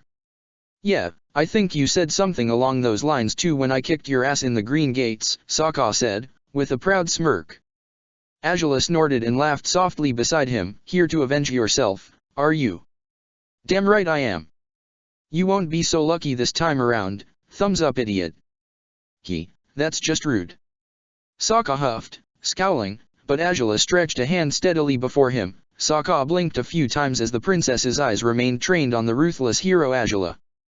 He might be right, you know? Maybe you wouldn't be so lucky if you fought him this time, she said, with a dramatic sigh, so I guess I'll have to do it for you. Oh, boy. Sokka said, stifling a smile, be careful, okay? Such an unnecessary warning. Azula said, confidently. I meant you should be careful not to go overboard, Sokka finished. We might need to save our strength to fry bigger fish later on. Fair enough. Just some light frying for a small one, then Azula declared, smirking. It was almost comical that the ruthless hero could be riled up so easily. He was hot-headed, brash, and reckless, and he rushed towards Azula with a war cry that had his sponsor hiding his face in embarrassment.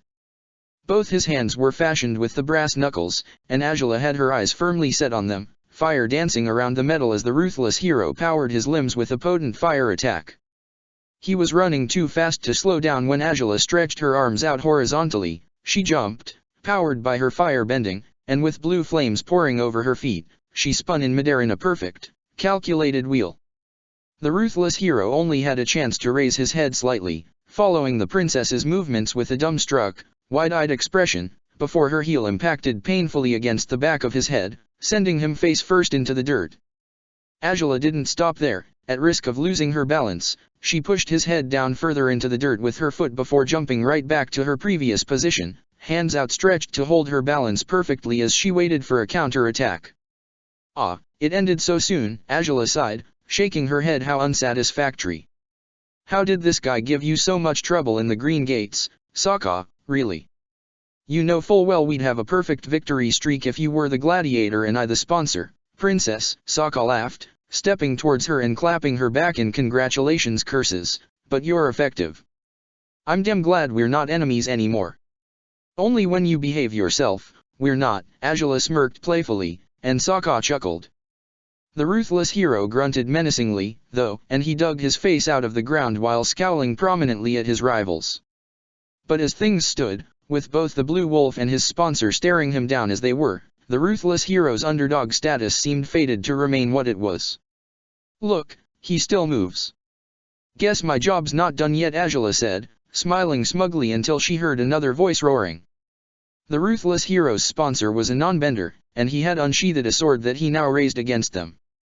Sokka was quick to draw his own, though, and as the ruthless hero lunged for Angela, the Blue Wolf hacked the opposing sponsor's weapon into pieces before punching him square in the face.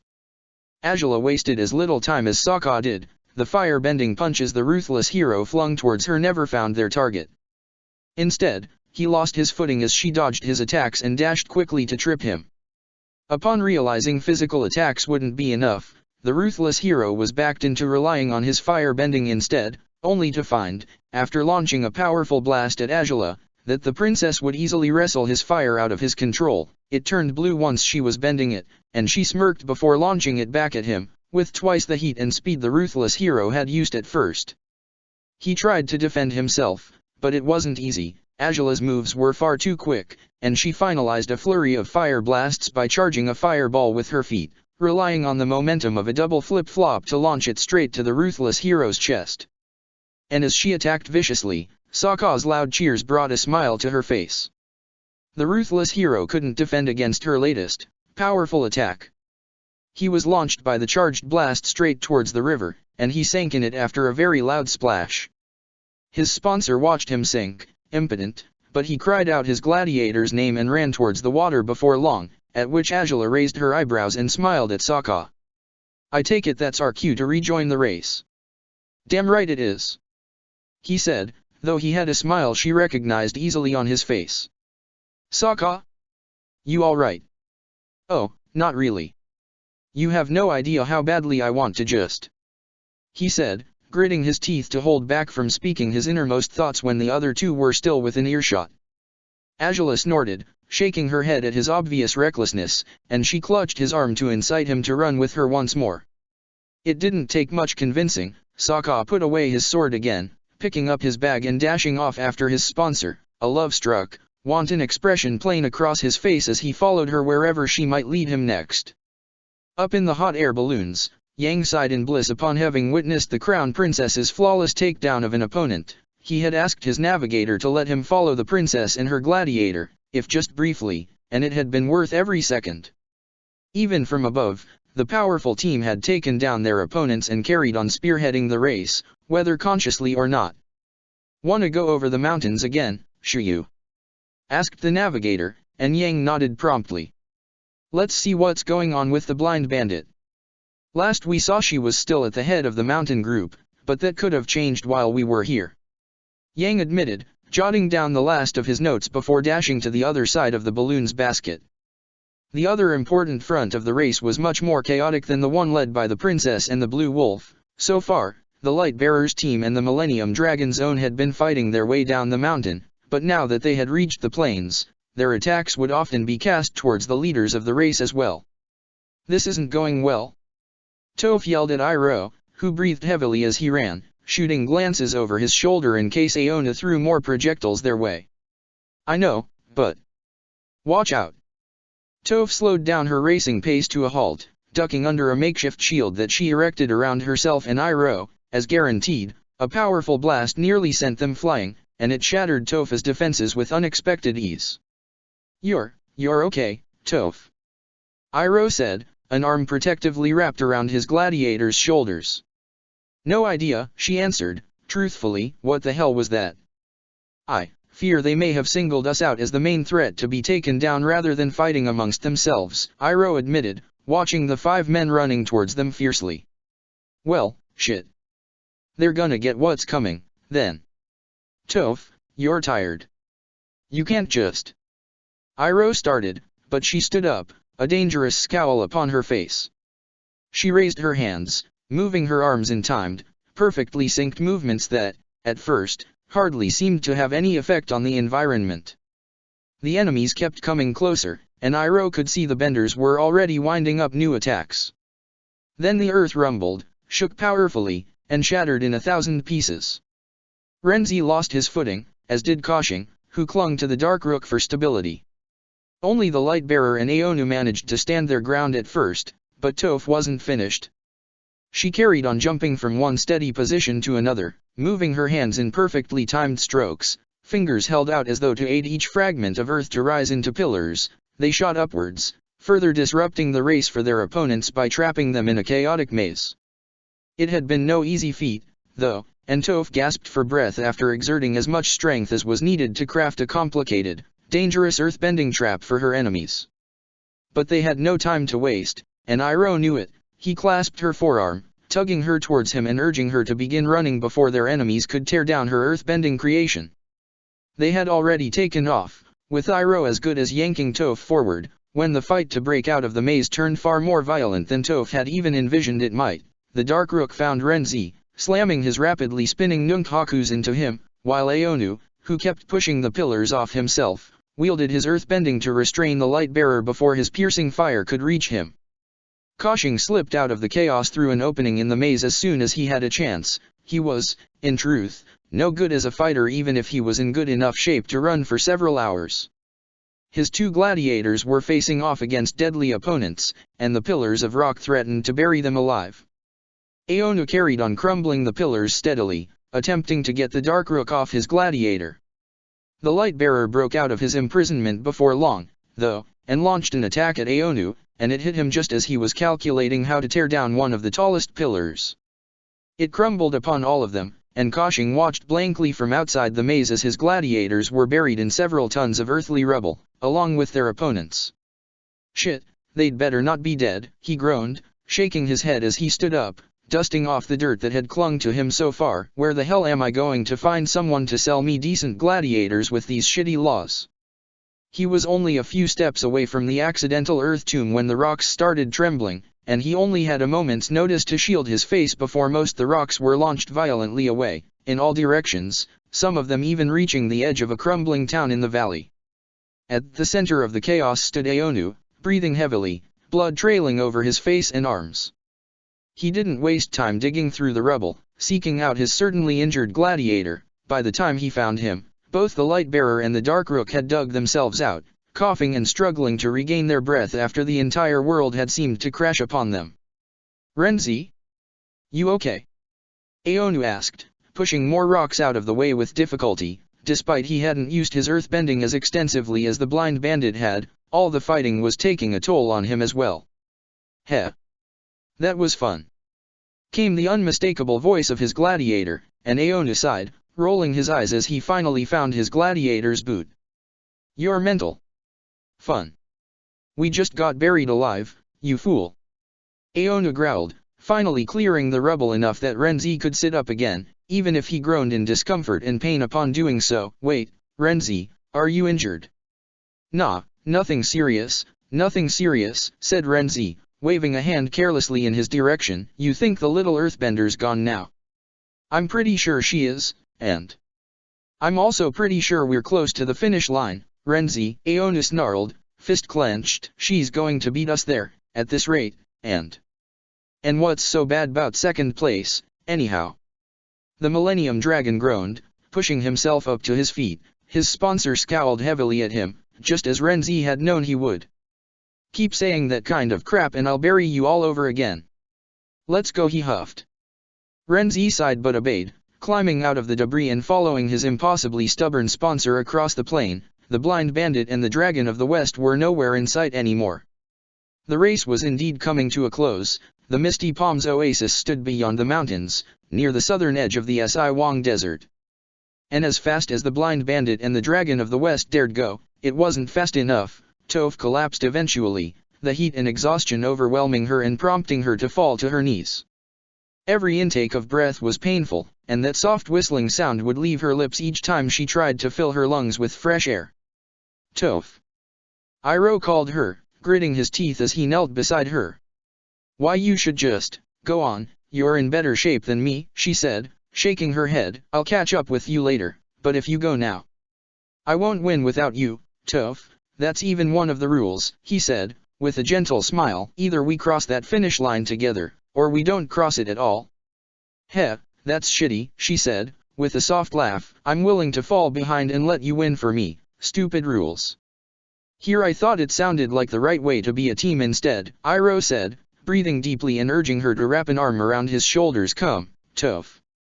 I know it's been difficult, but we'll be at the oasis in no time. You caused the others enough trouble as it is. But maybe they're not the ones we should be watching out for, Toph said. Iroh was already rising to his full height, an arm around his gladiator's waist, when her words gave him pause. There was guilt in Toph's face, but more than that, she seemed unwilling to lose. He couldn't blame her for that, especially considering who they might be losing against, if they truly faltered now. Then we'll get to that oasis before they so much as catch the first glimpse of it, Iroh said, with fierce determination. Let's go, Toph. Aye, Captain. The tall mountain range, and the sparse vegetation, offered little relief to the Blue Wolf and the Crown Princess once they were headed northwards. The sunlight was becoming fiercer, and the territories they ran through were much more arid, the brown soil of the small hills turning gold, even if grass still grew on it. We're getting closer, huh? Sokka asked Azula, as they carried on running side by side. Their quick break, and their easy fight against the ruthless hero, had kept them in good shape for the rest of the long trek. Must be, Azula said, with a proud grin. You do realize, though, that the ones who took the mountain might have beaten us to the first place by now? Sokka asked, raising his eyebrows. Azula only snorted and shook her head carelessly, waving a hand in his direction. I don't think I could care any less for total victory when I already feel like. She started, as they took one last turn around the foot of a hill. The Si Wang Desert spread before their eyes now, a large expanse of golden sand, with nothing but dunes and occasional cacti in sight. Mountains and canyons wrapped around the desert, but most of them were so far away they could scarcely see their silhouettes. But even at such a distance, they could see the line where the grass ended and the desert began, as well as the wall that enclosed the oasis and the humble buildings inside it. Okay.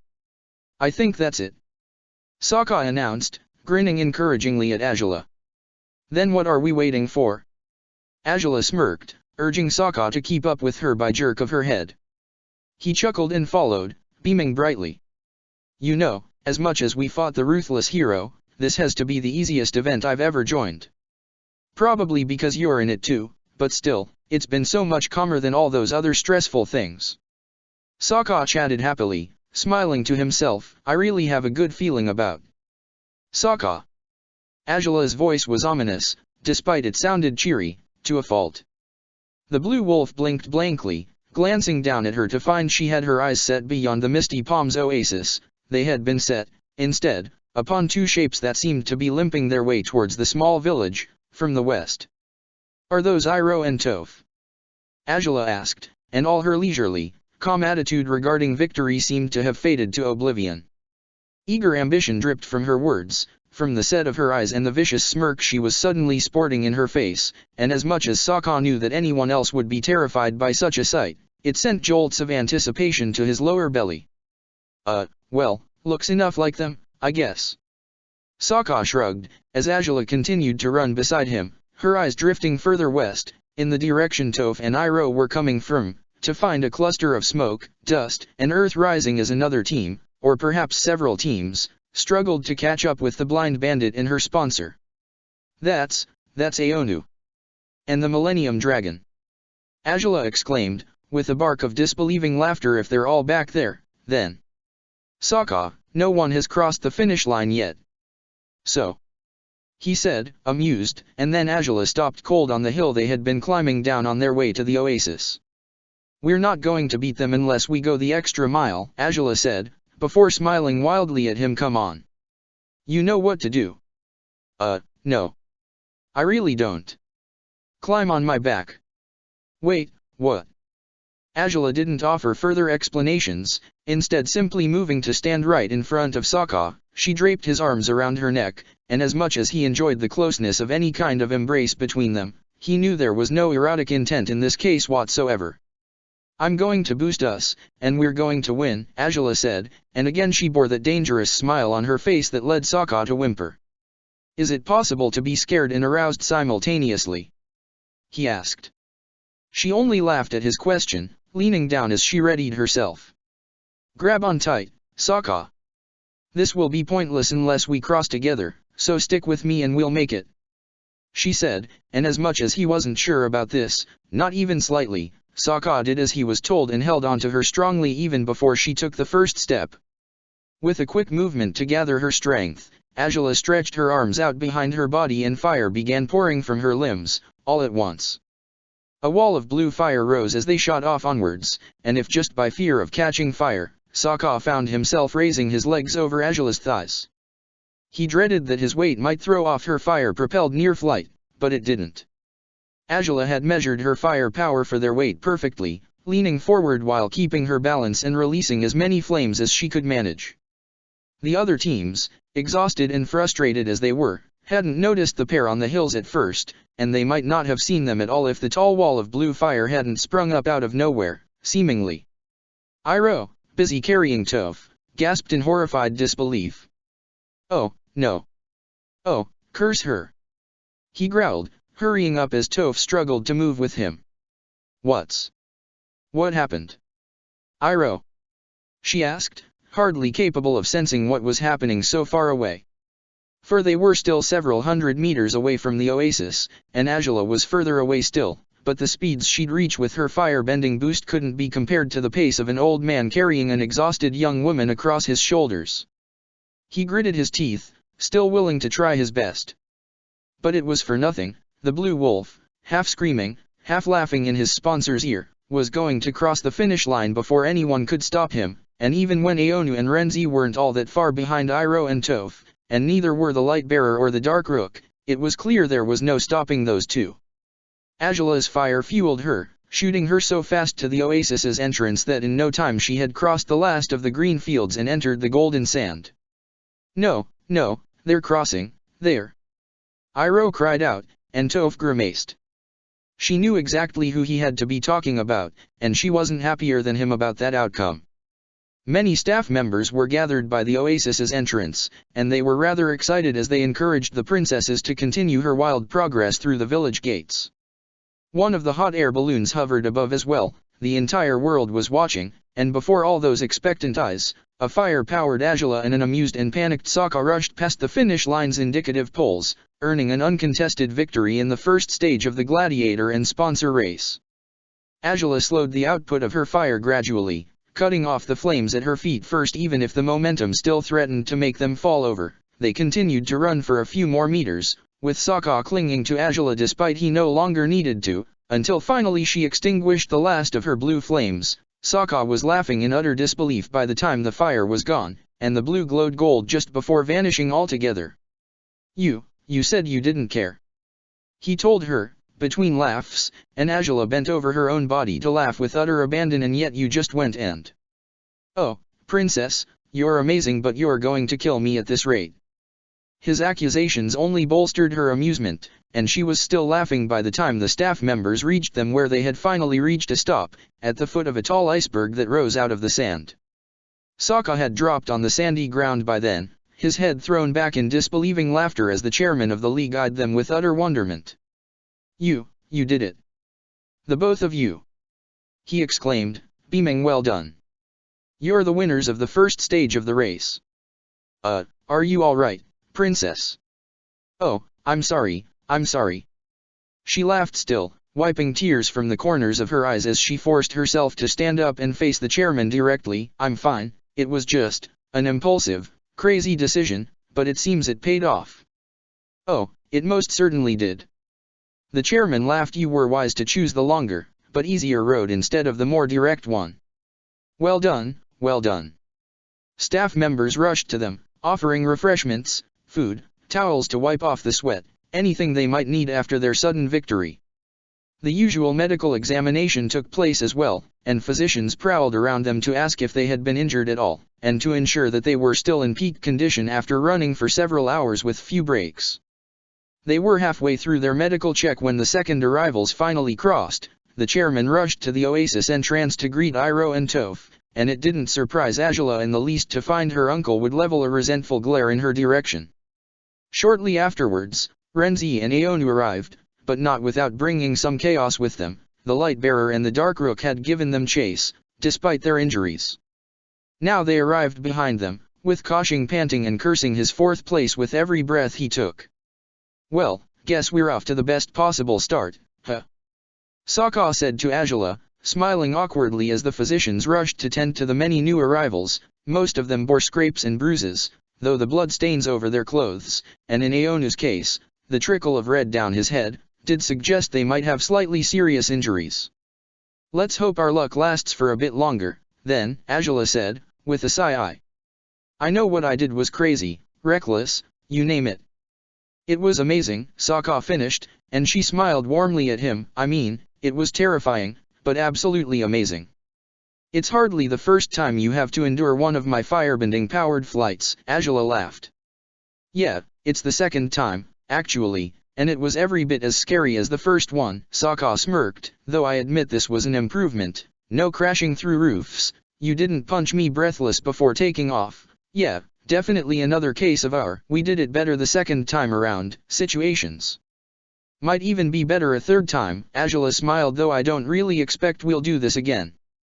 I fear we'll have a much harsher race going forward. No idea what the terms for the next stage will be, but winning the first round as good as paints a target on our backs. We'll have to be extra cautious and prepared for much more fighting than we handled this time around. Well, if our fight against the ruthless hero is anything to go by, we should be okay, Sokka said, with a proud grin. We do good work sometimes, princess.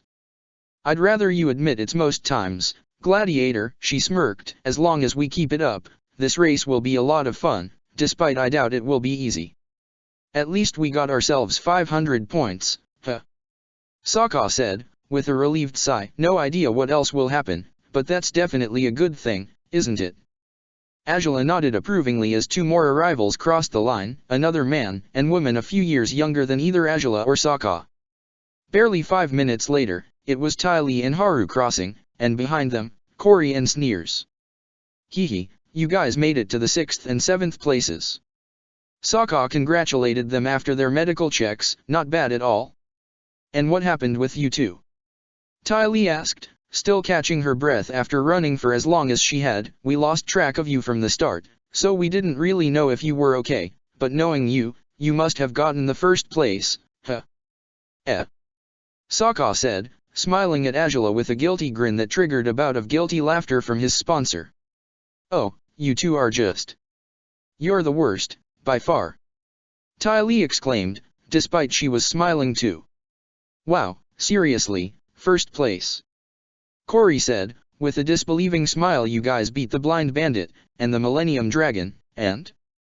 Whoa, we really do have a long way to go to catch up to them, huh? Sneers. Not like that's news, we've known that since ages ago, said Sneers, though he smiled and nodded in Sokka's direction. Good going, Blue Wolf. Heh, you managed to keep up with the race just fine too, Barracks, Sokka grinned. Truthfully, you guys all seem to be in fine shape. Despite you must have taken the mountain path, you did, right? Yeah, though it wasn't easy, Cory admitted, glancing over her shoulder at the chaotic, terraformed mountain. Whenever we needed to smooth the path, Cory and I worked together for it, and we all made it through safely. Haru explained. Those guys ahead, though, they were really violent. I'm surprised they're all alive. Let's hope they'll cool down for the next stage, Sokka said, grimacing. We could always press them against this weird iceberg, that ought to cool them off quite a bit. Angela smirked, and as ever, only Sokka laughed at her joke. I'd heard there's a tavern here that serves iced drinks. I never knew how before now, though, Ty Lee said, admiring the tall iceberg with interest. This must be their secret. Might as well look for the tavern, then, Sokka said, stroking his chin as he glanced about himself for any signs of such an establishment, because even if we already got to drink some water, my throat is, hey, wait a second, I know that guy. Azula, that's the Sentinel Knight. I hadn't even realized he was in the race until now. And I suppose you'll just run off and say hi. Azula smiled. As long as it's okay with you. Sokka asked, biting his lip awkwardly, and Azula laughed. Go ahead, silly, she said, jerking her head towards the finish line. Sokka snickered before dashing towards it, just in time for the Sentinel Knight and his sponsor, both weary after their own struggles through the race, arrived 12th, after several other teams had reached the finish line right after Cory and Sneers had. That talk about the tavern did sound kind of nice, though, Sneers admitted, pointing at the tavern after spotting it far faster than Sokka had. Then we might as well check it out, huh? We'll have plenty of time to do that, we're supposed to be spending the night here, after all, Cory said, smiling encouragingly. You guys coming to a tavern? Always. Ty Lee exclaimed, beaming as she led Haru towards the rundown building, even before Cory and Sneers could make a single move towards it. She's still so energetic, Cory said, with a sigh. I kind of envy her, honestly. Anyways, princess. Yeah, I think I'll join you after I let Sokka know where we'll be. Azula nodded, and Cory smiled approvingly. But before either woman could make a move to their respective destinations, the chairman approached them again, and this time with a nervous smile on his face. He had greeted several other gladiators who had crossed the finish line, but other staff members had called his attention before long, presumably about whatever he intended to talk to Azula about now. Princess. And by chance you're with Lady Morishita, too, how fortunate. He said, smiling awkwardly as both women turned to regard him. Well, you see, we have a bit of a problem with the two of you. Oh? And what's that? Azula asked, raising her eyebrows inquisitively. Well, it's nothing serious. You won't be disqualified or anything, if that's what you feared. The chairman laughed awkwardly. But, well, you see, the way the tournament's arranged, we had set things up so sponsors and gladiators would bunk together for the night, you know? To foster teamwork and synergy and all those important and essential things for a proper team, right? Right. Said Azula and Cory simultaneously. That only seemed more foreboding to the chairman, who swallowed hard. The two of you, though, are, well, you're royal, and you're noble. And your gladiators are, well, men. Azula asked, with a dry grin. The chairman laughed nervously. Of course, you understand. They said, well, yes, they're men and it would be highly inappropriate for you to share rooms or tents with them. I'm sure you understand that, too, so. I was wondering if you might consider sharing rooms with each other instead? And your gladiators would share as well, of course. Well, that's not fair. If sharing rooms will bolster our teamwork and synergy, this would put both our teams at a disadvantage. Azula said, crossing her arms over her chest as she regarded the chairman with a cold stare. The chairman seemed utterly perplexed by her reply. Cory was visibly astonished now, waiting for the princess to finish her piece and, presumably, convince the whole Gladiator League that she could share rooms with her gladiator without it meaning anything too deep or complex. But then she smiled, shaking her head as she chuckled softly. I'm only jesting, though the look on your face was certainly worth it. I have no qualms with sharing rooms with Cory, Azula finished, and the chairman released his breath with enough relief to lean forward for it, though if you're right and sharing rooms has something to do with synergy and teamwork, the results of the second stage might make me reconsider these arrangements. Of course, said the chairman, smiling as Cory chuckled at Azula's mild threat. There were variations in the oasis, and the chairman had taken care of booking enough rooms for gladiators, sponsors, and staff members throughout the rundown town. It was far from a bustling, beautiful place, and Azula had the feeling most people in the area resembled the rowdy crowd she'd been so repulsed by at June's tavern. Still, they were giving them far more business in a single night than they likely would have in over 3 months of visitors, so the bartender and the many innkeepers appeared perfectly pleased to host them all. Sokka rejoined Azula before long at the tavern, bringing the Sentinel Knight and his sponsor, a high-born girl named Eri, with him. Their table was fully occupied by then, with 4 teams eating and drinking together, everyone sharing their own anecdotes of the race. The mountain trail was a disaster, the Sentinel Knight was saying, his eyes wide. We thought it'd be a good idea, but some crazy earthbender smashed the road eventually. The ones who barreled over the mountain also tossed some rocks at us, at several points in time, Eri continued, with an awkward smile. If anything, we got out of trouble far too easily compared with others. I'm starting to think this is all a matter of luck, huh? Sokka said, with an awkward smile. If you choose the path everyone else chooses, chances of confrontation are much likelier. What about if the other teams were to knock each other out, though? Ty Lee suggested, with a proud grin. Imagine if the Millennium Dragon and the Lightbearer had done that.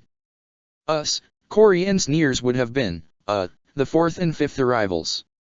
It's not so likely the 2nd and 3rd best gladiators of the league won't be resilient, though, Angela said, smiling as she raised her ice bowl filled with juice in Ty Lee's direction. Next time, try not following them. Then we'll follow you. You two won't try to knock us out, will you? Nah, but Angela might dump you in a river if you're too annoying, Sokka said, smirking at the princess, who smiled proudly. And it's Ty Lee, so the likelihood of that is. Hey. I'm not annoying. Quit saying that. Ty Lee complained, blushing as the pair across them on the table laughed carelessly.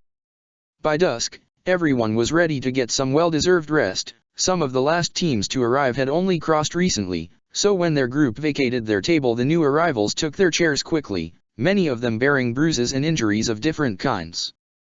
Amongst them, Angela and Sokka noticed, were the ruthless hero and his sponsor. But this time the gladiator of the gold headband hardly regarded them, as though unwilling to acknowledge either their presence or his embarrassing performance against them.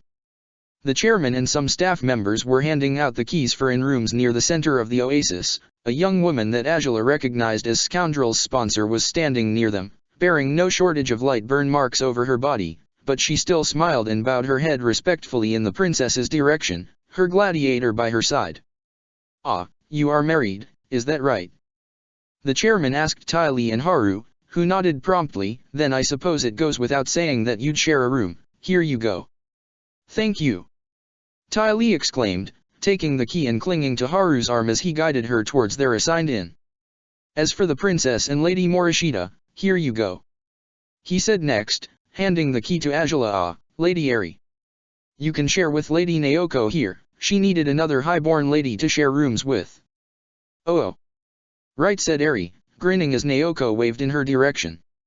For the gladiators, here you go. Blue Wolf and Barax, the chairman continued, and of course, Scoundrel, and the Sentinel Knight. Sokka sent a wistful glance in Angela's direction as he clasped the key in his hand. They had spent all day together, but some very gullible part of him had hoped they would be able to share a room under the same logic other gladiators and sponsors would. But while all male and all female teams were free to share rooms without any issue, it seemed every male-female pair would be split unless they were legally married, just as Ty Lee and Haru were. Again, the unfairness of their situation stung him, most of all after their idyllic week where they had pledged themselves to each other for good. If only the world could know the truth. But he knew exactly why no one could, and so he swallowed his frustrations and put on his goofy front, twirling the key in his fingers as he walked towards their assigned inn. Fortunately, it seemed he and Sneers had been assigned to the same building as Angela and Corey. You don't think we'll be staying at inns for the rest of the race, do you? Sneers asked Corey, softly. I saw the map and it looked like, well, like we'll go through places with very little civilization? Yeah, I guess so. Corey shrugged, but I think in the starting speech they talked about tents, right? So I guess that's what we'll have to deal with by then. Tents, huh? So, if that's how it is, do you think? That's got to be our room. Corey cut him off suddenly, startling all the rest of the group as she pointed at one of the doors in the hallway. Yeah. That's why I was walking that way, Angela said, with an awkward grin. Corey's face flushed as she lowered her hand. Sokka raised an eyebrow and smirked at Angela. It wasn't all that difficult to interpret what they'd overheard of the conversation between the other two, not for them. All right, this one's ours, Sneers. Looks like we'll be neighbors. Sokka smiled as he stepped towards the door to the right of where Angela was standing, so, guess we'll see you two tomorrow. Get proper rest, Sokka. Don't spend all night sharing scary stories with Sneers or something stupid along those lines. Angela said, rolling her eyes, and Sokka gasped, indignant. Well, then, if that's what you think of scary stories, you're not invited to our storytelling session. He declared stubbornly, prompting Angela to roll her eyes but smile, despite herself. Good night, she said, with a dry grin, before pushing the door open. Sokka chuckled and opened his own door. He stretched a hand towards the dark room, smiling at Sneers. After you, pal. Sneers gritted his teeth visibly but nodded, sparing a quick glance at Cory that left her gazing at him remorsefully. But the gladiator slipped into his room quietly, and Sokka waved in Cory's direction before closing the door behind himself. The noblewoman sighed heavily, her shoulders slouching as she moved to her own room. The princess was already inspecting the beds, having lit the lanterns within the small quarters with her bending. Well, it seems adequate, although I suppose there may be bedbugs. I'd advise you to check your mattress as thoroughly as possible, Angela said, and Cory smiled weakly. There's a small privy, too, nothing fancy, but enough that we may be able to clean up there, to a fault. It's a good idea to do it now. Doesn't look like we'll have many chances to clean up in the next stages, Cory said, biting her lip. You can go first, if you like. Very well then, Angela said, nodding as she filed to their room's private bathroom. Cory bit her lip, watching the princess go. As soon as she was out of sight, the realization dawned upon her, they didn't have any clothes to change into, because both their gladiators had been carrying their shared packs. She smiled brightly at the excuse to stop by at the neighboring room, and there was a spring in her step as she rushed out the door. Her knuckles tapped the door softly. To her disappointment, it was the blue wolf who opened it. Oh? Need anything? Sokka asked, and Cory grinned weakly. Yeah, you guys took the bags, she said, with a shrug. Sokka gritted his teeth, smacking his forehead lightly. Dang, didn't even cross my mind, he said, making his way to the bed where he'd placed his backpack. Sneers glanced at her, and Cory smiled with uncertainty at him. Unspoken words were exchanged in the bridging of their gazes, as they sought a solution for their current predicament. All right. I'll just take out what I need, and then you can carry the bag back to Angela.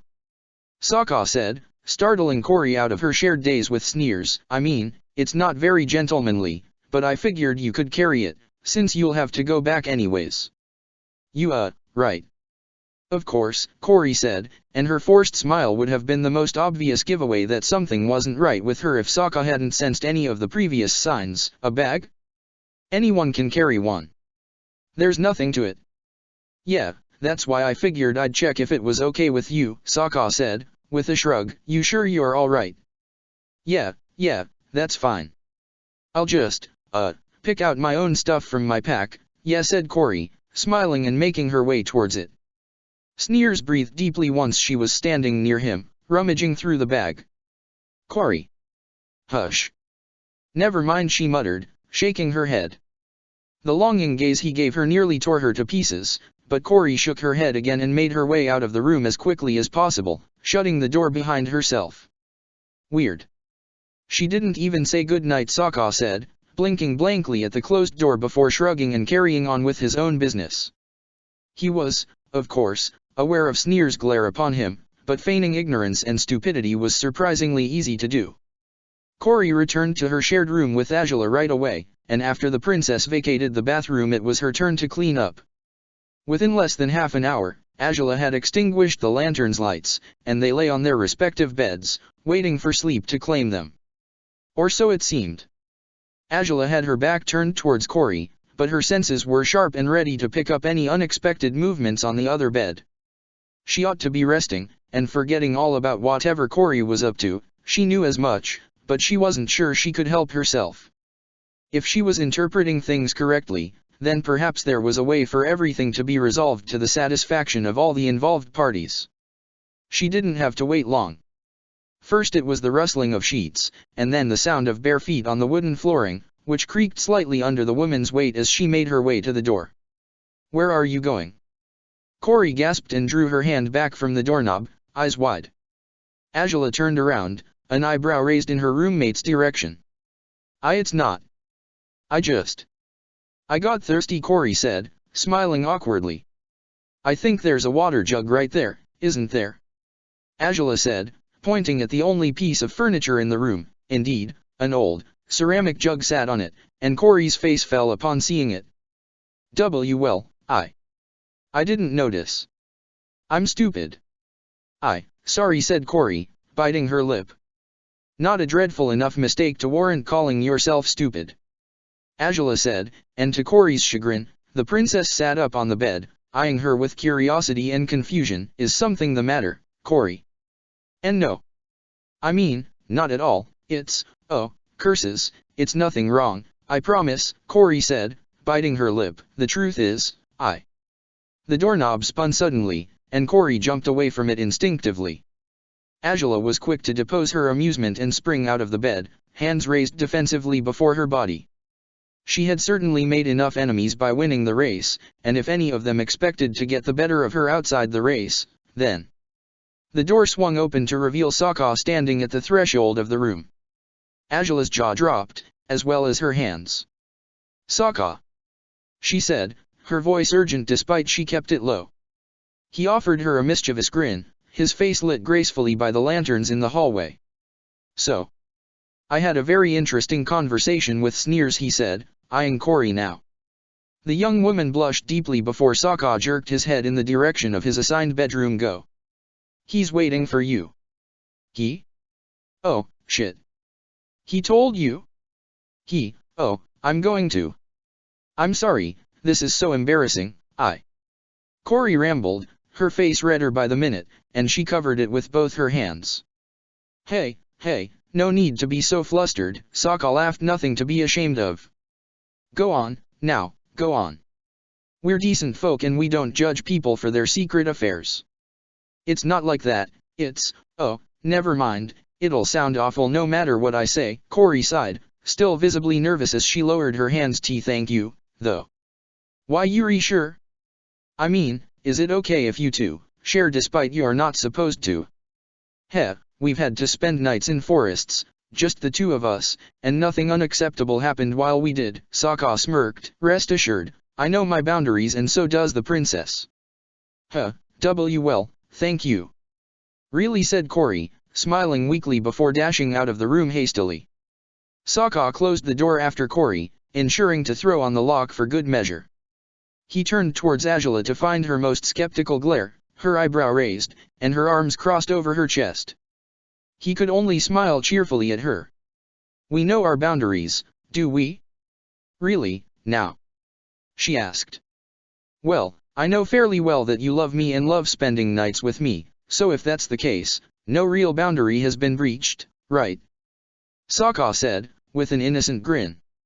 You're unbelievable, Angela said, shaking her head as she tried not to smile. Come on, turns out this was the perfect arrangement. He laughed, stepping closer and wrapping his arms around her waist. Perfect, yeah, right. We're supposed to get proper rest, remember? Angela said, with a dry grin. And you always say you sleep well if you sleep with me, don't you? Sokka asked, prodding her nose with his own before kissing her softly. As much as she always enjoyed kissing him, he never expected all her protests to die down so easily. Her hands cupped his cheeks as she pulled him in for a deeper exchange, caution well and truly forgotten as she allowed her impulses to do away with her common sense. Oh, I needed that, Angela admitted, smiling fondly at Sokka as she pressed her forehead to his, but you still shouldn't be here. You can be such a grumpy wife when you want to be, he chuckled. Who said we'll do anything other than sleeping, anyhow? I say it. We had far too much fun winning that race today, and we couldn't celebrate our victory properly. Angela bit her lip. Then hold back, you hopeless, impulsive princess, Sokka snickered, leaning in to kiss her again. She chuckled as his lips worked against hers, tongues venturing forth to greet each other. Who's impulsive now, husband? She said, and Sokka's playful grin only brought further laughter out of his secret wife. It wasn't as thorough or as long as they would have liked, but upon returning to Angela's bed, it appeared impossible for them not to shed their clothes and surrender to the urges that had been rising within them since the very beginning of their wild race. But quick love-making was certainly better, and much more satisfying, than nothing. By the time they were finished they had dressed each other up lightly once again, for hygiene's sake. Who knew how long it had been since these sheets were properly cleaned, after all, and with Sokka choosing to remain shirtless as he held Azula against his broad chest. Funny how so many of us just keep falling for you guys, Azula smiled, caressing Sokka's chest gently. He kissed the top of her head softly, his fingers sliding through her long tresses. We gladiators are all just charming that way, princess. You know it better than anyone, Sokka whispered. Say, things can get pretty difficult tomorrow. What you said about us becoming everyone's target, it really might happen. I know, Azula sighed, nodding weakly. Do you have any ideas on how to deal with it? Beyond being willing to protect you against anything and everything that dares try to harm you? No. But I figured you might come up with something. Sokka said, with a weak grin. I've got one. Protecting you against anything and everything that dares try to harm you, Azula smirked, and Sokka laughed, shaking his head. Best possible plan, now, isn't it?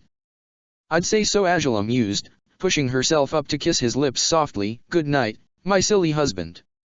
Good night, my magnificent wife. I love you forever, he whispered between kisses, and Azula hummed. I love you right back, Sokka, she managed to utter between the brush of their lips. With a gentle kiss, a growing wave of exhaustion washed over her, prompting her to close her eyes and settle with her head on her gladiator's shoulder. And until dawn arrived, they would remain locked in the warmest of embraces, their relationship a permanent oasis of their own in the midst of what promised to continue being a chaotic, turbulent yet no less amusing race in the coming days. Chapter 204, Gladiator and Sponsor Race 4. Sokka only slept heavily if they were in a leisurely situation. He didn't often wake up before mid-morning when they were home, for instance. But whenever he snuck into Azula's rooms illicitly, especially if they weren't on the barge, his entire system seemed to be in constant alert despite being unconscious.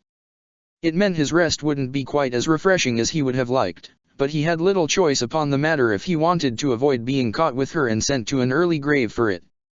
That morning, the voices in the alleys of the Misty Palms oasis drifted up to their room at the inn. Sokka's ears perked at the noise, and his eyes flew open instinctively, arms still wrapped tightly around his slumbering lover.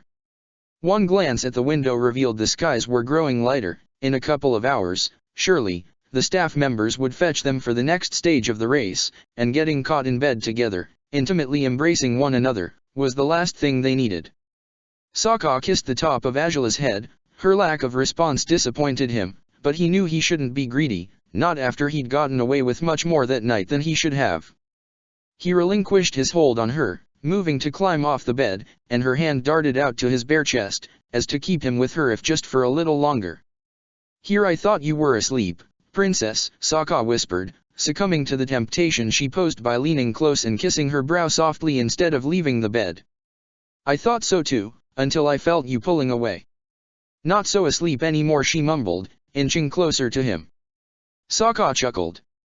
You know I have to go, Azula, he said, for our sake and theirs, too. None of us ought to get caught in the wrong rooms.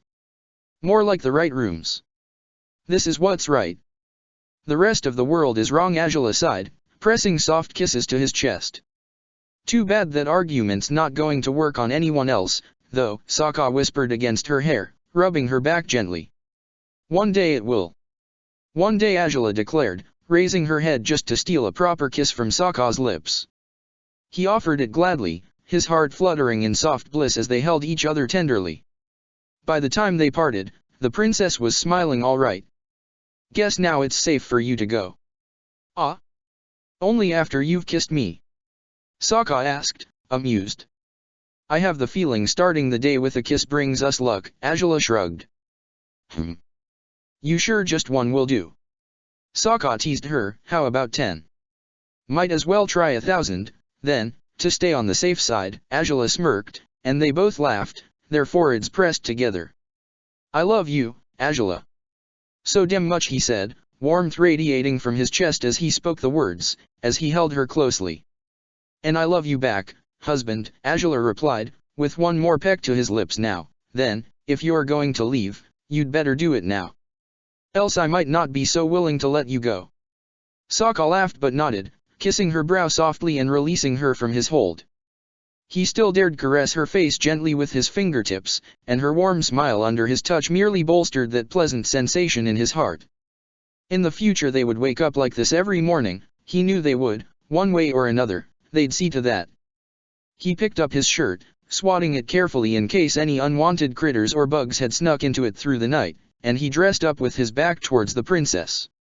Angela sighed audibly, prompting him to glance back at her as she raised a hand and reached out to squeeze one of his buttocks. Naturally, he snorted and gave her a disbelieving smirk. "Like what you, grope and see, I suppose?" he asked. She smiled mischievously. "Always," she said, letting him take her hand into his own. "I'll be with you again in just a couple of hours, at most, Angela," he whispered, kissing her knuckles softly, "and if you want to grope me again once we're alone in the race, well, just keep in mind I might return the favor." "You think I'd want it any other way?" She smirked and Sokka chuckled. "Sometimes I'm just floored by how perfect we are together, girl," he said, kneeling beside her on the bed to kiss her anew. "All right, I'd better go or at this rate I never will." "See you in a bit, Sokka," Angela said, smiling warmly at him as he finally released her hand. "Try and get some more rest, love," he said, grinning at her over his shoulder as he made for the door. The corridor they had been assigned to was deserted, but Sokka waited briefly before stepping out of the room regardless. Fortunately he wouldn't have to walk very far, and he knocked softly on the adjacent room's door, waiting patiently outside until the other pair was ready to separate as Corey returned to her room. He was tempted to knock a second time, but the sounds of rustling sheets and hushed voices inside the bedroom told him he hadn't been ignored. Within around 3 minutes, a disheveled and blushing Corey Morishita opened the door, awkwardly avoiding Sokka's eyes. She nodded in his direction as he smiled sympathetically at her, and she merely filed quickly into the next room. "Well, good morning to you too," Sokka whispered after the door was closed, and he chuckled as he followed Corey's example. Sneers eyed him with uncertainty from his bed, his hair as messy as Corey's had been. Sokka only smiled, nodding in acknowledgement towards him. I know this must look bad, but I can explain everything," Sneers said, but Sokka shook his head. "You don't have to," he said, stretching across the free bed and closing his eyes. "If you're together because you want to be, I'll be happy for you." "Really?" Sneers asked, nervously. "Yes," Sokka said, grinning now, "you probably need some more rest, huh? It's better to try and relax for however long we have left before they come get us." "Right, but still, thank you, Sokka. For last night, and for being on our side." Sneers' side. "I didn't think anyone would be." "What are friends for?" Sokka said, with an innocent, enigmatic grin as he closed his eyes. He was tempted to talk further, but he doubted Sneers would appreciate that. He had managed to keep his own secret safe, for the time being, and the best way to protect it would be by keeping his mouth shut. Angela would be proud of him for that, wouldn't she? In the next room, Corey sat on her mattress, cheeks flushed as she regarded Angela nervously. The princess hadn't quite drifted back into sleep, immediately alerted when Corey had re-entered the room moments ago. I can explain," Corey started, her voice small, "though I don't know if it'll change what you must think of me now. But, the truth is, Sneers and I, we bonded, a lot. After you and Sokka left Udeo, you'd already helped us mend fences and you gave us the opportunity to truly become allies. The next thing I knew we were friends, and just shortly afterwards, after I saw his happiness when he reunited with Smellerby, I started to have feelings I shouldn't have had. And I shut them down, for a very long time, but eventually I grew to suspect he had some feelings of his own. So, well, we talked things through, and, well, one thing led to another." Angela ventured a knowing guess, and Corey's blush intensified. "It's not as reckless as it may seem, though it's reckless enough as it is. My parents don't know anything," she sighed. "We usually pretend nothing's happening, but whenever we're alone, whether traveling or anything, we try to make the most of it. Last night I had hoped to at least have a small chance of privacy with him, but there was none to be had. So when I tried to sneak into his room and you caught me, well, I kind of thought you might. Well. What, rat you out? Angela asked, and Corey sighed. I'm terrible for even thinking you might do such a thing. I'm so sorry, she said, shaking her head. You've always been so kind, and you helped me understand how to work with him. I don't know why I'd even let myself think something like that. You're in a clandestine relationship with a man you shouldn't love. If anyone important discovers it, you'll be doomed. If you'd trusted me blindly with such a secret, I'd be much more worried than if you hadn't, Angela said, with a matter-of-factly smile. Corey grinned too, despite herself. Well, that's true. I guess I just feel like I must be letting you down, Corey sighed, hanging her head. Ever since I heard of you, you've been this force of nature, a trailblazer, someone to admire and whose example I wanted to follow even as I made my path my own. But the moment I built up a proper partnership with Sneers, I was swayed by emotions that I can't ever control. Even if I am a disappointment for it, I don't think I could ever stop what we're doing. I really do care about him. So, you think being in a secret relationship with your gladiator makes you a disappointment? Angela asked, and Corey now averted her gaze altogether. I think I've failed to live up to your example, is all, Corey whispered. Ever since it started, I've thought our feelings are probably why Sneers and I haven't made it as far as you and Sokka have in the league. That makes no sense, Angela said, smiling despite herself. Oh, she was a fool, an utter fool, but there was little to be done when she could see Corey was so distraught, so miserable about something that, by all means, ought to make her happy instead. You think being involved with Sneers should have no correlation with how he fights, or my performance as his sponsor? Corey guessed, and Angela wished the heat wouldn't rise to her cheeks as she found the right words to explain herself. No, I'm thinking, being involved with your gladiator is no deterrent for rising in the league, Angela admitted. You're following my example in just about every way you could have, Corey, without your awareness. Wait, what? Corey said, blinking blankly as Angela took a deep breath. I'm just saying, you're not the only sponsor who has fallen in love with her gladiator. By far, she said, let alone the only one carrying out a secret affair with him. By now Corey's eyes were wide as plates. Well, then, maybe Angela had made a terrible mistake, but it made sense to trust the girl, didn't it? They both were hiding secrets of the same magnitude, weren't they? However shocked she might be, surely she wouldn't threaten to reveal Sokka and Angela's secret to the world, would she? You, and him.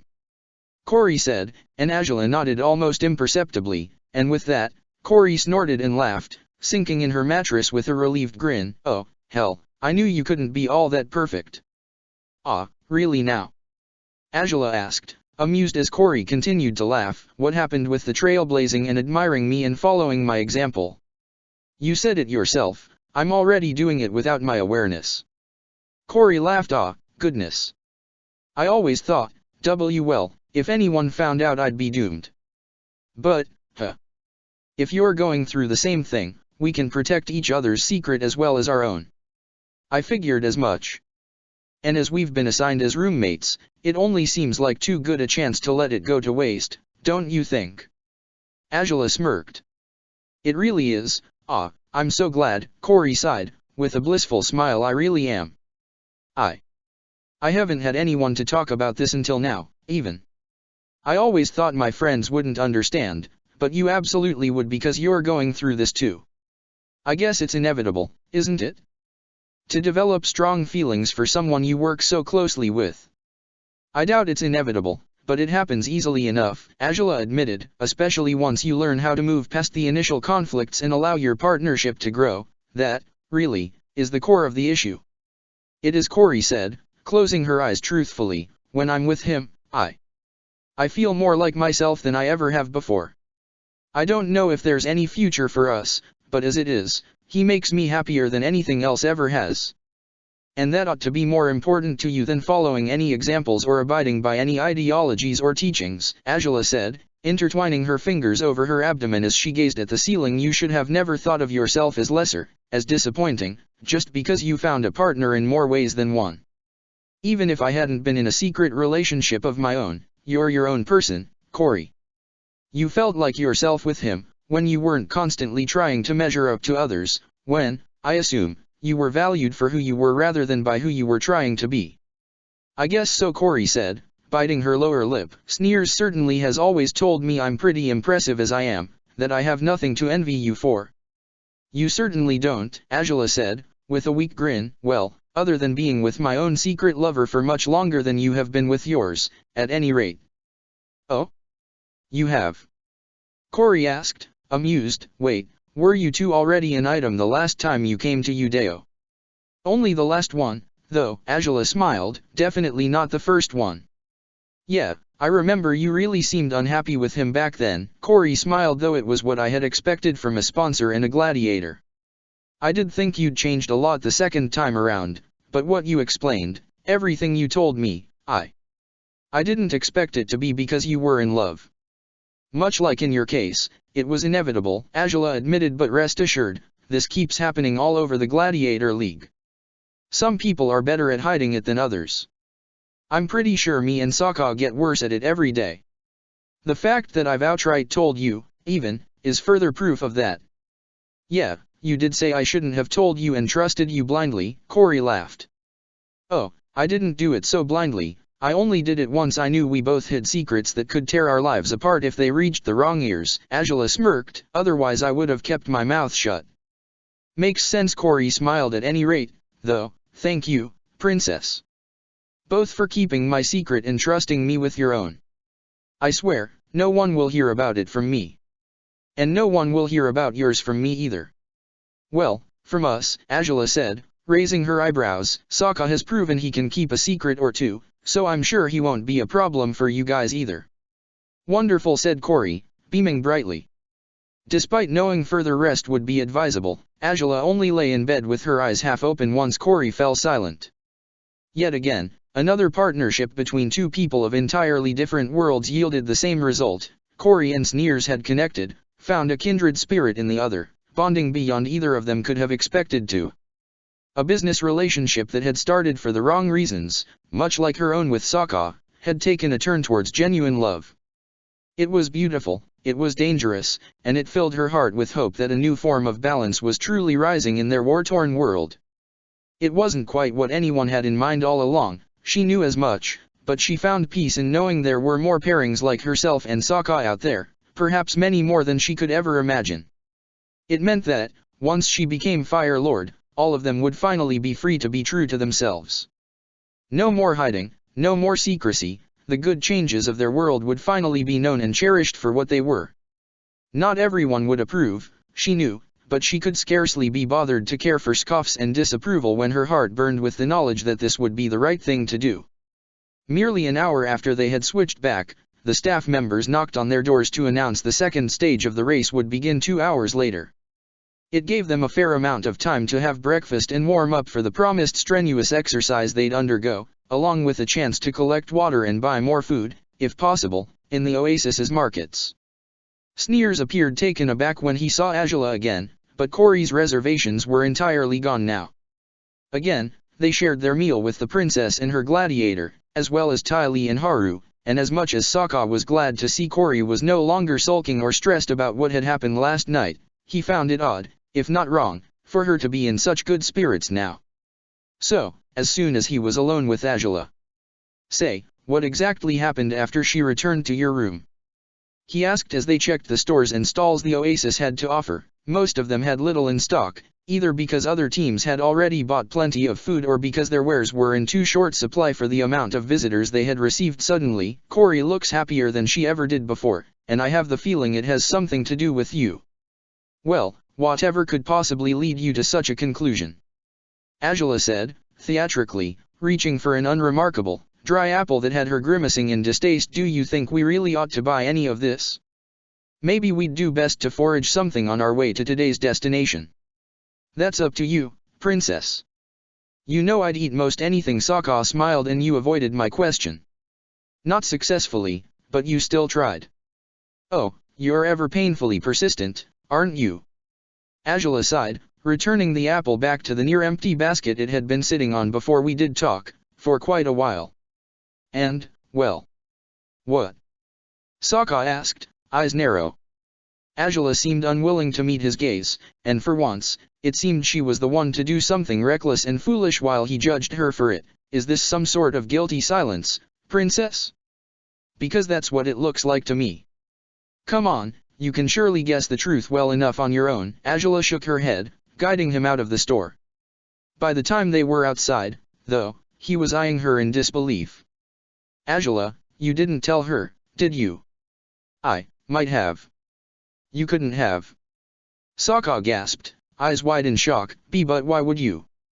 She looked really miserable. All right. Angela sighed, and she kept saying ridiculous things about how she could never measure up to me because of what they're doing, and I just thought, maybe if I clarified that that's got nothing to do with it, seeing as we're guilty of the same particular crime, then she might feel a little better about herself. I mean, we both know how depressing it is to feel like your own people would never forgive you for having feelings for someone they would never approve of, right? But you could have just said you wouldn't judge her for it, you know? Just, kind of like what I did with Sneers. Sokka mumbled, as they walked through the streets of the oasis, loud noises all around them as the next stage of the race was being prepared. I just told him I would be happy for him as long as they both wanted this, and that was that. Well, good for you. Maybe Sneers is just less difficult to appease, Angela said, huffing. Sokka snorted. It's not the end of the world if she knows, I figure, but the thing is, princess, he said, shaking his head, you do realize most people who have found out about us have found out because of you, right? Wait, what? I mean, sure, you can say some are both our faults, but only some of them. Angela asked, indignant and amused. Yeah, well, Ruishi found out because we were both reckless, same as Song, Sokka admitted, but then you told Mai and Tai Li. They figured it out. I didn't tell them anything, Angela growled, and Sokka snickered. Toph only found out because you were being sneaky. Otherwise she would have remained in the dark if just for a while longer. Alright, fine, that one's on me, Sokka said, raising his hands defensively. But who's the one who blurted out the truth to my sister in a port? And not just my sister, but your brother and their two common friends, so that's 4 people at once. We don't know if they really understand what's going on, though, Angela mumbled, her cheeks flushing, and if that kind of stuff counts, then what Zhao figured out counts too. Does it really? Anyone with common sense would have expected me to feel as I do about you, Sokka smirked. It's when you're obvious about it too that they suspect things might be more complex than they appear. Oh, whatever, you're just trying to annoy me, as ever, and I'm being foolish enough to let you get away with it, Angela huffed, as Sokka chuckled beside her. Corey's not likely to say anything either way. Not only because she seems to hold me in high regards, but because it's absolutely absurd to accuse someone of a crime you're guilty of as well. She gains nothing by it. I suppose that's true, which is why I'm not all that worried, Sokka admitted, but I always figured it'd be me who'd give away the truth without really planning to, not you. Guess some things aren't quite as we predict, Angela sighed. Once they reached the center of the oasis, most Gladiator and sponsor teams were already gathered in the location, waiting for the staff members to announce the race would resume. They caught the eye of other teams as they approached the cluster of participants. Angela noticed the scathing glare Aona sent her way, which she responded with a dry grin. Iroh as well seemed to scowl in their direction, but in his case, Angela elected to ignore him once again rather than antagonize him further. His Gladiator, on the other hand, regarded them with a smirk on her face and a quick wave. At the very least, it seemed the outcome of the race wouldn't affect their relationship with Toph all that much. Sokka answered her greeting with a wave of his own, while Angela merely nodded in her direction, knowing Toph would sense their gestures regardless of the sand and the distance between them. Gladiators and sponsors, gather round, gather round. The second stage of our race is about to begin. The loud voice brought the gathering crowd to fall silent. The Sentinel Knight and his sponsor weren't far from where Sokka and Angela stood, and they raised a hand in greeting in their direction. Corey and Sneers were close by as well, and Tai Li and Haru stood near them. The remaining gladiators to arrive trailed into the area slowly. Some were in good shape, but many others were sporting bandages over their bodies. As they waited, it occurred to Angela that the iceberg at the center of the oasis couldn't possibly be the starting point of the new stretch of the race. It was too inconvenient. Too likely that they might cause a commotion that might destroy the oasis and the buildings around it, wasn't it? Is everyone ready? Asked the chairman, again holding the bullhorn for this stage. Please make sure you are all with your rightful partners. The beginning of this stage will be different from the last one. Yes, I know, some of you enjoyed the pandemonium, but we decided to keep things interesting by switching up the dynamics of the race, right? Putting everyone to the test.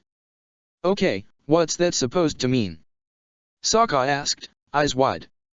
I have no idea, but it's either a terrible idea or a brilliant one, Azula said, frowning. There's no denying that we both thrive in challenges, but I guess it depends on the quality of said challenge. Sokka nodded in agreement as they stepped closer to the crowd. The chairman waited shortly for the rest of the gladiators and sponsors to organize themselves properly. Only when the staff members had accounted for every pair did he resume his explanations. All right, so, as we know, the first stage started and ended in pretty explosive ways. The chairman spoke, but to keep things interesting and competitive, the staff members and I have determined that you will take off in turns, pair by pair, as you race into the desert. Wait, what? What's that supposed to mean? Asked an unfamiliar gladiator, close to the chairman. Instead of everyone taking off at once, you will all leave at fixed intervals of 30 seconds. The chairman explained, this will prevent damage and chaos in the Misty Palms Oasis, and I'm sure you will all enjoy fighting to your best as you catch up to each other. What order will we set out on?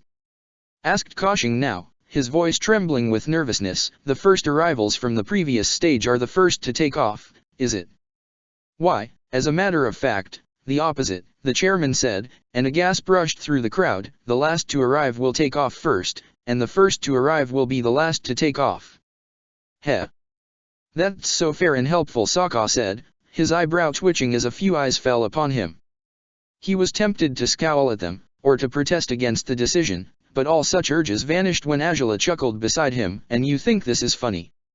Oh, it's not just funny, it's a relief, even, Azula said, with a happy sigh. We did have a target on our backs, and in all fairness we still do, but now everyone else has to take off first, and we get to chase after them. Meaning, they'll have to defend against us as we rush at them from the very back of the race. Huh. Sokka said, rubbing his chin as he eyed the gladiators and sponsors with curiosity. Most of them seemed thrilled by the announcement, though some, like Aonu, found it utterly absurd that the teams with the better performance would be dealt such an unfair hand now, and they might tire faster, providing us with the perfect chance to pass them. And we'll get to see which routes the more annoying of our rivals take, so if we wish to avoid them. Azula said, raising her eyebrows. Sokka snickered and nodded. All right, maybe this isn't such a bad thing. And considering victory isn't all that important, princess. Sokka said, prodding her ribs gently with an elbow. Azula squirmed away, shooting a playful glare at him. Organizing the teams properly took a while. They were guided to one of the oasis's exits, the location where the actual starting line had been drawn and marked by the same poles used on the previous day. For the first time in many years, Azula found herself standing in line after other people, and the thought brought an unexpected smile to her face. Reminds me of the Royal Academy for Girls, she muttered to Sokka. Sometimes we'd have to form up, just like this, for activities, though we were usually sorted by height rather than by effectiveness. Yeah, sorting all of us by height would be difficult, Sokka smiled. Look at us, you're short, I'm tall.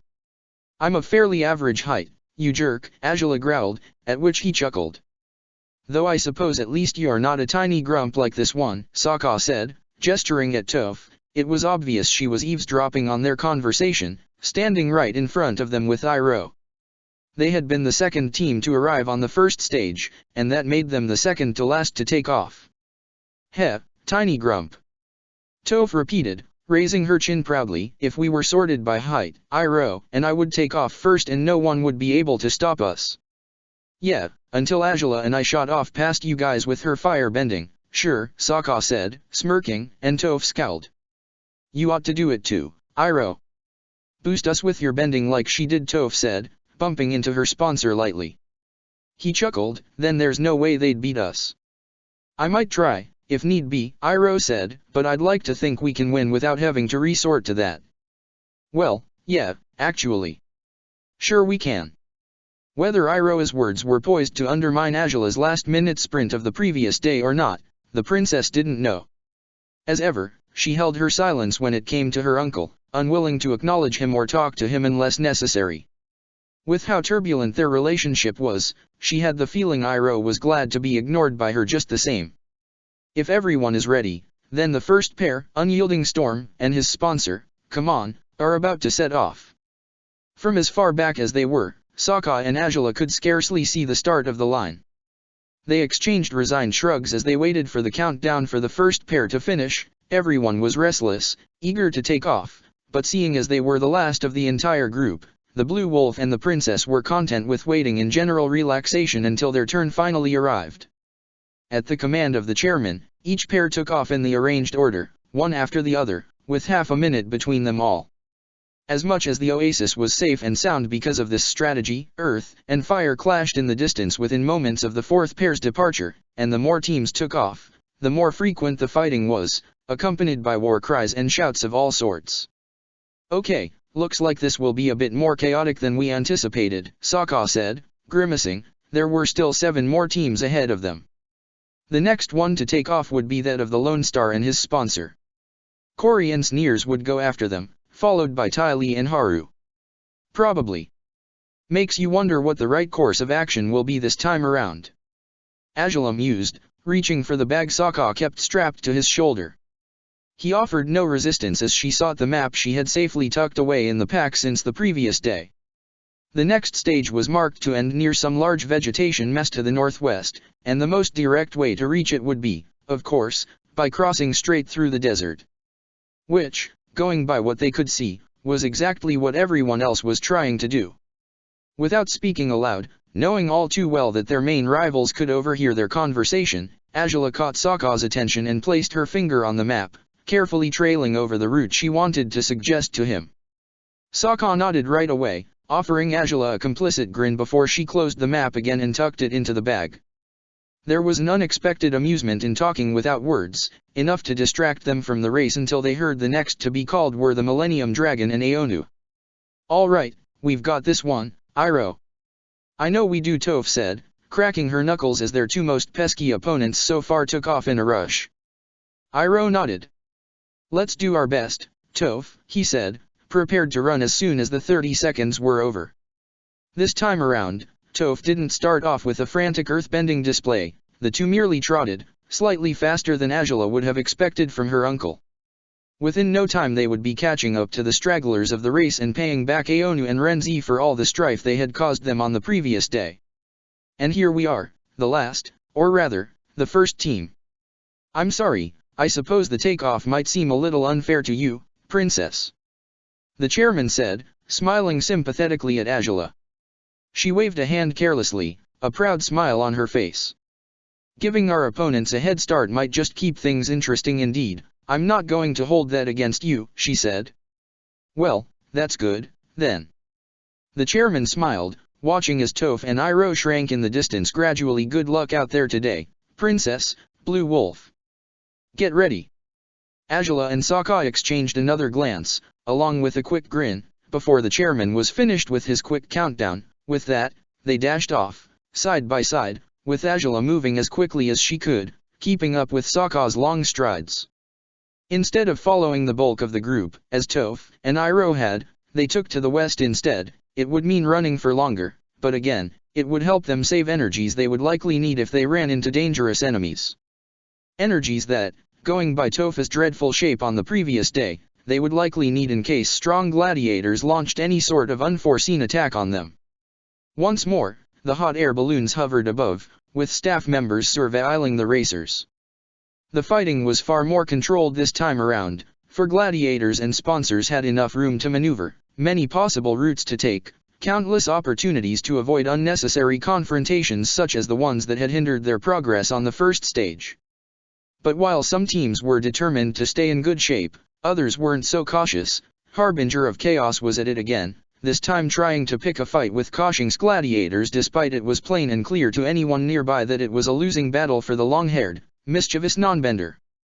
The slithering shadow had taken to chasing the Sentinel Knight, who had passed him earlier and now reaped the consequences of such actions, albeit his fire-bending sponsor ensured to protect her gladiator from the slithering shadow's most dangerous moves. Through it all, the merciless sun above shone its powerful rays upon the gladiators, who were all too used to fighting in sand and fire by now. Mountains stood near the edge of the desert. That was what had caught Angela's attention as she scoured the map earlier. She guided Sokka towards them, hoping deeply that the tall peaks would offer them some sort of shade, at the very least. But the mountains were far, as well as the thicket of vegetation they were supposed to be racing towards. By the time they finally reached the mountain range, Sokka was groaning with discomfort, the heat getting to him despite all his training to withstand high temperatures. "If you're tired, water ought to help," Angela said, taking quick notice of his red cheeks as they slowed to a halt, their chests rising and falling with each breath they took. "We still have some ways to go, but we might be able to bear with it better outside this scorching desert." "Are we sure about that, though?" Sokka groaned, wiping the sweat of his brow with his forearm. "I mean, let me look at that map again." Angela retrieved it quickly, just as she found their waterskins. Without a moment's hesitation she offered him the water, and he smiled warmly at her before taking a refreshing swig. "All right, what are you looking for?" Angela asked, spreading the scroll for him. He handed her the waterskin before taking the map into his hands, sitting on the ground as he studied it. "Well, look here," Sokka said, pointing carefully at the mountains under which they were currently hiding under. "They continue further south. We can run beside them for however long we want, but if we stick to racing at the edge of the desert, we'll end up running across twice as much territory as the rest of the teams will. As long as they tire out first, I would be fine with that." Angela smiled, taking her seat by his side after swallowing a long mouthful of water. "We might still get a better result than most of them if that happens." "Yeah, but we can't be sure everyone will tire out that quickly. There's a few clouds coming up too, so it's not like we should assume they'll all get heat strokes and we'll be able to pass them while that happens," Sokka said, shaking his head. "I think we'll have to run through some of the desert again eventually. If we go in a curve from where we are now, we could probably do it safely, reach the edge of the forest or whatever this is, and then keep going around it until we find our destination. Though that means very little chances of finding food or water until we reach that forest," Angela said, raising her eyebrows, "and we'll be short on the first thing pretty soon. We should have brought more dash." "I had," Sokka squeaked, pouting. "If they'd let me bring all my bags, we wouldn't be running out of food." Angela laughed, unable to help herself as she leaned close and kissed his lips softly. "Even so," he continued to pout. "I wasn't blaming you, silly. Stop kicking up an unnecessary ruckus," she said, stroking his cheek. "My point is, simply, we should try and survive, most of all. We already have 500 points to our name, even winding up last this time around wouldn't be the worst idea. Especially seeing as the last arrivals take off first in the next stage." Sokka smirked. "Yeah, not the worst strategy, that's very true. Then, we really will take it easier this time around. Doesn't mean we'll half-ass it, no, but we ought to cut ourselves some slack, don't you think?" Angela smiled. "As much as there are disadvantages to following this course of action, it seems there are advantages just the same, like you said. So, when you're up for it, we can keep on running and hoping we'll have made the right decision this time around too. Feels weird to keep running without fighting any serious opponents, though." Sokka admitted. "It's easier, sure, but I'm not sure our luck will last for much longer. I keep expecting Toph and Iroh to turn around and come after us instead of prioritizing taking first place. She's too ambitious and driven to do that." Angela smiled. "I'd say we should make the most of the race until they start targeting us.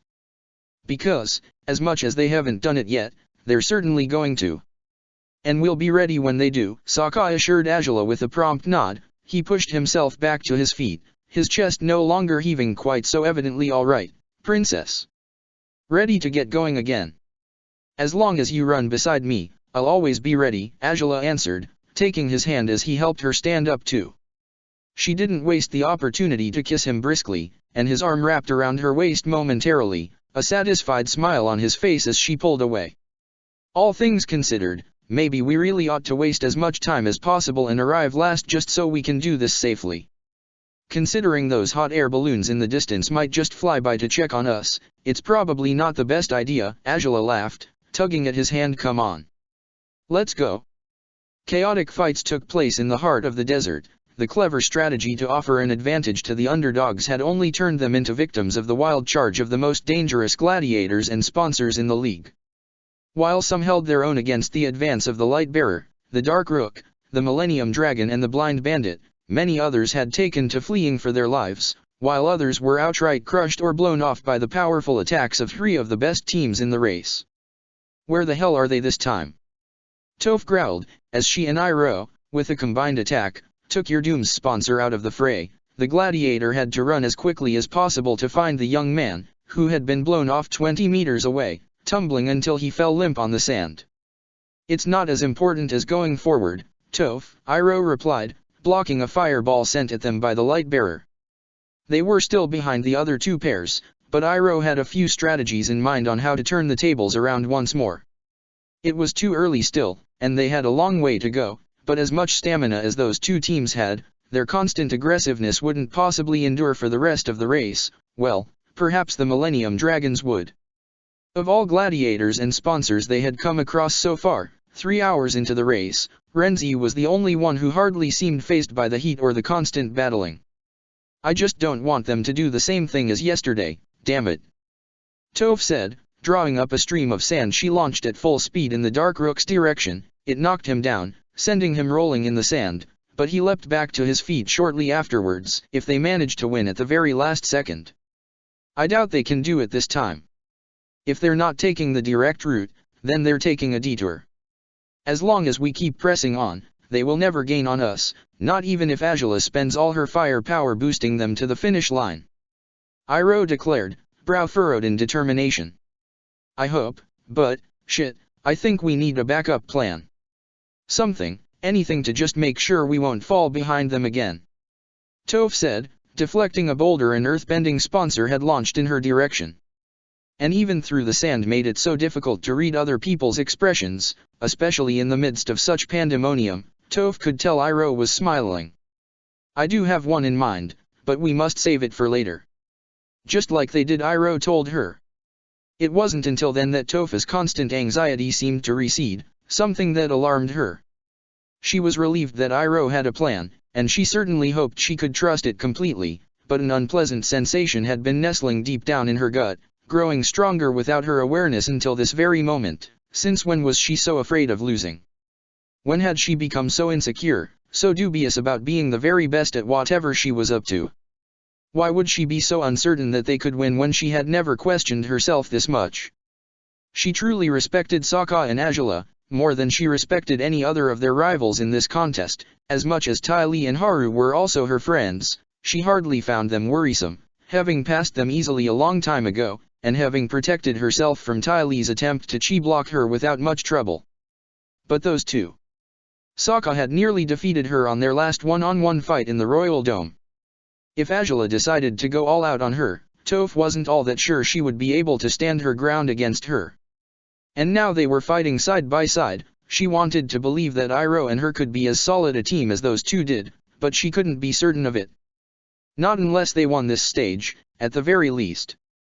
All right, Toph shouted, offering Iroh an insincere but wild grin. "We can do this." "Then let's keep going, Toph," Iroh said, grinning too, his own confidence bolstered by Toph's trust in his plan. By noon, the leading teams had already covered half the territory of the day's race. It was inevitable that they would need breaks, however. Toph and Iroh retreated behind a dune, to replenish their energies and soothe their parched throats, and the Light Bearer and the Dark Rook did the same at another one. Further away, the Millennium Dragon and Aona kept going without any stops, however, even if Aona wasn't coping with the heat as well as Renzi was.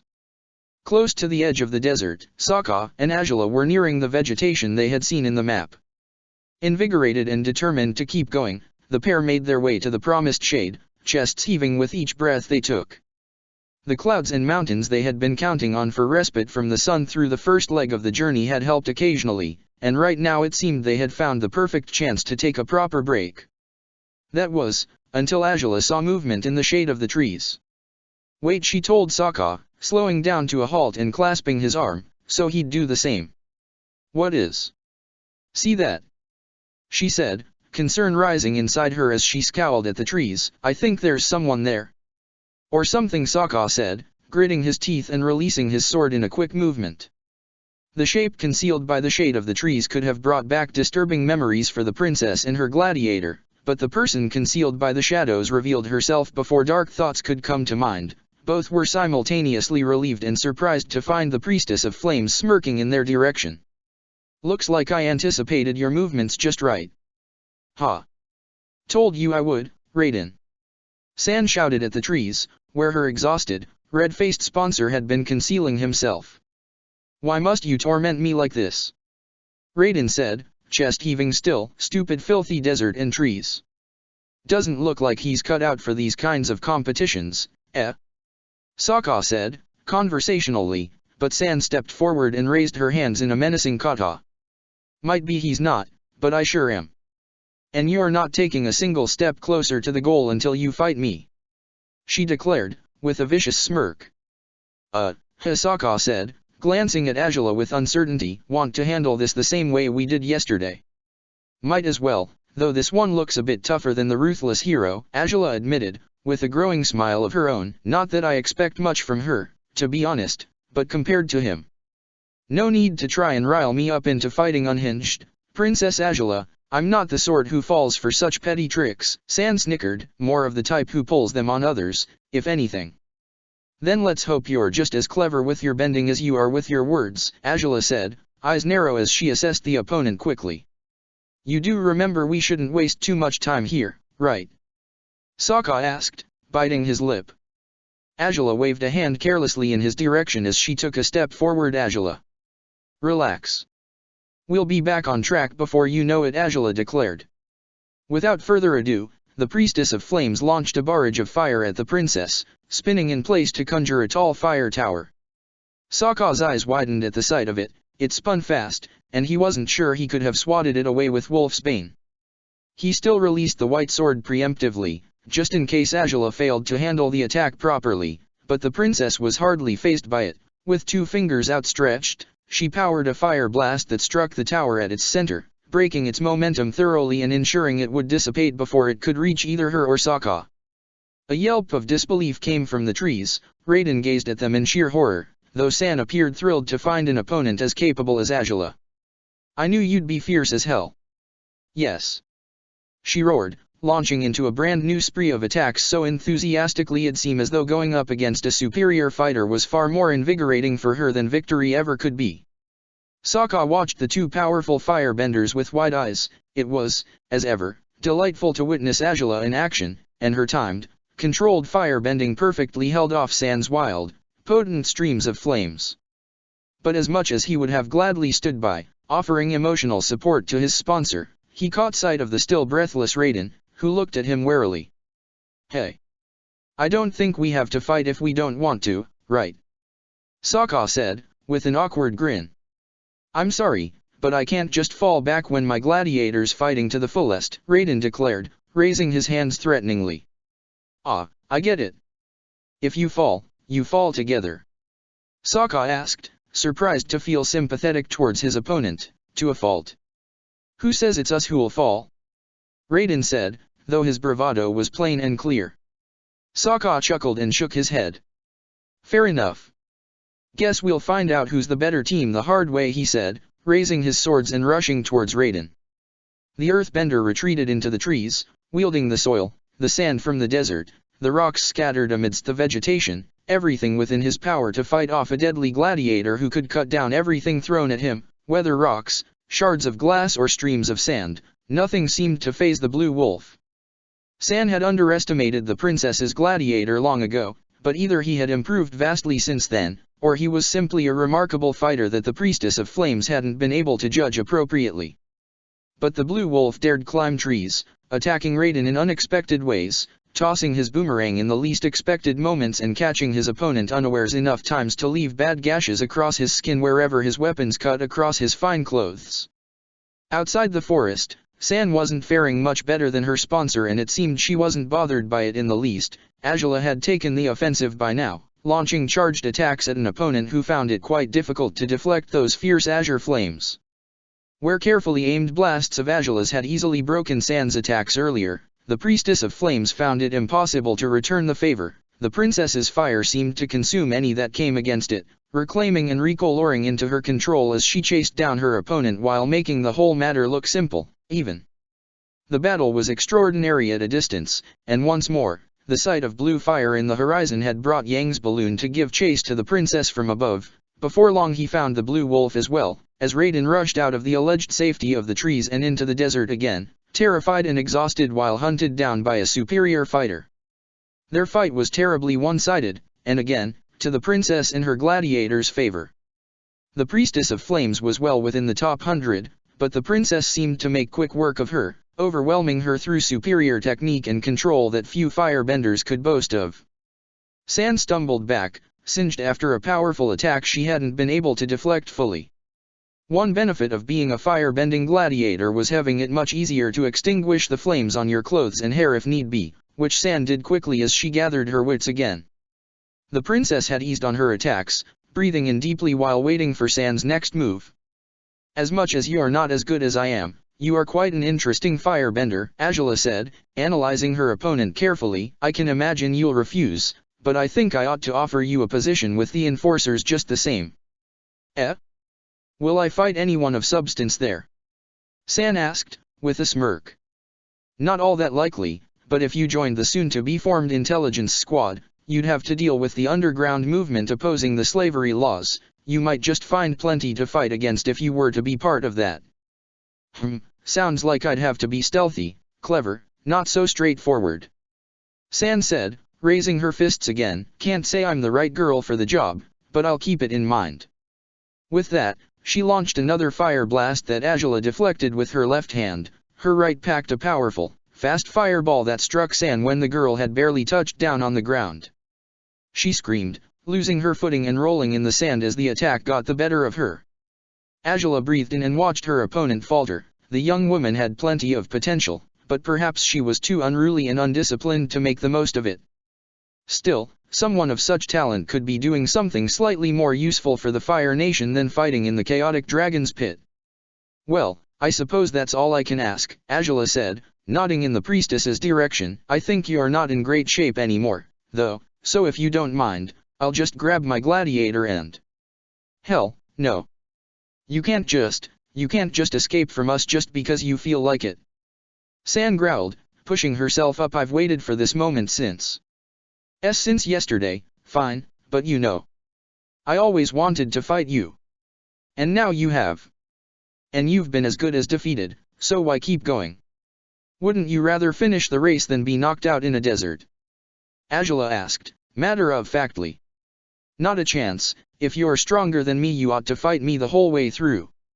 No half-assing it," San declared, raising her fists once more. "You really?" Azula said, grimacing until she sensed unexpected noise behind her. She jumped out of the way at the right timing. An array of earth blocks had been shot her way. The priestess's sponsor had slipped out of Sokka's grasp briefly, and apparently he was swinging in to rescue his gladiator, not in a very timely fashion, though.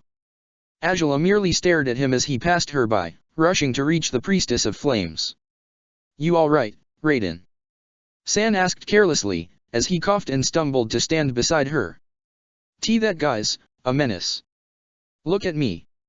Raiden exclaimed, gesturing at his ripped clothes, the cuts over his skin and the few bruises he had taken, too. San smirked. "Heh, first time I've seen you getting your hands dirty. Must be a pretty disturbing experience, Raiden. It's horrifying. Why do you always want to pick fights with people stronger than you? Are you insane?" Raiden roared, and San laughed gleefully. "Maybe so. I don't even care," she said, watching as the blue wolf sorted past the many obstacles Raiden had left in his wake.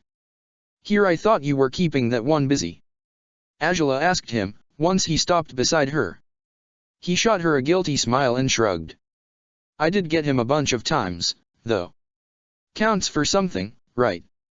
he asked, and she smiled back at him. "Then I suppose it's time to end this." "Together," Azula said, firmly.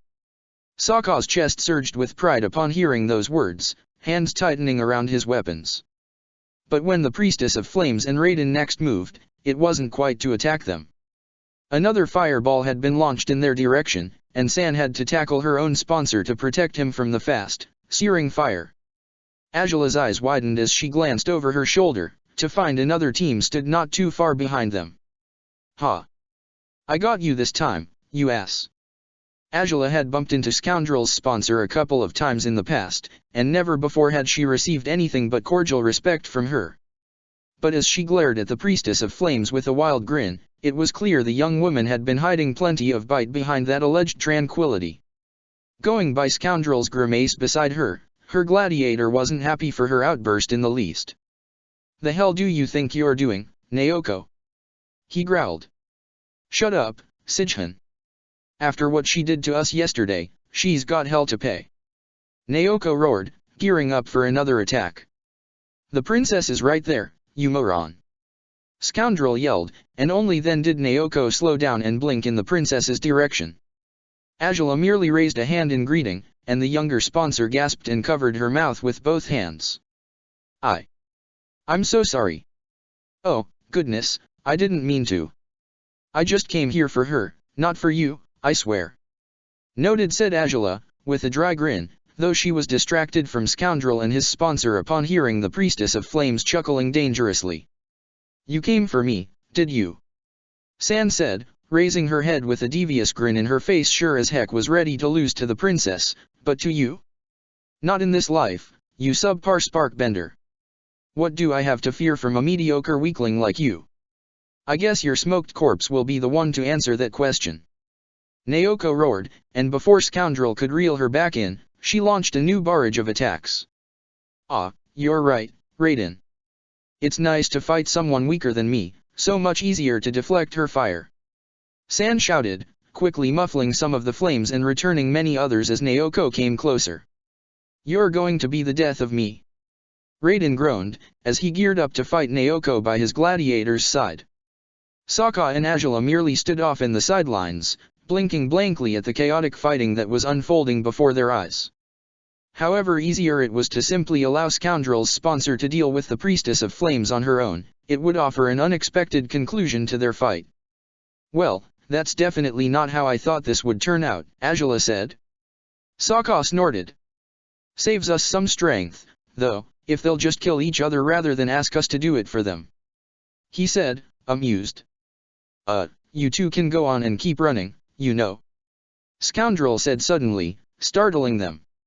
The non-bender had released his bow and knocked an arrow to it, aiming in Raiden's direction. These two idiots decided they had it out for each other since yesterday's initial brawl, and, well, my sponsor's pretty thick-headed when she wants to be. You probably ought to take off before the pretty priestess decides to come after you two instead." "Fair enough," said Sokka, gulping and smiling at Angela. "Shall we?" "Might as well," she conceded. "I kind of wished to defeat those two ourselves, but I guess that'll be something we can do in the next stages." "Thanks, Scoundrel. Sijhan, was it?" Sokka smiled at the guy, nodding in his direction. "Try to keep your sponsor alive." "Don't I always?" Scoundrel growled, shaking his head. "Friggin' hopeless girl, she's been like this since school and it's always me saving her unapologetic hide." Grumbling under his breath, Sijhan joined the battle by shooting arrows that Raiden had no choice but to block with his bending as the two women continued their fire-bending debacle. Sokka and Angela watched their combat briefly before exchanging a glance and a confused smirk. "I think we ought to get going, then. It was fun enough while it lasted, but..." Angela admitted, and Sokka nodded. "At least this way we'll be guaranteed to be third to last, rather than last, even in the worst-case scenario," Sokka chuckled, jerking his head northwards and restarting their race through the desert. They ran together again, close to the edge of the desert, without expecting the terrain to grow more jagged and difficult to traverse as they progressed. But the sandy dunes eventually shifted into canyons, some smaller than others, and before long they found themselves cut off from the vegetation they had been relying on for occasional shade. The sunlight grew much more merciless as they carried onwards, and even Angela couldn't be as unaffected by it as she had been before. Sokka kept slowing down his pace, jogging in quick bursts only to slow down into a walk before long, his armor and their bag far too heavy under the unforgiving heat. "I think, more water," he said, chest heaving as Angela slowed down beside him. "And food. We need food." "Fat chance of finding any," We haven't seen any way of crossing this damn canyon back into the trees yet. Angela growled, glaring at the vegetation that stood so far away from where they had wound up. Well, no way other than climbing down there and climbing back up, which would be a waste of time anyhow. Might as well try. We're not going to make it if we're starved and out of strength, Sokka sighed, shaking his head as he produced 2 water skins from their bag and offered one to Angela. Times like these it'd even be nice to have a stash of wretched Komodo rhino meat to resort to when replenishing our strength. Angela said, playfully, and Sokka snorted. Of all things I was sure I'd never hear from you, that one was always at the top of the list, he said, prompting her to smile and shake her head before taking a swig of her waterskin. Goes to show just how hungry I am if even Komodo rhino meat isn't such a disgusting prospect anymore, she said, with a mild shrug. We definitely need to rethink our strategy, though. This canyon wasn't in the map. Do you think some earthbender built it recently? I don't know, but we could check it out to know for sure, I guess. Sokka suggested, stepping closer to the edge of the canyon. It went deep, too deep for it to be the quick work of a savage earthbender, or several of them. There were no signs of recent earthbending shifts in the ridges that comprised the canyon, and even inside the canyon there was no sign of trouble, or of any other teams of gladiators and sponsors inside it. Looks peaceful, even. That's rare, as far as this race is concerned, Sokka said, kneeling as he analyzed the canyon. Angela peered over his shoulder, taking in the sight of the earthen formations. There's even some plants down there. How about it? She said, raising her eyebrows. That big tree even looks like it has fruits in it, actually. There wasn't too much in the way of vegetation in the canyon, but Sokka's eyes followed Angela's indications until he found a tall tree. Even at a distance there was something red amidst the green. That could be an apple tree. Sokka exclaimed, his face breaking out into a full grin. We're saved. Are we? Angela asked, with a dry smile. We'd have to get down there and, in case you haven't noticed, it's not bound to be easy to do so. Not to mention we'll have to climb back up, which will be time-consuming and very exhausting, in all likelihood. Well, sure, but what other choice do we have? Sokka asked, raising an eyebrow. If we fly across the canyon, by which I mean, if you cling onto me and I fly, we could reach the forest across the canyon and look for something to eat there, Angela suggested. Sokka grimaced. If the trees around this area are as lousy as the ones I saw earlier while I was fighting the priestess's sponsor, I don't think there's going to be much in the way of food in them. I climbed a bunch of them halfway through the fight and found nothing to eat in them. You really would have taken to foraging in the middle of a fight? Angela asked, amused, and Sokka shrugged. Well, I am hungry. No doubt, said Angela, sighing and shaking her head. Guess this is the sort of situation where we wish either of us could be an earthbender, huh? Then we could make it down there easily, and make it out just as easily too. Heck, we could cross the canyon by building an earthbending bridge. It'd be risky, though. If any opponents caught us doing that, Sokka reasoned, they could tear down the bridge and you're right about that, but it's irrelevant considering neither of us can craft a bridge anyhow, Angela said, and Sokka smiled guiltily but shrugged. Have it your way. We'll go down there, see if we can pick up a fair share of apples. And if you're feeling strong enough afterwards, you can fly us out with your bending. Indeed, Sokka suggested, grinning. We'd waste less time that way, right? We'd still waste little time if I fly us across anyhow, Angela mumbled. Possibly, but I think it's better for you to save your energies for now, Sokka said. Once you've had something to eat you can spend them more freely, I'd say. But for the time being. All right. Off we go to find the tree of our damnation or salvation. Who knows which it is, Angela said, smiling at Sokka as she glanced around the canyon, seeking the easiest way to climb down. Eventually they found an area that offered enough ridges and steps they could use to enter the canyon. Nevertheless, it was a time-consuming, exhausting process. By the time they finally reached the bottom of the canyon they needed water again, and the apples sitting on the tree seemed to be the most delightful feast either one had ever been promised. All right, here we are, Sokka said, breathing with difficulty as they stopped next to the tall trunk. I'll climb up, and you, hold the bag and tuck in the apples as I hand them to you, all right? Oh, so you'll do all the heavy lifting? Angela asked, and Sokka smirked as he handed her their near-empty bag. Only because you'll be in charge of defending us if we run into any teams that need their asses kicked, he said. Besides, have you ever climbed a tree? How hard can it be? Angela asked, rolling her eyes. Sokka chuckled. Leave it to me, then, princess, he said, breathing deeply and reaching for the nearest branch. Guess I'll do that, then, Angela said, her sultry voice tone betraying she was, as usual, studying Sokka's rear without any remorse. He snorted halfway up the tree, shooting her a disbelieving smile over his shoulder before focusing on the task at hand. The proud grin she offered him would linger in his mind's eye for however long he spent picking up apples, he knew as much. Angela held out the bag, studying its contents quickly. What little food they had left would have only opened their appetites and crippled their efforts to regain strength. They'd be much better off if they could use these apples to accompany their remaining food. A full stomach would evidently be an improvement over being half-famished, after all. Here. First apple. Sokka said. Angela raised the bag, and he calculated the trajectory carefully so she could catch the apple perfectly. Good work, Angela said, sighing in relief at the sight of the fruit. She had never been all that given to fruits, and she knew neither was Sokka, but right now, it appeared the best meal of all time in her eyes. It wasn't until the third apple that she felt uneasy, a strange breeze blowing against her in an unsettling way. A light prickle on the back of her head brought her to glance about warily. Was there another team here? Would they have to fight for the apple tree or something equally ridiculous as that? New apple, Angela. Sorry, I just...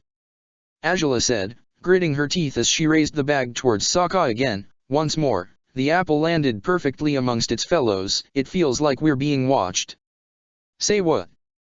Sokka's eyes widened as he clung uncomfortably to a branch.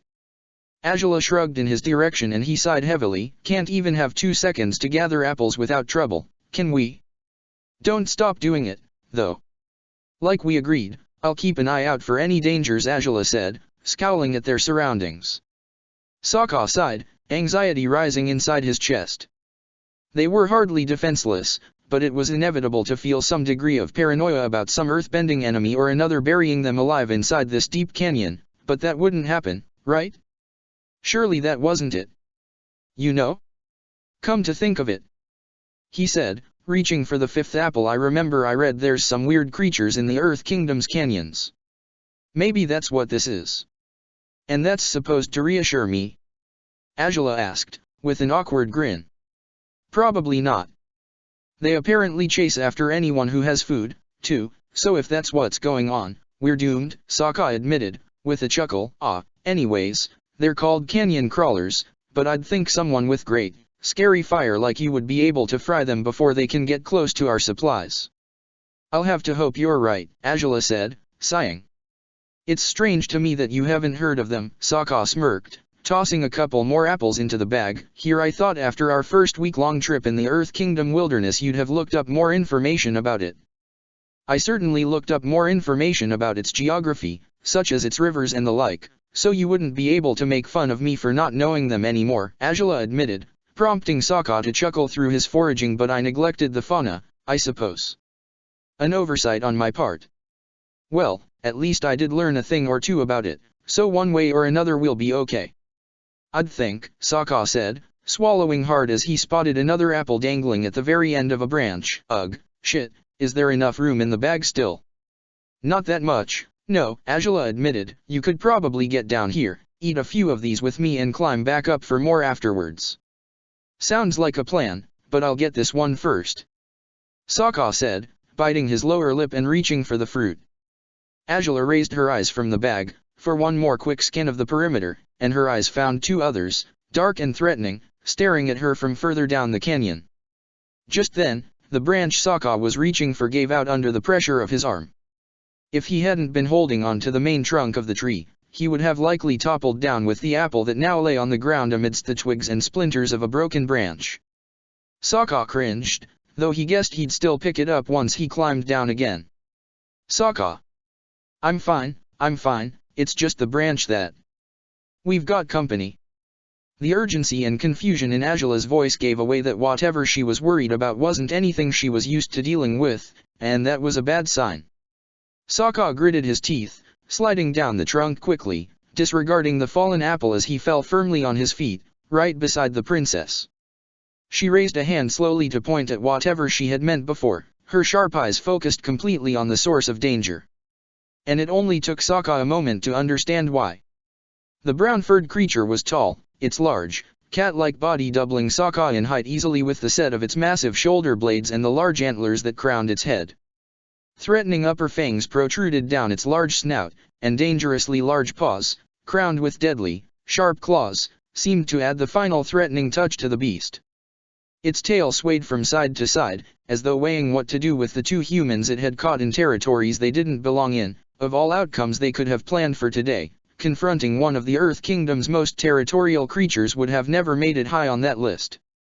But that was their current predicament, and going by Azula's current state of paralysis, it seemed she had no idea how to proceed, an improvement, no doubt, compared to her reaction when they had come across a porcupine long ago. That she wasn't instinctively aggressive, that she'd wait for his input before deciding on their course of action, was a good thing, yet Sokka found himself drawing blanks, just as Azula was. How on earth did anyone fend off an angry beast that seemed hell-bent on turning them into its lunch? "This isn't the canyon crawler you mentioned, is it?" Azula asked him, between gritted teeth, because to me, it looks an awful lot like a saber-toothed moose lion, Sokka finished, his empty stomach lurching as his determined, fearful blue eyes bore into the dark, deadly ones of the creature before them. Chapter 205, Gladiator and Sponsor Race 5. The entire world was at a standstill, or so it appeared to the gladiator and his royal sponsor as they faced the deadly saber-toothed moose lion. The creature's stance, the snarlet's snout was drawn into, the vicious glow in its eyes, all of it proved alarming enough to put all thoughts of the race out of their minds completely. "What do we do, Sokka?" Azula asked quickly, her body completely rigid. I'm not sure," Sokka admitted, swallowing hard. "I've never had to deal with one of these before. But, by its attitude, we're probably trespassing. And who knows? Maybe this is its favorite tree, or so. Then do you suppose it'll leave us alone if we back off?" Azula asked, with a dry grin. Doubtful, Sokka said. "For now, no brusque movements, all right? Let's think things through." "How does someone think through an encounter with a beast like this one?" Azula asked anxiously. "Isn't it a carnivore?" "Might be. I honestly can't remember ever reading about their diet," Sokka conceded, breathing deeply. "Then I guess we'll have to convince it that keeping us alive is better than killing us, right? And just what compelling argument do you suppose it'll listen to, huh?" Azula spouted cynically. "Honestly, just grab onto me, and I'll fly us out of here even if I pass out once we've left the canyon. It's the only way." "It's one way, not the only one, but alright, let's make that our plan B." "How's that our plan B when we have no plan A?" Azula growled, and Sokka patted her shoulder gently, without moving too boldly as to not startle the moose lion. "I'm working on it, okay? Just trying to think here," he said, gritting his teeth as he analyzed the creature's attitude and intent all over again. "Should just call Xin Long, he could fry this moose lion for us and we'd be free to go."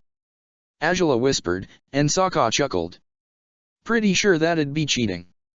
"Pretty sure I don't care as much about being disqualified from this race as I care about survival," Azula grumbled, and Sokka conceded with a brisk nod. "I suppose that's fair. But it's also fair for you to trust me a little, all right, dear wife," he said, with a teasing grin. "I know this might backfire on us, but I have something I want to try out." "And what's that?" Azula asked, raising her eyebrows. "A way to test if it's a carnivore or not. Which might be the right way to check if it's trying to eat us or chase us away," Sokka said, biting his lip as he slid his hand carefully towards the bag Azula was still holding, full to the brim with apples. He picked up one of the fruits and stepped forward. Each move he made was slow, careful, and Azula wasn't certain she'd seen her lover quite so cautious before. Dealing with such a large, wild animal wasn't anything to take lightly. Before long, the moose lion growled threateningly at Sokka's slow approach. Azula hissed at Sokka as a warning, prompting him to stop on his tracks just as he took a protective position in front of her. The gladiator breathed deeply, holding the beast's gaze with his own. It was a defiant, stubborn one, without a doubt. It didn't look away, undeterred by Sokka's own boldness, perfectly willing to match it with its own. But if Sokka carried on appearing so threatening for the creature, he knew this would result in a bloodbath. What he couldn't be certain of was whose blood would be spilled, if the creature's, his own, or both. So instead he fell on one knee, showing the apple to the moose lion before rolling it carefully over the ground. Azula's eyes widened as she watched the fruit's progress, up until it stopped right between the moose lion's hooves. And there it stayed, as the moose lion continued to glare at an unmoving Sokka. It didn't do anything. Sokka, Azula said, between gritted teeth, as Sokka flinched and returned to a standing position. Okay, calm down, at least it hasn't attacked us yet, even if it might be a carnivore, he conceded, swallowing hard, so maybe if we back off slowly it will. He fell silent, and Azula held her tongue just as well, when the moose lion drew its eyes away at last. It leaned down carefully to sniff the apple, as though distrustful that it would still be edible, but once it had confirmed it was, it wasted no time devouring it quickly. Sokka's breath left him in a relieved sigh. Oh, he's eating it. Then we can give him more apples. He said, with a delighted grin. See, that's the compelling argument. If we feed it. Quit yelling, or you might antagonize it all over again. Azula hissed, noticing the creature was glaring at them once more. But Sokka snorted and reached into the bag for another apple. None of that. Our buddy here's just hungry and he didn't want us to eat all his food. He said, showing the moose lion another apple. And this time, the creature toned down its threatening behavior, its ears were perked up enthusiastically, and its tail swayed in a new rhythm, much more rapidly, as it watched the apple greedily.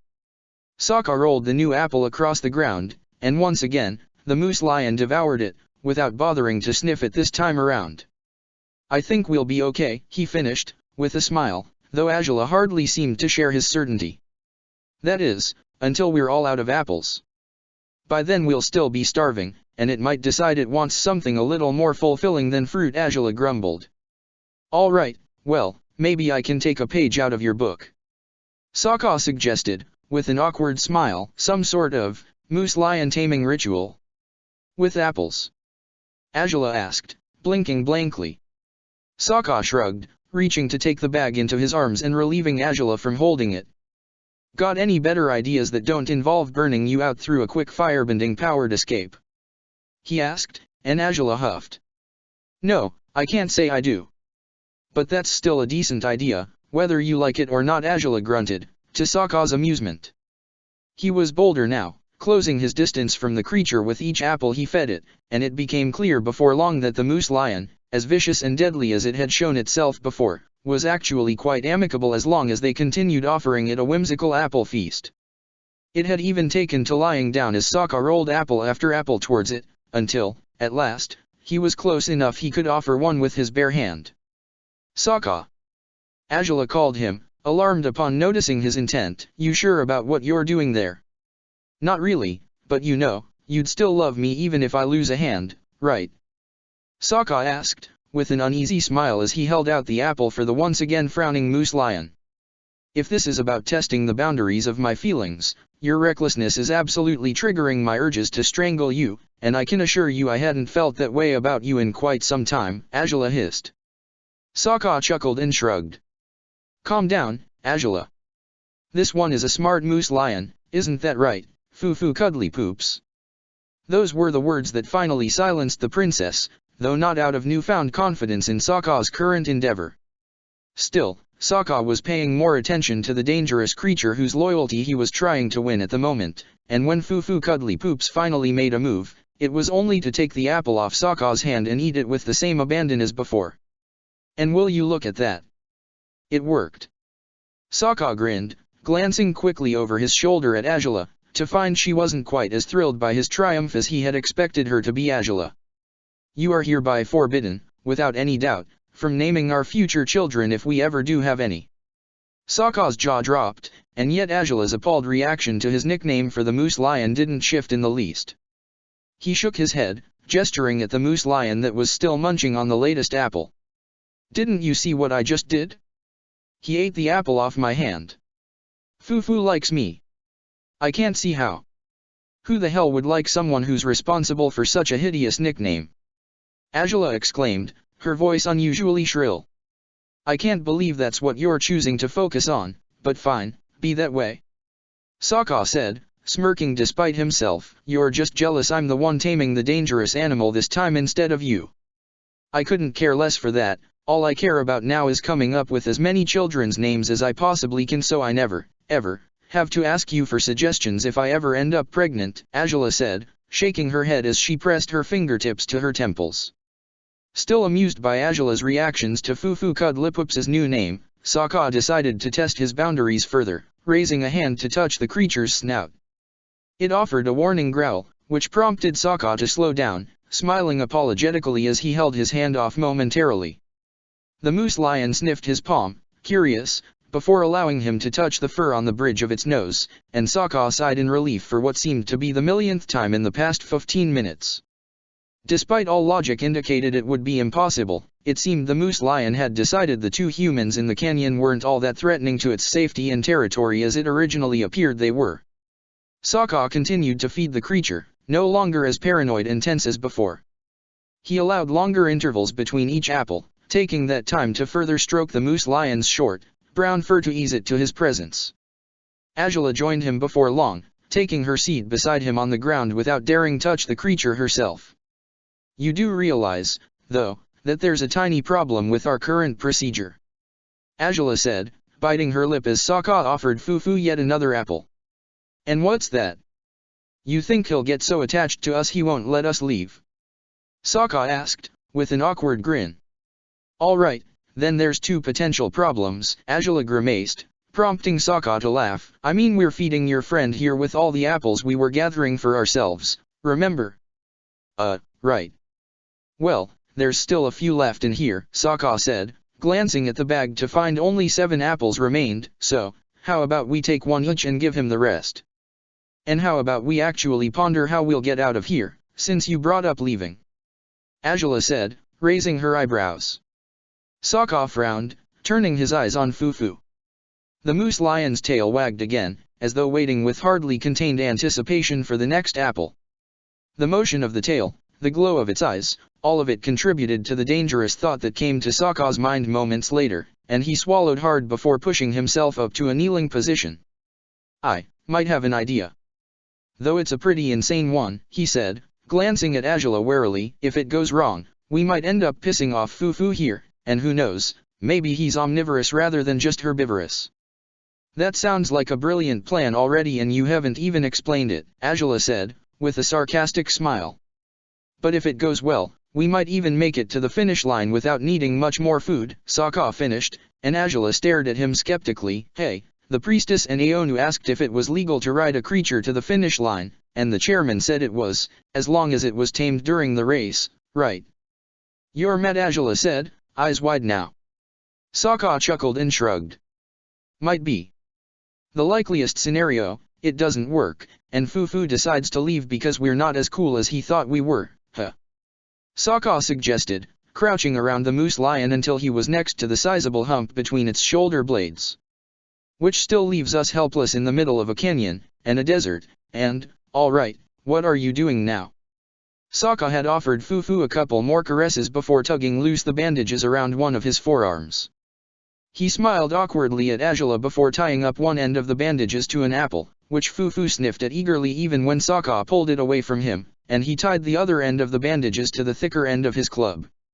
With a deep breath, and another glance at the creature's hump, Sokka gathered his courage despite the unpleasant feeling of uncertainty was growing larger and louder inside his chest.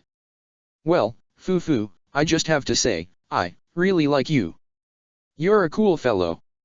He said, grinning as he reached out to touch the hump. Unsurprisingly, Fufu growled at him for his daring approach.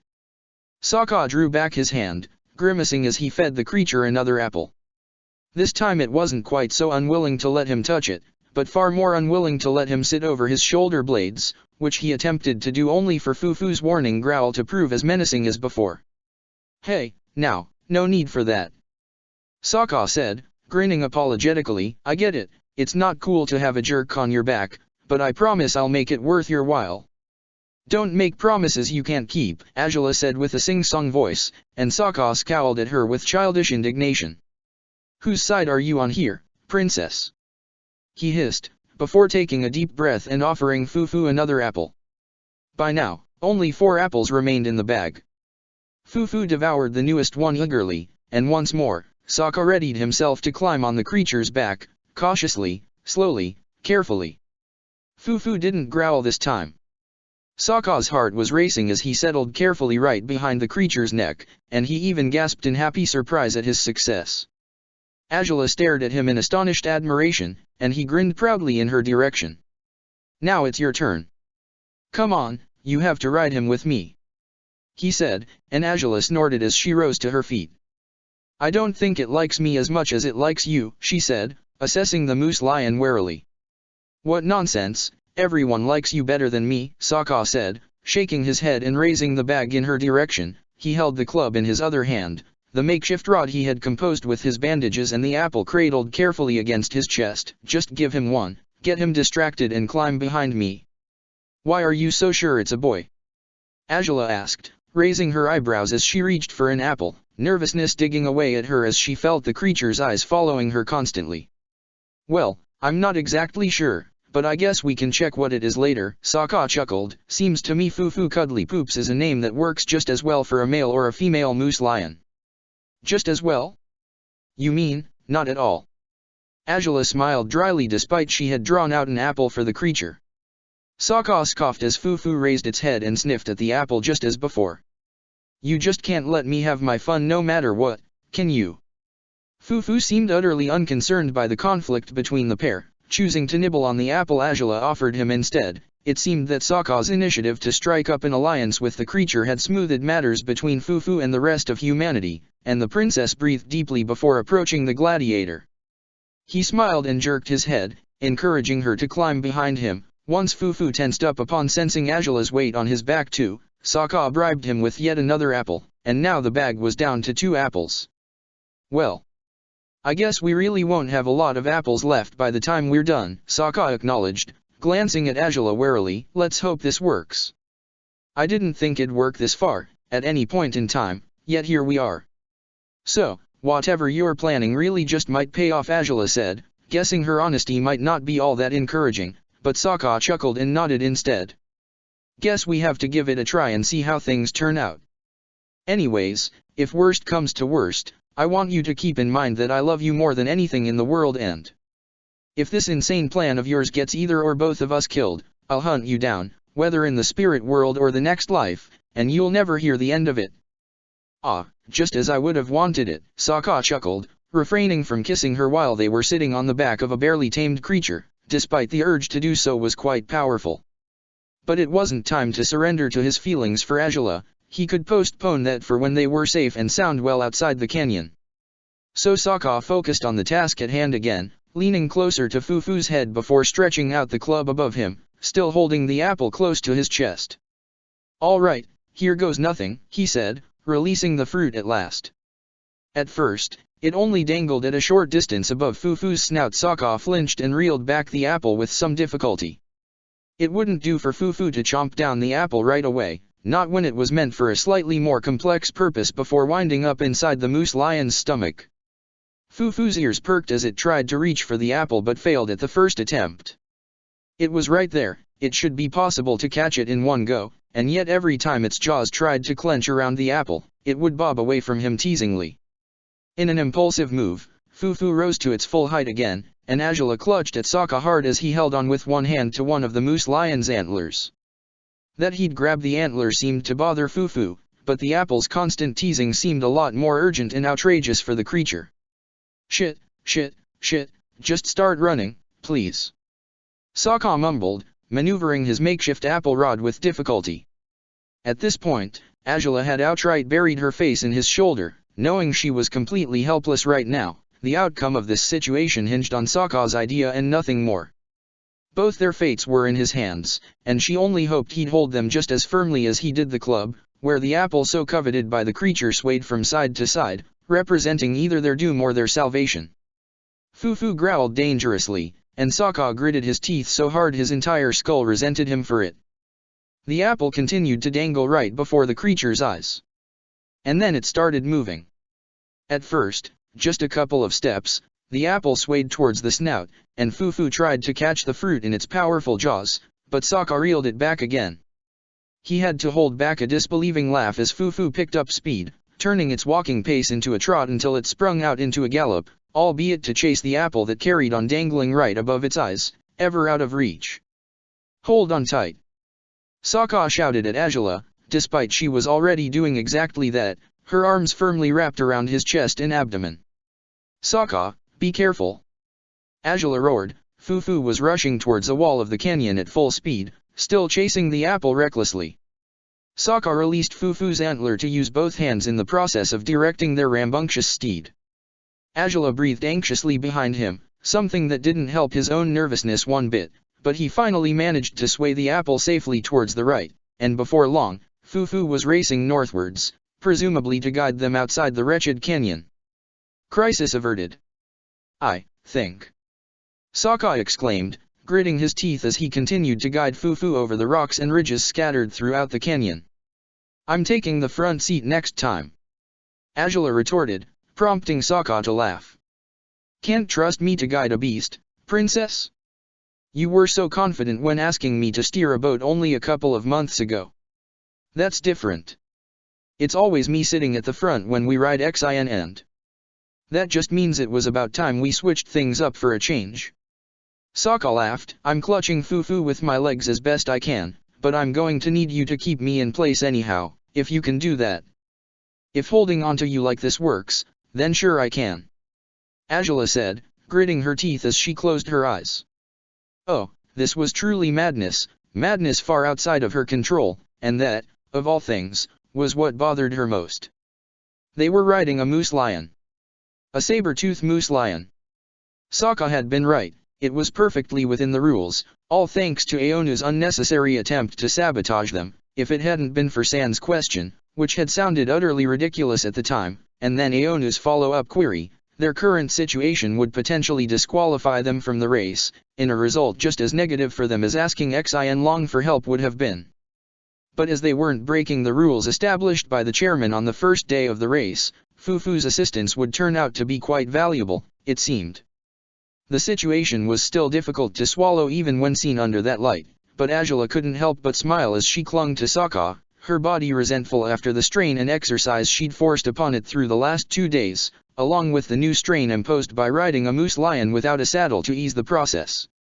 They seemed to be straddling it perfectly, but every jolt along the way brought Azula to fear they'd be flung off the creature's back at any given moment. "This is insane," she whispered, and even though the moose lion's race was anything but quiet, Sokka still managed to hear her. "About as insane as taming a dragon." Sokka teased her, and he was thrilled to hear and feel her laugh against him. "We're riding a moose lion. Did you ever hear of anyone doing that?" she asked, and Sokka snorted, shrugging, and holding his club carefully. Fufu carried on seeking the apple even now, clearly more frustrated with every failed attempt to devour it. "I don't think so. But it's not like being a pioneer of anything bothered you before." Sokka laughed. "We're going to find a way out of here, and then he's going to run us all the way to the finish line." "Wait, what?" Azula exclaimed, eyes wide. Sokka snickered. "Best way to get there as fast as possible while spending as little energy as possible," he said, "and as it's not against the rules. Fufu might get tired." Azula exclaimed, wishing she wouldn't feel utterly stupid while pronouncing that name. "Are you sure it can carry us all the way to the end?" "Damn right we can make it," Sokka said, beaming. "Just trust me, princess. As you have so far." The words resonated in Azula's mind, as she held on to Sokka as tightly as possible. She had trusted him to deal with this predicament, to figure out a way to resolve it without imposing her own ideas over his. Not that she hadn't sassied him, or been skeptical, but she had deferred to Sokka completely. Whatever dismissive comments she had made, her gladiator, lover and secret husband knew she trusted him with her life, quite literally in cases like this one, and he wasn't letting her down. If anything, he was absolutely exceeding all her expectations, just as others always claimed she did for them. A wild grin spread over her face as she finally raised her head, She took in the rapidly speeding canyon, the rhythmical rise and fall of Fufu's powerful legs underneath them, and the strong, sturdy armored body in front of her, poised where it was both to protect her and to lead her out of the obstacle they had ran into. She had always trusted Sokka more than she trusted most people, even at the earliest stages of their partnership, but right now she felt her chest burning with the knowledge that once more, they had been perfectly complementary. He had stepped in to resolve their current predicament, just as she had dealt with rushing them to the finish line a day ago, and he had allowed her to do so despite the danger posed by the wild burst of flames she had released to power the last sprint of their race. Neither of them had taken a conventional approach to finishing either stage of the race, and the more Azula thought about it, the prouder she was of them for it.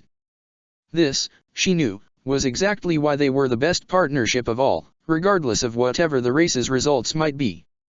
So she set her chin on his shoulder, with newfound appreciation for their current traveling method. If only Fufu had been as stable while trotting as Xian Long was with his flying, she would have absolutely kissed Sokka's cheeks and shared her ruminations with him, but for now, all she could do was offer his body a couple of gentle caresses, her embrace less urgent and much more affectionate now.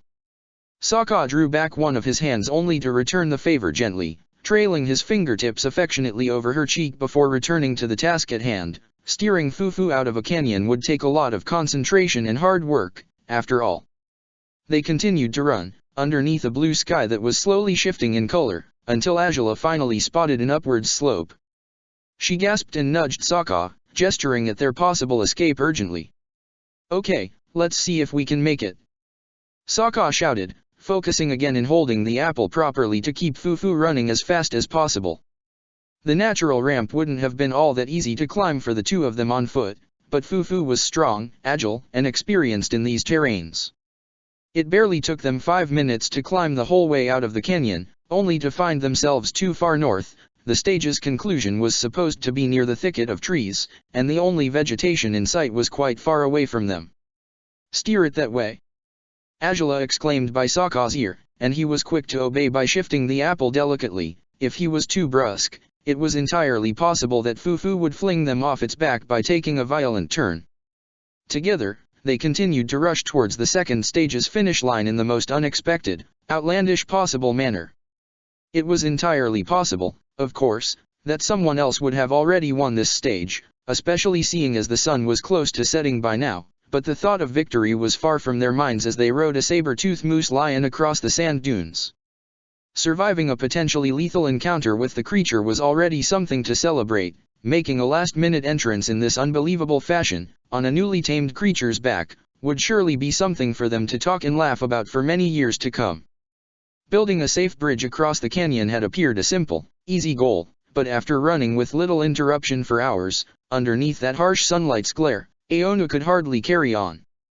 Renzi encouraged him often, but the gladiator's words hardly gave his sponsor any respite. "Come on, we're first at last.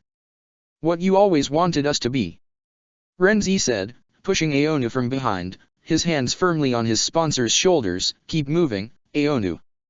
"I'm trying, damn it, but how the hell aren't you tired?" "Finally appreciating my stamina." Renzi snickered. "Tell you what, Aonu, I'll pick you up and carry you all the way to the finish line." "Don't you dare. That's humiliating." "Gee, you've got to lighten up once in a while, Aonu. You're always so stiff and grumpy. Most stubborn earthbender I've ever met." Aonu didn't even deign that with an answer. His running had slowed into a slow, clumsy walk, his cheeks red, his breath short. It was clear that he was in no shape to fight, hardly in any condition to continue running anymore. If they were attacked now, he wouldn't stand a chance unless Renzi made short work of their enemies for them both. As talented as Renzi was, the likely people giving them chase were hardly the sort to be made short work of.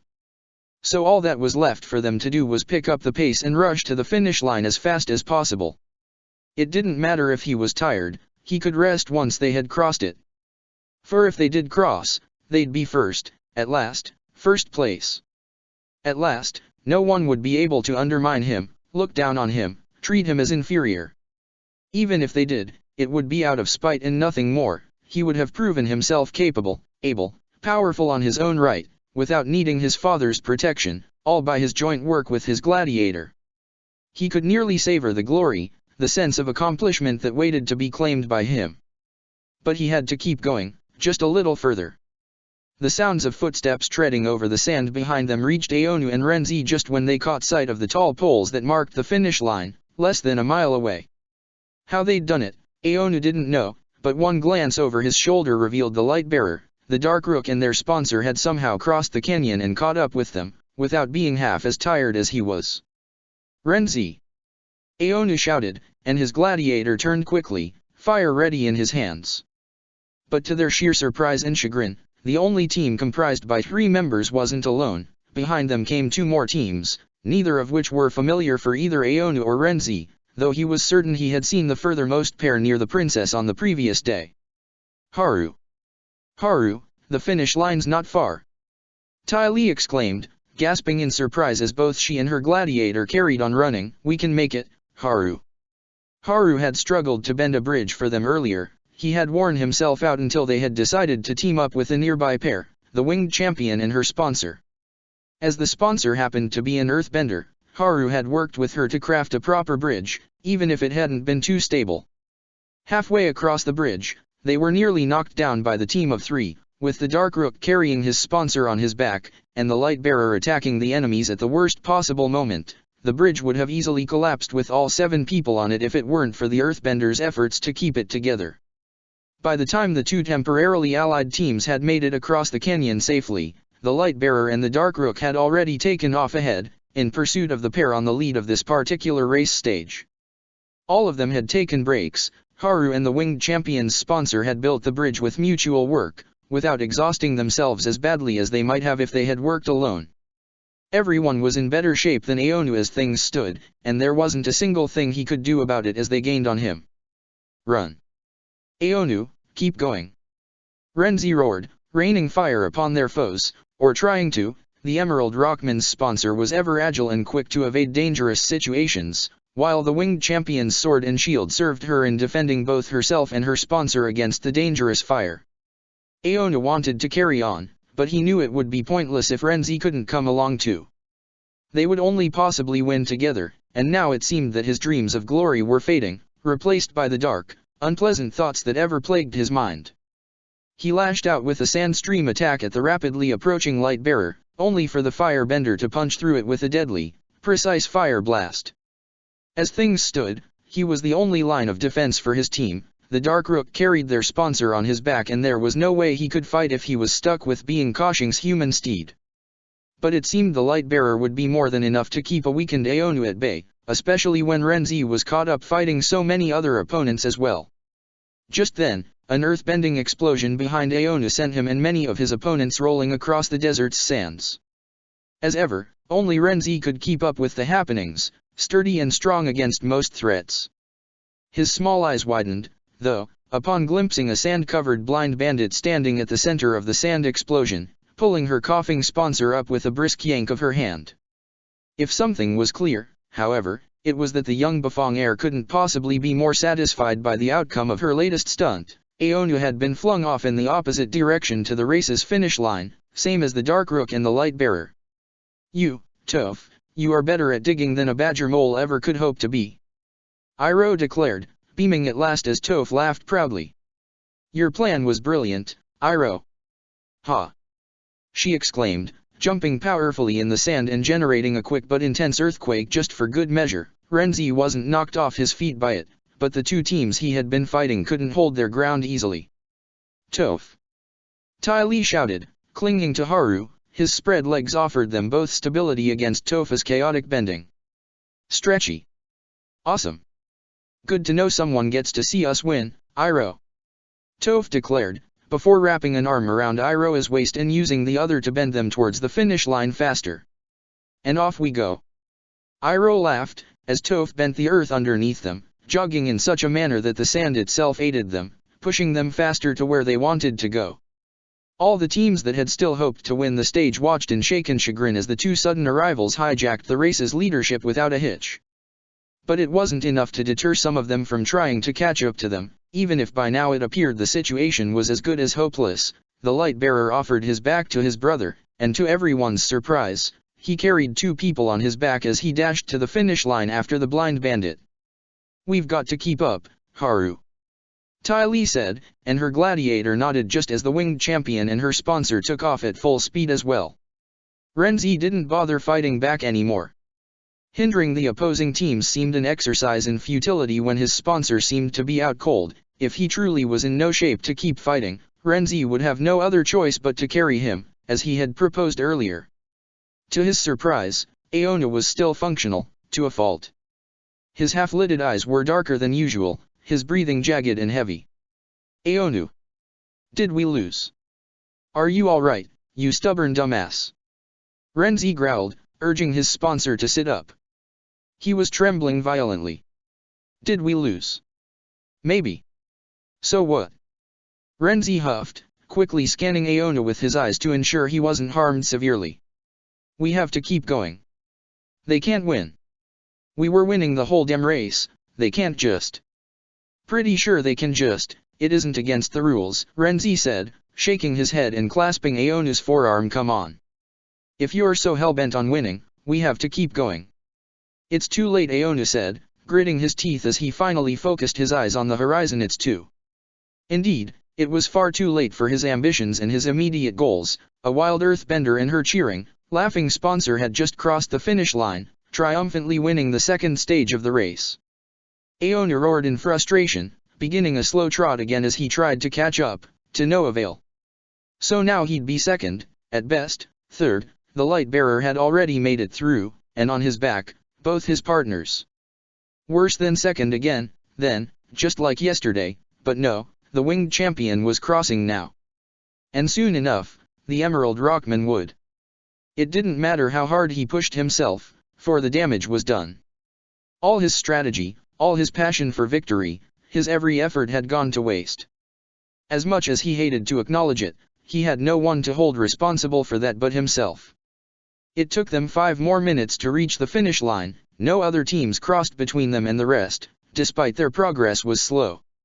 The Millennium Dragon and his sponsor had secured the 5th place in the second stage of the race, and as much as it wasn't as good a result as first place, or third, as they'd achieved on the previous day, Aona seemed as angry and frustrated as though he had arrived last or been disqualified instead. The final point for today's stage had been drawn near a forest, but now that they had reached it, it appeared more akin to an eerie jungle instead, with tropical plants and a dark, even foreboding ambience hidden deep within the vegetation. Just outside the thicket stood a makeshift camp the staff members were crafting. They erected several small tents, after having built up a few larger ones. There were wooden chairs and a few tables too, available for the gladiators and sponsors to sit at after spending so many hours on the road, and that was exactly what the first arrivals of the race had done. "Oh, how did you even do that?"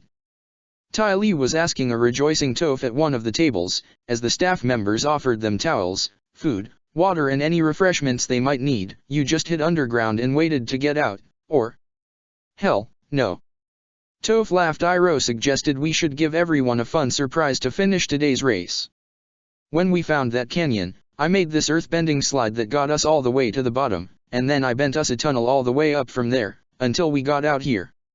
"That's insane," Ty Lee said, laughing. "I mean, it's awesome, but insane."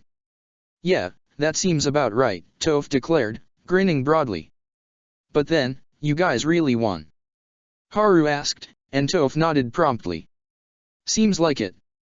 That's what the staff people said, anyhow," Toph said. "So, what happened with the princess?" Haru asked Ty Lee. The girl merely shrugged. "I have absolutely no idea," she said. "To be honest, I kind of assumed she'd already be here by the time we arrived, but seems like something got in her way this time." "That is, truthfully, quite unusual," Iroh commented. It didn't escape either Ty Lee or Haru's notice that Toph tensed up upon hearing Iroh speak about Azula. It was strange how their absence seemed to be just as important as their presence.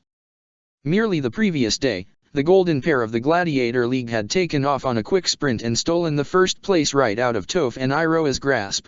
They had determined the same thing wouldn't happen today, and the blind bandit and her sponsor had succeeded at making it so.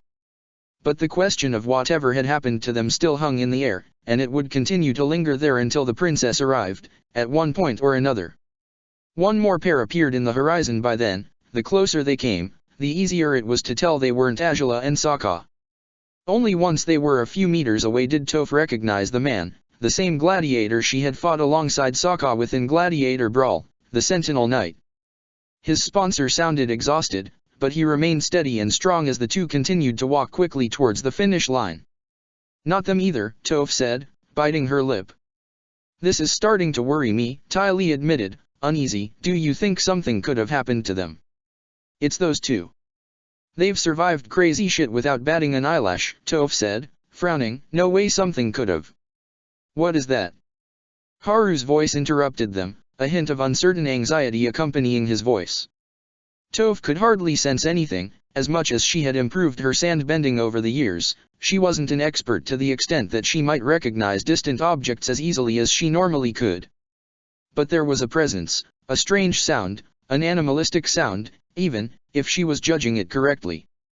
Those with eyesight, however, were far more appalled by the creature they could glimpse in the distance, approaching in their direction with a rhythmic trot. What manner of beast is? Sei. You'd better protect me. Koshing exclaimed upon sighting the creature. He had already taken to drinking and eating to replenish his energies, despite both his gladiators had spent much more of them than he had. Still, he was perfectly willing to forget about his sustenance when a wild, dangerous creature seemed to be approaching their campsite. Ty Lee was speechless, her mouth open as she pushed herself up to her feet warily. Haru accompanied her, just as the staff members began to panic around them. Was their camp seriously about to come under attack by some huge, wild animal? I thought we'd be safe here. From nature, or criminals, or whatever that is. Koshing insisted.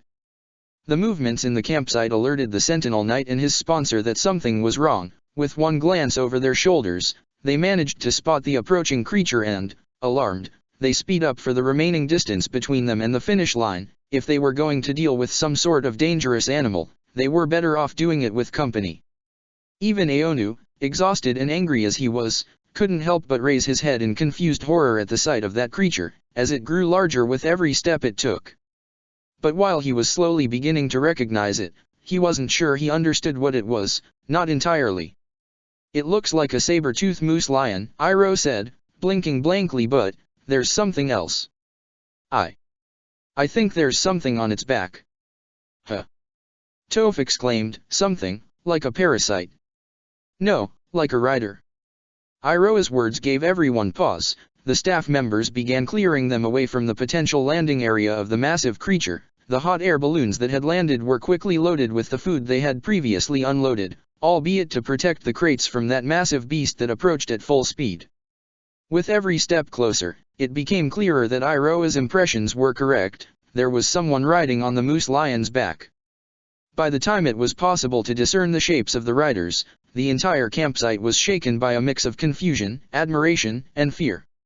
All 6 teams and the many staff members scrambled out of the way, watching in fascinated horror as that incredibly large creature powered through the rest of the run. The closer it came, the more confusing the scene became. There was something dangling in front of the moose lion's snout, from a makeshift rod of a sort. It only took Ty Lee and Haru a few moments to identify the rod as Sokka's club.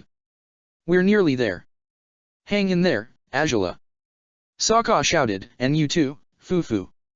Not like I have much of a choice. Angela said, her legs were sore and not quite pleasantly this time around. Never before had she appreciated Xian Long's smooth flying as much as she did after this wild experience. They could see the camping site, and the paranoia that had seized all the staff members and already finished teams. And as much as they could have been discouraged by discovering that, indeed, they hadn't arrived amongst the very first competitors, the situation was still surreal enough that they barely cared for absolute victory. All that mattered was that they would cross that finish line and wrap up this irksome, never-ending trek through the desert for once and for all. All right, Fufu. It's going to be time to slow down. Sokka said. You have any idea how to get it to stop? Angela asked. Yeah. Letting him have the apple. Sokka said, with an awkward grin. If it stops suddenly, we'll get flung off its back. Yeah, well, brace yourself for a crash landing, I guess. Sokka said, and Azula's arms tightened around him for good measure. They didn't quite cross the finish line. Fufu crashed into one of the poles as they were rushing through, and he even stumbled upon a half-finished tent before Sokka could maneuver the apple's rod. In a quick motion, he steered Fufu away from the rest of the campsite and towards the jungle. And as they passed, Azula caught perfect sight of all the dropped jaws and utterly astounded faces of their peers. No one could quite give their eyes credit as they witnessed the Blue Wolf and the princess's latest, outlandish entrance. Once Fufu was near the trees, Sokka relinquished the apple enough that Fufu finally had a chance to take it into its waiting jaws. As predicted, Fufu stopped bluntly right then and there, flinging off both its riders and tossing them into the air. Sokka turned in midair with difficulty, as ever seeking to protect Azula as best as he could by wrapping his arms defensively around her, but his measures didn't prove necessary when they landed on bushes that, as prickly as their branches could be, were nowhere near as harsh to land on as the sand could have proven to be. Sokka's club had fallen out of his hands when he had endeavored to protect Azula. It lay on the ground, the bandage still tied to it, or what was left of the bandage, anyways. Fufu had, expectedly, munched on the end of the bandage the apple was attached to. It had taken its seat awkwardly now, taking a break from all the running to savor its prize, and then it spat out the fabric it had munched on by mistake, unwilling to eat that part of his bounty. Azula! Azula! Ty Lee exclaimed, running towards her friend with Haru hot on her heels. They made a point to avoid the massive moose lion, hoping to reach the bushes without catching its attention. Laughter rang in their ears when they finally reached the bushes, still wrapped in each other's arms. It seemed Sokka and Azula were so relieved and amused by their wildest stunt yet that they could barely contain their reactions. Haru kept shooting wary glares at the moose lion, just as the staff members did, while Ty Lee helped the pair out of the bushes they had fallen on. What the hell was that? Ty Lee exclaimed, and yet she got no answer other than further laughter, as Sokka fell on his knees and doubled over with more laughter, Azula propping her elbow on his back as she did the same thing. Oh, you two are just out of your minds. The terrified frenzy that had taken hold of the staff members and the other contestants had faded away, leaving everyone to admire the situation in sheer confusion. Some people seemed amused, others were still too befuddled to react in any manner, and one particular gladiator needed more than just the ringing laughter of her friends to grasp the reality of what had happened moments ago. So, clarify this for me, Toph asked Iroh at the edge of the campsite. Her sponsor was staring at the scene with wide eyes, responsible of one of the dropped jaws Azula had noticed as they crossed the finish line. They rode in on a moose lion. That appears to be the case, yes, Iroh said, swallowing hard. I can't remember hearing of anyone taming a moose lion before. If that's taming, that is. I'm not so sure that creature is fully domesticated. Then, they just lost, but still had the flashiest entrance of all? Toph asked, and Iroh snorted. I suppose Azula just needs to make an impression everywhere she goes, he conceded, prompting Toph to laugh too. Hell, they're crazy. Crazier than we are, and that's saying something. Well, that certainly appears to be the case, Iroh said, though his amusement receded at his gladiator's latest assessment. The Blue Wolf and his sponsor took a moment to gather themselves again, disbelieving smiles still spread over their faces. Their friends remained nearby, asking questions they hardly managed to answer. So, you just fed it apples and it decided to let you ride its back to the finish line? Really? Ty Lee asked, amazed. It's a little more complicated than that, but that's the gist of it, sure, Sokka said, with a careless shrug. Now, though, we ought to ask around, see if they might have apples lying about somewhere. Fufu's calm so far, but I doubt that'll last. You should look after yourself too, silly, Azula said, raising her eyebrows. We haven't had anything to eat since breakfast, remember? I'll get to it in a sec, just got to give Fufu the last apples first, before he decides to eat someone or knock down more tents, Sokka said, smiling weakly at her. You can go find something to eat, I'll join you before you know it. Honestly, you guys always get up to the craziest things. Ty Lee exclaimed. Sokka huffed, shaking his head as he pushed himself up to his feet. His legs ached after the ride, and he made no efforts to hide his flinching. It's an uncanny talent. Say, can I watch you feed it, Sokka? You can, but keep some distance. I don't think Fufu's going to be very happy with me after I pulled that stunt with the apple rod, Sokka said, with an awkward grin. Everything hurts, damn it, alright, here we go. Azula watched Sokka walk away, cringing with each step he took, the bag slung over his shoulder. Ty Lee followed him, enthusiastic albeit not quite as energetic as she generally was. Haru, despite Azula's expectations, lingered behind with the princess. She's not wrong, you two really have the best or the worst luck. I can't really decide which it is, Haru chuckled. Neither can we, believe me on that, Azula smiled, despite cringing as well at the pain on her legs, though I can't deny this was much more fun than I ever thought it would be. Then again, when it comes to Sokka, nothing ever turns out the expected way. Are you alright, though? Did you get hurt? Haru asked, and Azula shook her head. I'm just sore after riding that crazy moose lion for, I don't know, an hour? Maybe it was less than that, but it sure doesn't feel like it was. She grimaced. I don't advise you to ever try it, frankly. I can recommend riding dragons, but moose lions. Noted. Haru chuckled. I think they have some food set up over there, if you want to. Oh, no. Oh, crap, Ty Lee's going to try riding it. What? Azula said, as Haru grimaced and scrambled towards the moose lion. Ty Lee had taken to offering one of the two leftover apples Sokka still had in his pack, and she stood dangerously close to the creature now. Clearly, Haru knew his bride well enough to understand her true intent. Azula only laughed as Haru froze at a certain distance of the beast, having earned its animosity temporarily because of his hectic movements. Sokka tried to appease Fufu, offering the last of the apples just as a staff member appeared, carrying another barrel with food, though Azula couldn't see apples in it. She only hoped Fufu's diet was slightly more varied than it had appeared so far. As thoughts of food were easily doing away with whatever self-control she still had left, Azula followed Haru's directions and found a staff member assembling many packages with food. She wasn't silent in her approach, and the woman was startled by the famished look on the princess's face. Oh, you must be starving. Here.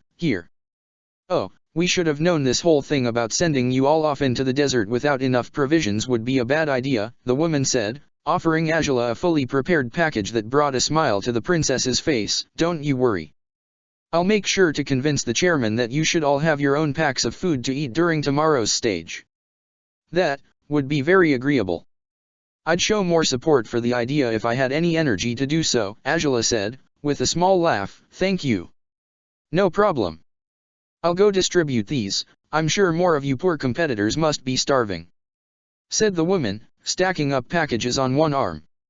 Make sure to bring one to my Gladiator, Azula said, and the staff member nodded eagerly before taking off, balancing the food carefully in her arms. Azula was quick to devour the first rice ball she found inside the wooden box, and she closed her eyes in bliss as the food made its way through her weakened body. As exciting as the day's developments had been, she truly had needed to eat something, anything. You look pleased with yourself. The hostile voice barely surprised Azula, though she truly resented hearing it right now. She was enjoying the meal happily enough without Aonu's bitter meddling and judgment, but it was no surprise that he'd decide to offer them freely, as he ever did. He looked tired, and he probably wasn't in much better shape than her, but that, apparently, didn't stop him from wanting to confront her, if that was what this was. Pleased with the food, if anything. You, as ever, look like the concept of pleasure eludes you altogether, Azula said, finishing the rice ball with a happy sigh. You arrived seventh, Aonu said, scowling, and yet, by your attitude, anyone would think you've won the race just because you rode in on some wild beast. Sounds to me like you're just bitter that my gladiator actually tamed a creature, which, thanks to you, was well within the rules of the race, Azula said, with a proud grin. Or is there another reason why you're bitter? There's bound to be thousands, I suppose, but I'd think that's what bugs you the most right now. Wrong, Aonu growled, leering at her with narrow eyes. Every time we've crossed paths you've been out for absolute victory, even making your gladiator fight to the point of near killing my own. I thought you were ambitious, I thought you never settled for anything less than the best, and yet here you are, relishing in some mediocre result just because you were flashy and impressive. You should be ashamed of yourself. I should be ashamed because I arrived seventh. Azula repeated, raising her eyebrows. Am I to assume, then, that you won the stage and you're irritated that my entrance was more impressive than yours in spite of that. That look on your face says you didn't win either. All the more reason why your criticism makes no sense. Sounds to me like your result was no less mediocre than my own, Angela said. Aonu huffed. 5th is better than 7th, if anything. 5th, is it? Angela asked, amused, and how did you allow yourself to stoop so low, if I might ask? Don't tell me you've become a liability for your gladiator. I'm not Aonu exclaimed, but the words seemed to catch inside his throat, and as much as Angela had wanted to make fun of him, she found it difficult to do so suddenly.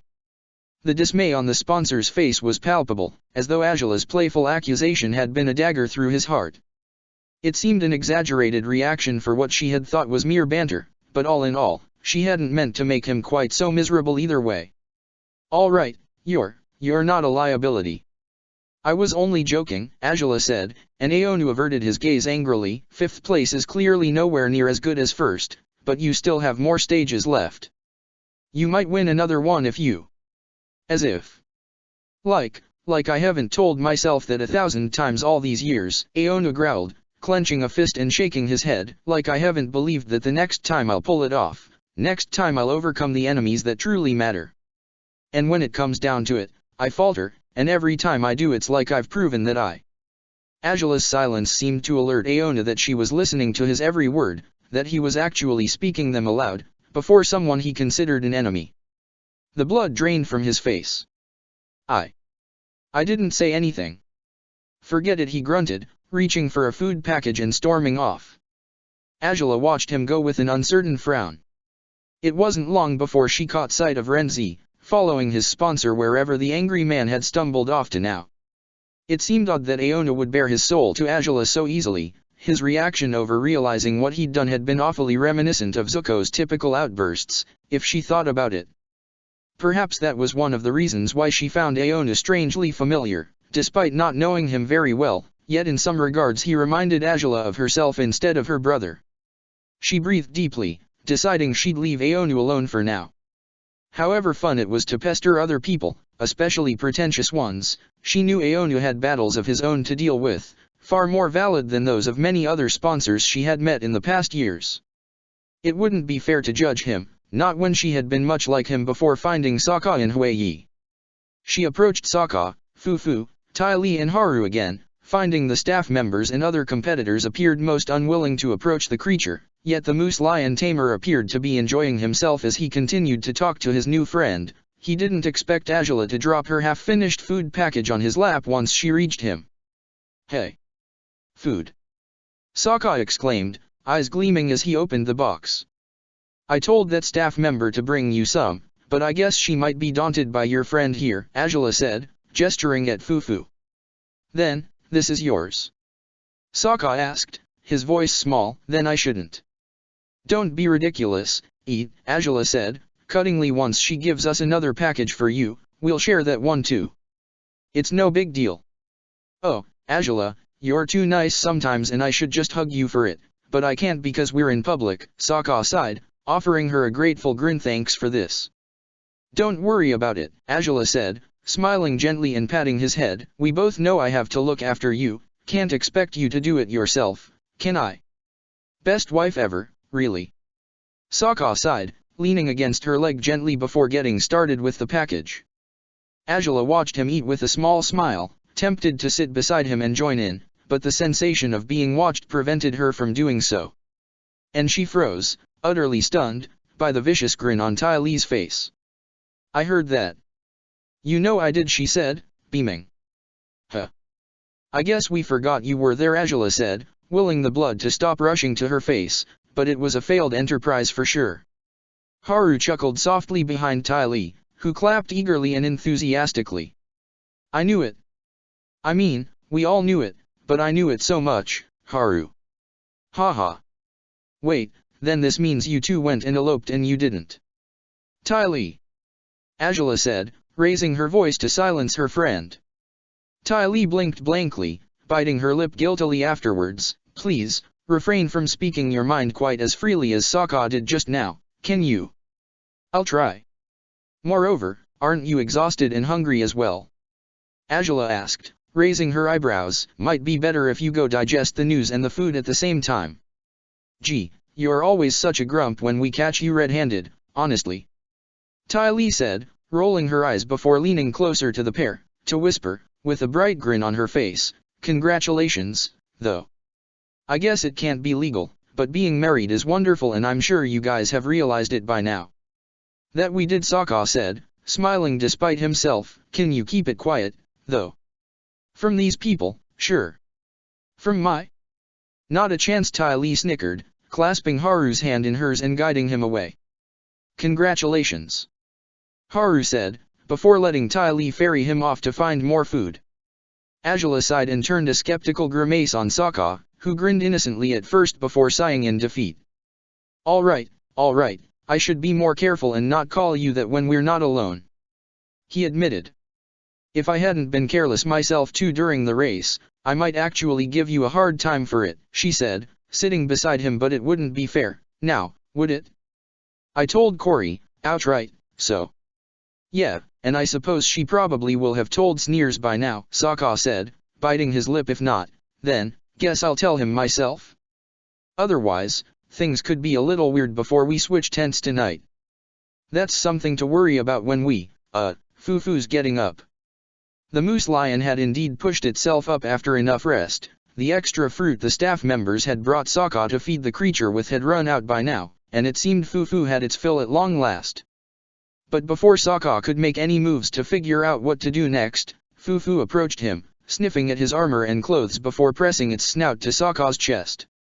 The gladiator grinned awkwardly, patting the creature's head. Well, that's nice of you. I was so sure you'd be pissed at us. Thanks for everything, Fufu, he said. Without further ado, the moose lion turned around, tail swaying sideways as it slipped into the trees to the south. Sokka hadn't even lowered his hand by the time the massive beast had faded out of sight, though it didn't vanish before revealing its actual sex to the team that had ridden it. Looks like you were right. Fufu was a boy. Angela smiled awkwardly, and Sokka chuckled, sighing in relief. I thought he'd eat the whole campsite, at the rate at which he gobbled down the fruit. He said so. We made it, huh? We weren't last, were we? According to Aonu, no, we were 7th, Angela said. Sokka frowned at the mention of the Millennium Dragon's sponsor. Aonu? You talked with him? Just before coming here, when I was fetching the food, Angela said, reaching for the package to fish out something else worth eating. I probably said something too insulting to him, but in my defense, I didn't expect he'd take it that seriously. Guess you'll have to apologize to the insulted guy, Sokka smirked, though his smile faded quickly enough. You don't think whatever you said got him angry enough to come after us exclusively, do you? No, I doubt that, but I do think I may have triggered a nasty breakdown for him, to a fault, Angela said. I think he's every bit as an overachiever as I am, just not as effective at it as me. No one is that effective, as far as I know, Sokka smiled. Well, maybe track him down later, try to let him know you don't have anything against him. If you think it'd help, that is. Can't say I'd be too thrilled about talking to that guy if I were you, not after he tried to marry you. True, Angela said, sighing, but I suppose I'll try to talk with him, yeah. Still, I'll do it later. For now, we feast and relax. Oh, boy, do we need it, Sokka sighed, and Angela chuckled, holding back the urge to rest against his body. More teams arrived over the rest of the afternoon, some of them even showing up well into the evening. The final ones were ferried into the camping site by hot air balloons, exhausted, tired and in terrible shape. By nightfall, everyone gathered around many bonfires that had been built by the staff members, and they were enjoying a decent dinner provided by the organizers of the event. Some teams turned in quickly, so tired they could barely bother to stay upright any longer. Some ducked away from the fire to find more privacy in the darkness instead. And while Angela and Sokka had been sitting with their friends and acquaintances around one such fires, the princess was ever glancing about herself in hopes of finding Aonu somewhere. She didn't quite find him, but she spotted his gladiator before long. Renzi, looking exasperated and irritated, made his way from the far end of the campsite to a bonfire nearby, sitting amongst gladiators and sponsors that Angela didn't know. Aonu wasn't amongst them. Found him yet? Sokka asked, and Azula sighed. Got a suspicion as to where he might be, if anything, she said, glancing at her gladiator. If I don't find him at all, I'll be back pretty soon. Otherwise, I might take a little longer. That's all right, said Sokka, smiling a little. I'll save you some food for when you return, if you want. Huh, will you, truly?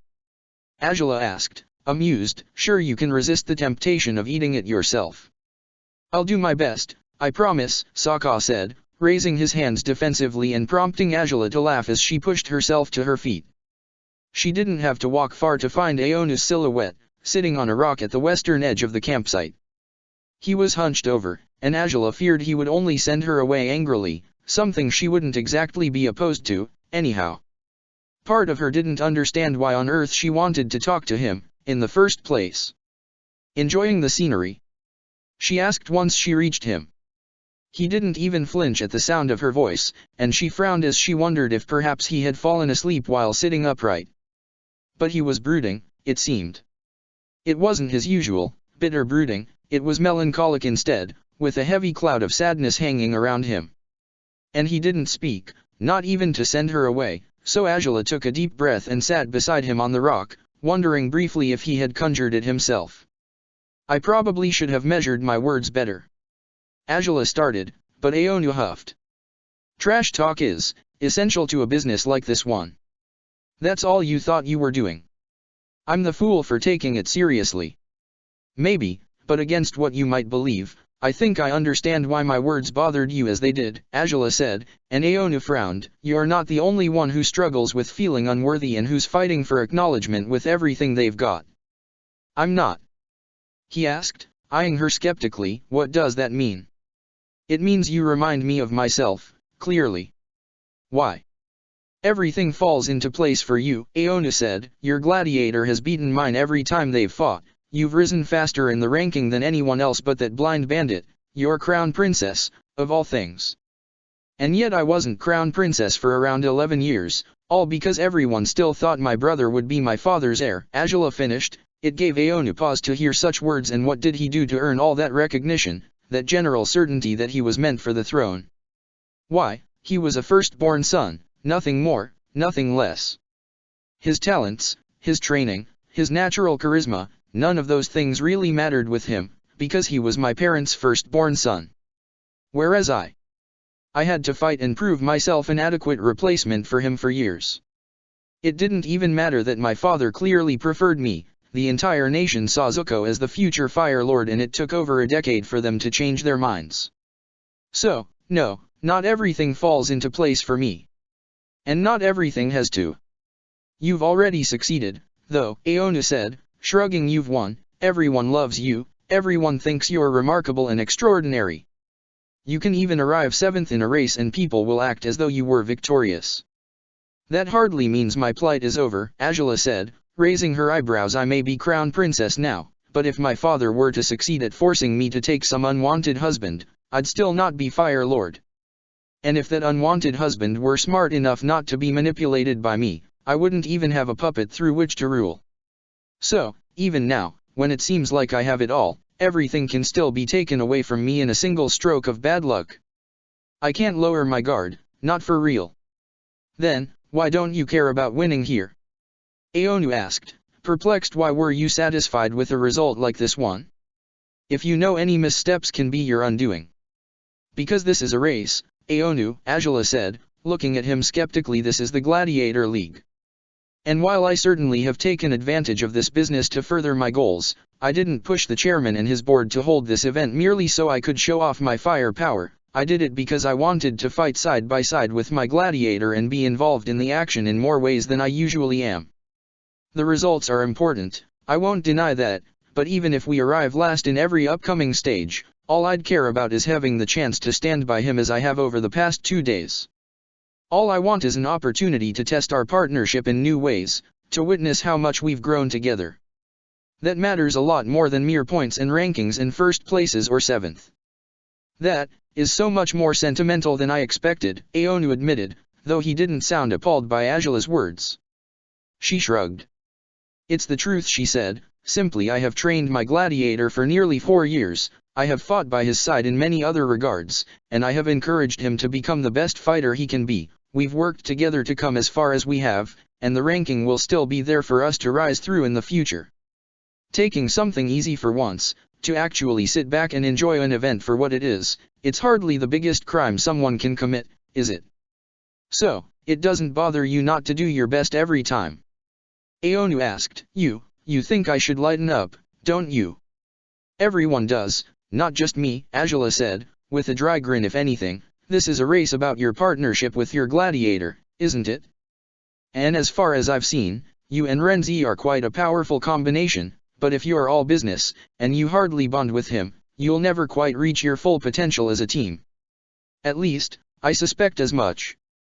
I take it you've bonded with your gladiator? Aonu asked, skeptically. Well, it all sounds awfully romantic, but I can't say I share your beliefs. Yes, I understand most people would think I shouldn't take everything seriously, but because of what you've been through, as the first female sponsor in the league, I thought you should be even less willing to drop your guard than I am. Perhaps I should be, Angela conceded, and no doubt I was, for many years. Back when we were starting off, there was an entire movement, for a short time, of sponsors with earthbending gladiators trying to oust me and Sokka from the ranking because he had proven weak against earthbenders. Dealing with obstacles and judgment for years hasn't been easy, but the easiest way to let it get to me is by giving it more importance than it's due.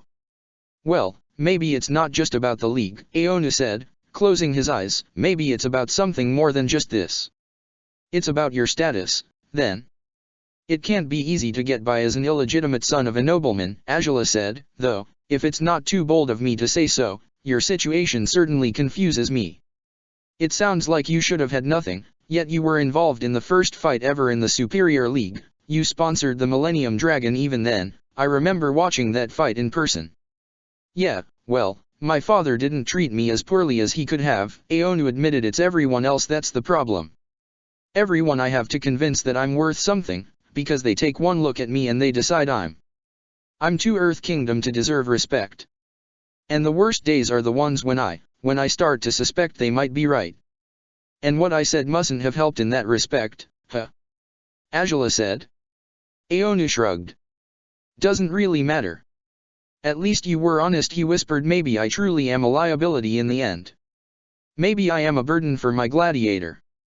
I doubt that, frankly, Angela said, and, even if I were wrong, I highly doubt your shortcomings as a sponsor have anything to do with your social status. You sound so accommodating towards a man of mixed heritage, Aonu said, frowning slightly. Why? Most high-born people think those like me are, well, scum. I suppose they do, huh? There's still some ways to go before that general mindset fades away, but see my friend back there, Tai Li. Aonu turned his head, in the direction Angela was gesturing at. Tai Li and Haru were sitting by the bonfire near Sokka, and Haru's arms were protectively wrapped around his wife as she talked eagerly to him, a bright grin on her face. She married her gladiator not long ago, Angela said, and Aonu's breath caught in his throat. As you can see, he's Earth Kingdom, and she's Fire Nation, though admittedly, she's a much freer soul than most in the Fire Nation are.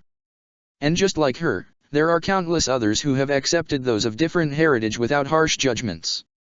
Kori Morishita is just like you, a Fire Nation-born earthbender with noble parents, one born to the Fire Nation, the other to the Earth Kingdom. I'm aware, Aonu mumbled. And my gladiator's maid, as much as she may be a slave, is currently in a pretty successful relationship with the former captain of my royal guards, Angela said, with a proud grin. My point is, the world is changing slowly, but it is changing. Maybe it won't be perfect for the remainder of our lifetimes, but as far as I can see, it's moving along in the right direction. And I'd like to think that, once I'm Fire Lord, I'll be able to help it along further. Why? Aonu asked, frowning slightly. Why do you care about the plights of people who might never thank you for it? So many Earth Kingdom-born people are suffering, they're angry, even if you show them kindness, they'll hate you because you're you. So, why do you bother? Oh, I started out on my quest for acknowledgement for selfish reasons, no doubt, Angela admitted, with a nostalgic grin. My gladiator and I were at odds for a very long time. I didn't really care for whatever problems befell others because all I could possibly see was my own situation. I wanted recognition, I wanted respect, I wanted all those things nobody seemed willing to give me until I proved my worth to them. I wanted to change my lot in life, but it didn't even occur to me that there were countless others going through worse struggles than I could imagine. He's the one who shed light on the subject for me, and I have been learning to see the world from another's eyes throughout our partnership. If it weren't for his influence and support, I wouldn't have even thought about writing the slavery laws.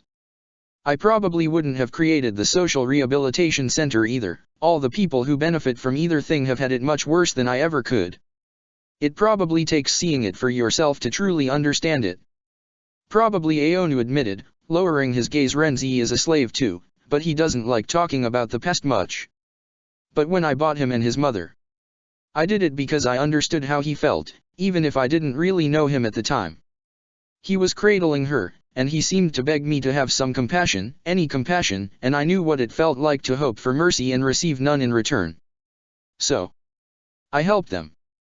I do understand, to a fault. Good, then Angela said, glancing at him sideways. You don't think they're lesser, then? Aonu asked. Your gladiator, slaves, those people from that rehabilitation center, you don't think you're superior to them? I did once, long ago. In those regards, I was no better than the snobs from the high tier, and I'd do best to admit it, Angela acknowledged, and Aonu huffed with a soft, humorless laugh. But that crazy saber-tooth moose lion tamer has taught me countless lessons since we first partnered up, and one of them was that, for all my sense of superiority, I could find myself respecting and admiring common people of other nations far more than I did with the nobles and highly ranked military officers of my own. By your birth, even if you're an illegitimate son, you're socially superior to your gladiator, aren't you? And yet ever since our fight at the Slate, I've had the sense that you respect him, perhaps more than you respect anyone else. Maybe. He is my only true friend, Aonu admitted, with a sigh.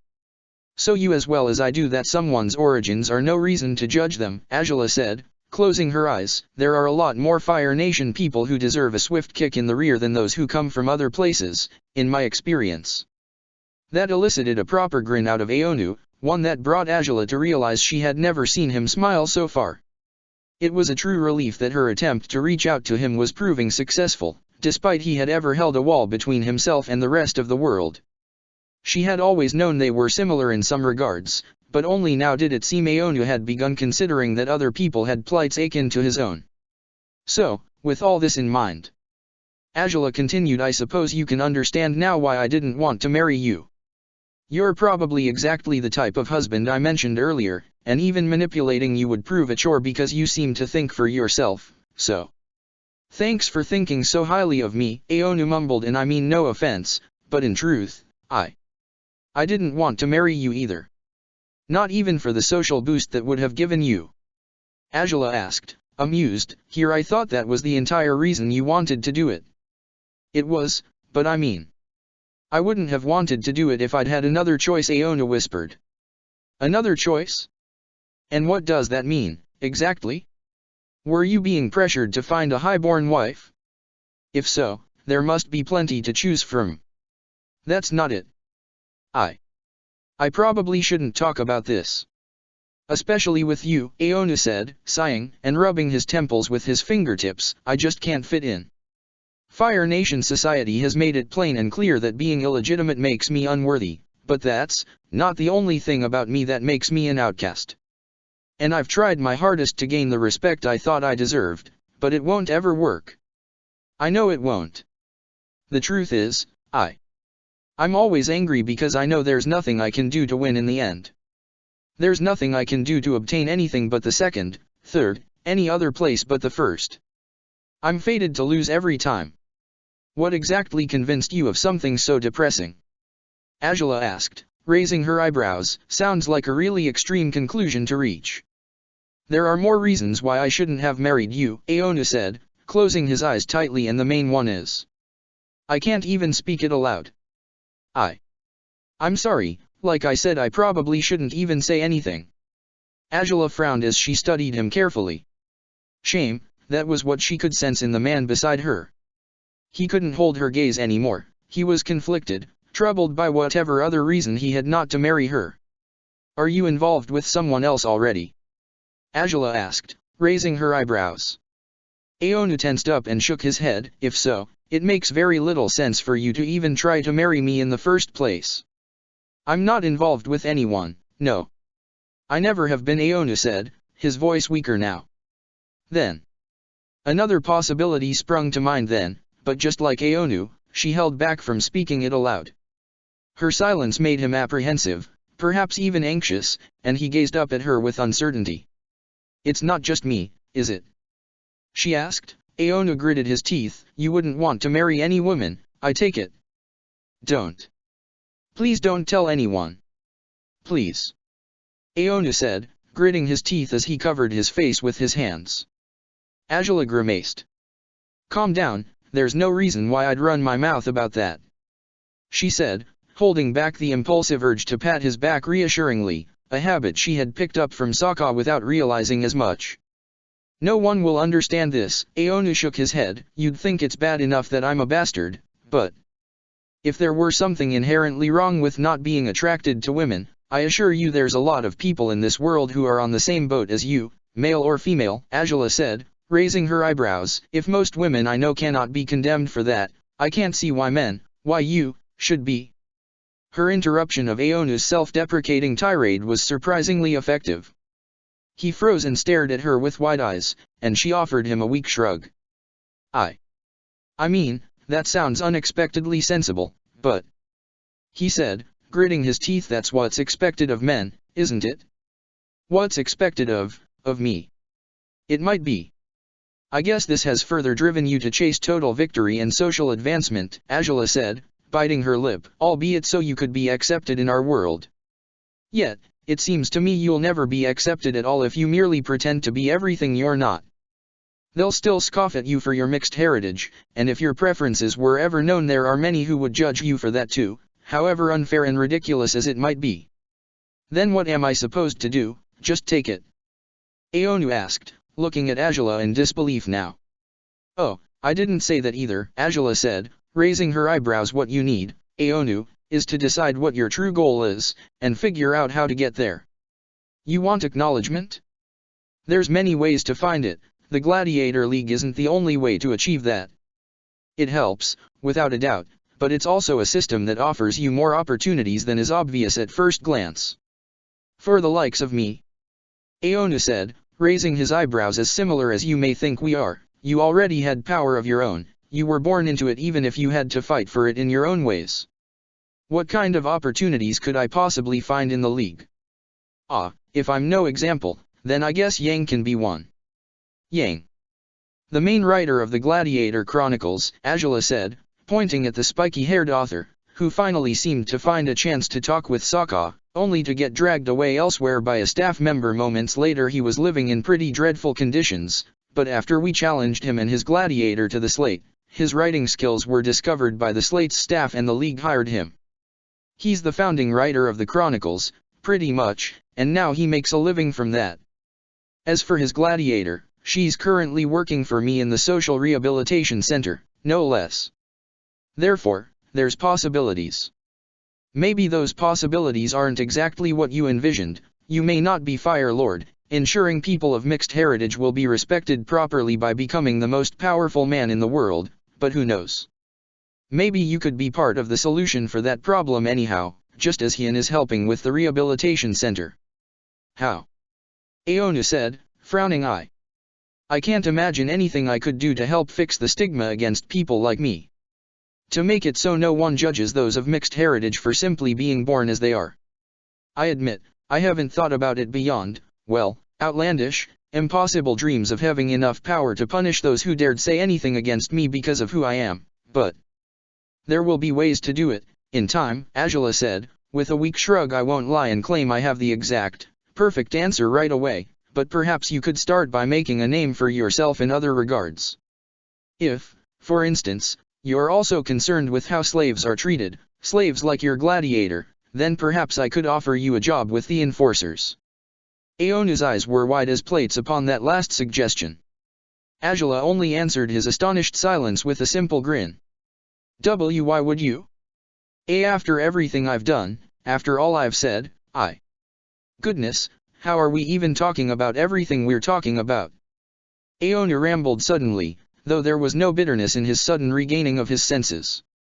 He stared at Angela warily, fear in his eyes, as though he hadn't been himself while sharing some of his innermost secrets with the princess, as though he feared now that she might attempt to blackmail him because of them. He had allowed his walls to crumble, when all along he had been antagonistic towards the princess, when he had tried to shame her for her own actions, for her complacency. Now the shamed one was him, as she looked at him with compassionate eyes he had scarcely ever found in anyone of noble birth before. I guess you just don't talk often with people who might understand some of what you're going through, Angela said clearly. I don't understand all of it, but I think I grasp enough. And amongst the many things I've learned in recent years, being understood is definitely one of the greatest amenities life has to offer. Maybe. But that doesn't mean I deserve a job with you, or with your enforcers, Aona whispered, lowering his eyes. I've been obsessed with my own problems, haven't I? And instead of trying to help more people like Renzi, I just kept going on and on about me, about whatever I had to accomplish for myself. Again, something I've been guilty of as well, Angela said, with a weak grin. I spent ages set on my own goals. It took forever for me to realize I had to fight for more things than just myself. Which means you're quite fortunate I'm the person you're holding this conversation with, since I'll gladly give you a chance to fight for other causes even if you ignored them willfully for however long you did. That is, if you truly want it. Why? Aona said, shaking his head. Of all people, what made you think I could be worthy of a second chance? The fact that this isn't a second, but a first chance, probably compels me all the more, Angela said, standing up and taking a deep breath. The pain in her thighs after riding Fufu was finally receding, albeit slowly. You've never had a real opportunity to prove yourself, have you? Therefore, first chance. Right, but I've given you no reason to think I deserve it, Aona said. I was curious about you and your gladiator when I challenged you to the slate, but ultimately, I assumed I'd win, and I was outraged when I didn't. Then I tried to marry you just to obtain power and acceptance. Why would you think I'm anything but scum? Well, there's enough reasons why. Like I said, I think we share enough similarities, and that convinced me you weren't some rotten, good-for-nothing fool like many other of my would-be suitors, Angela answered earnestly, with a weak smile. Your fight isn't my own, but if I am to be Fire Lord one day, I'd do best to listen to the plights of people who will be under my rule, such as yourself. Such as slaves, such as honorary citizens. Right. Also, in my experience, anyone who thinks the high tier is a pain in the ass is worth listening to, at the very least, Angela smirked, and that again brought a small laugh out of Aona. Either way, my offer is just that, an offer.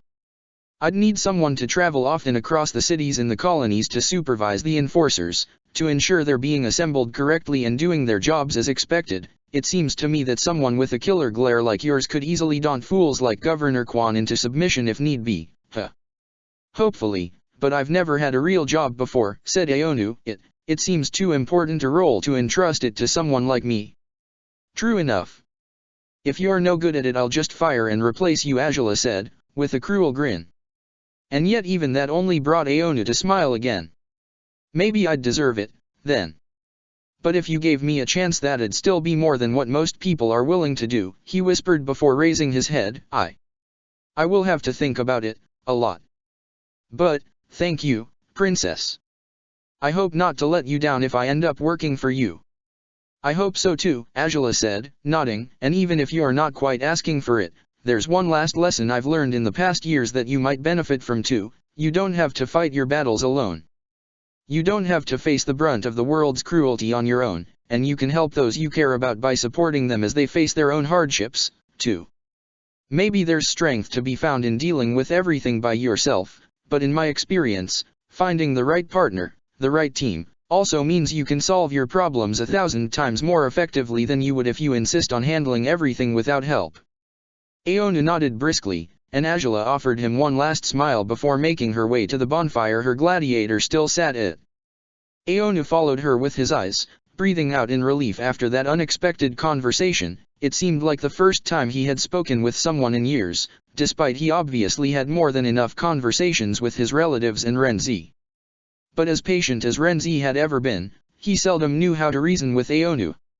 Instead, they would butt heads, argue in circles and make no progress, something that, surely, had frustrated the Millennium Dragon for years now.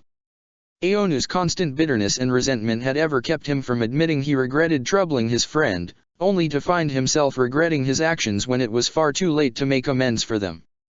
No one had ever thought him worthy of listening to, not in this manner. No one had ever held off all judgments as genuinely as the princess had. No one had ever thought he had something useful to offer the world, let alone had they offered him the tools to do so. And perhaps it had been his own fault, obsessed with gaining acknowledgement, he hadn't sought opportunities for success but single-mindedly powered his way towards an impossible first place in the Gladiator League. He had always known that, even if he outdid Admiral Zhao in his combustive gladiator, people would still scoff at him, but he had hoped that proving his superiority would ensure their judgments would no longer affect him. Deep down, though, he knew they still would bother him. The opportunity she was offering him, though, was a new start. A clean slate to prove himself in a completely different manner. He would help slaves this way, people like his own gladiator, even people like himself. That it had never occurred to him that he could do something else, something like this, was nearly embarrassing, if he thought about it, but it was brilliant.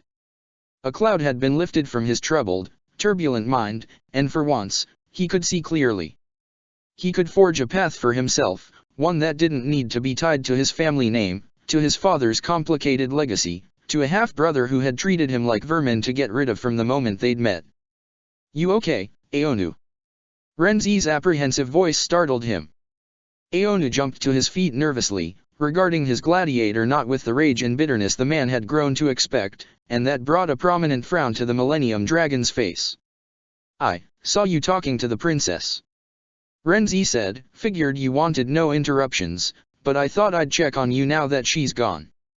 It's fine," Aonu said, swallowing hard and nodding. "I'm sorry, Renzi." "About what?" Renzi said, raising an eyebrow.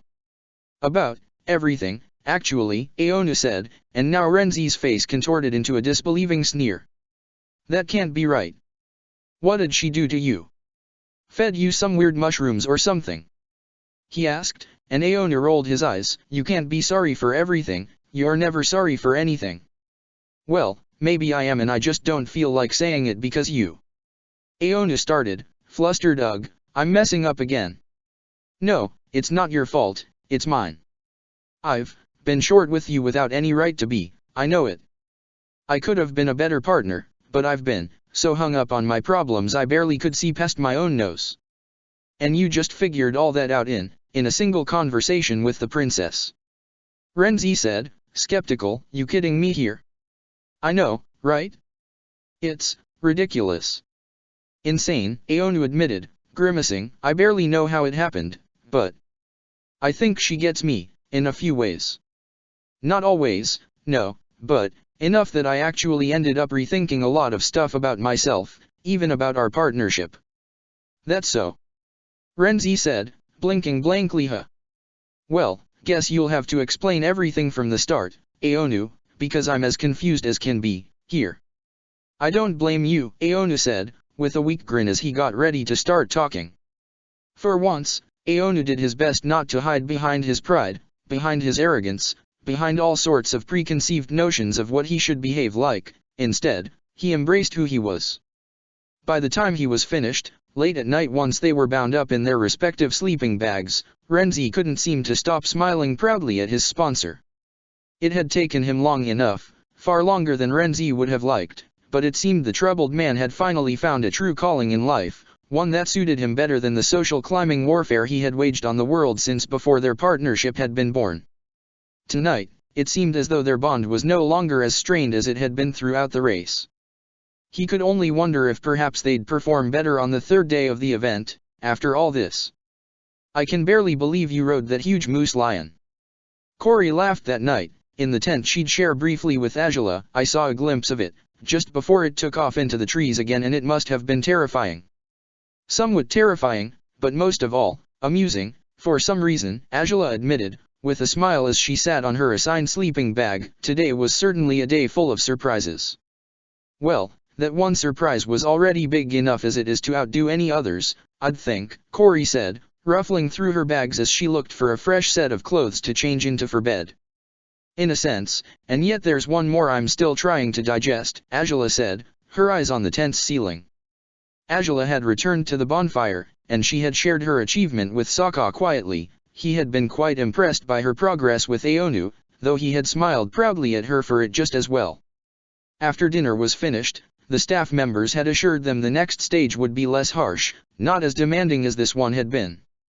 Lanterns lit up the night, and even now, after everyone had been guided to their respective tents, some lights could still be visible through the fabrics and flaps of the rudimentary pavilions. "What are you trying to digest?" asked Corey, raising her eyebrows. "If I can ask, of course. I don't want to pry." "No worries, you're not prying," Angela said, smiling. "Actually, come to think of it, you must know Aonu, right?" "Oh, the Millennium Dragon's sponsor?" "Yeah, though he's a grump who's always in a bad mood," Angela said, smirking. Corey chuckled and nodded. "He has his reasons to be like that, I guess, but I may have impulsively offered him a job that he might end up turning down." "A job? Such as, with the enforcers?" Corey asked, eyes widening. "Yeah, Wait a moment," Angela said, smirking slowly. "I could offer you one too, come to think of it." "Wait, what?" Corey exclaimed, cheeks flushing as she stared at Angela in disbelief. Whoa, you're not serious, are you?" "Well, you're always free to say no if you don't want it, but..." "Of course I wouldn't say no." But what kind of job?" Corey asked, eyes gleaming brightly under the candlelight. Angela laughed and shrugged. "I've offered him the job of supervisor of the colonies at large. You, I suspect, could be in charge of Udeo in particular.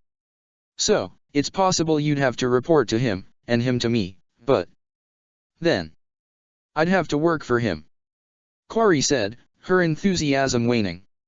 Angela waved a hand in her direction. "Only if he accepts the job, and I can't say for sure that he will.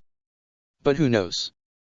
Maybe over the next 2 days he'll prove there's more depth to him than everyone thinks there is, and he'll turn out to be someone worth working for."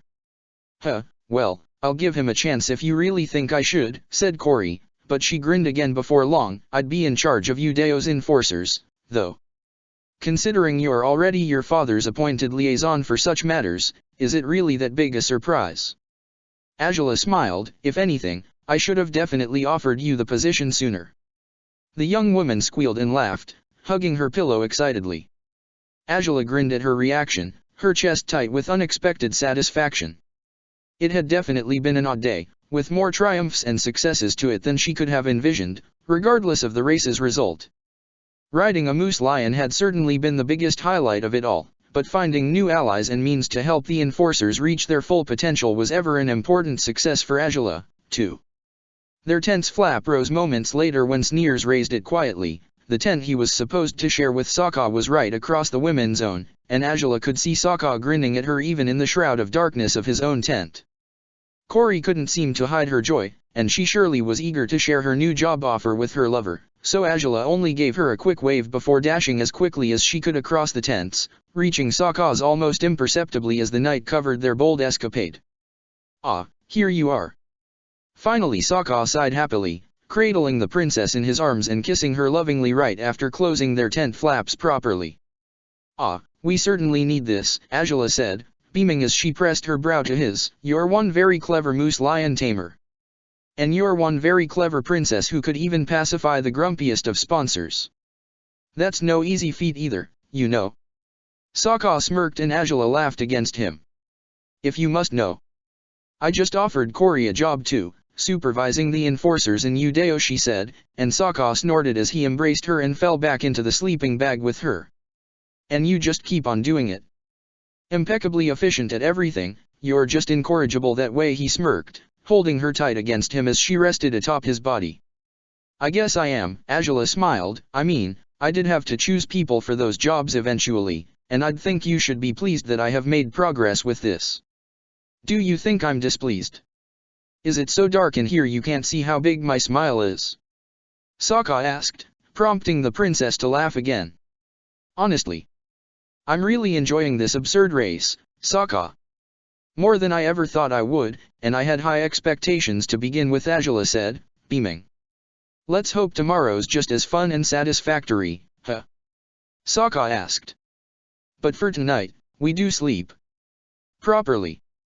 No crazy fun or we might tear down this lousy tent by accident, Azula determined, and Sokka chuckled before nodding in agreement.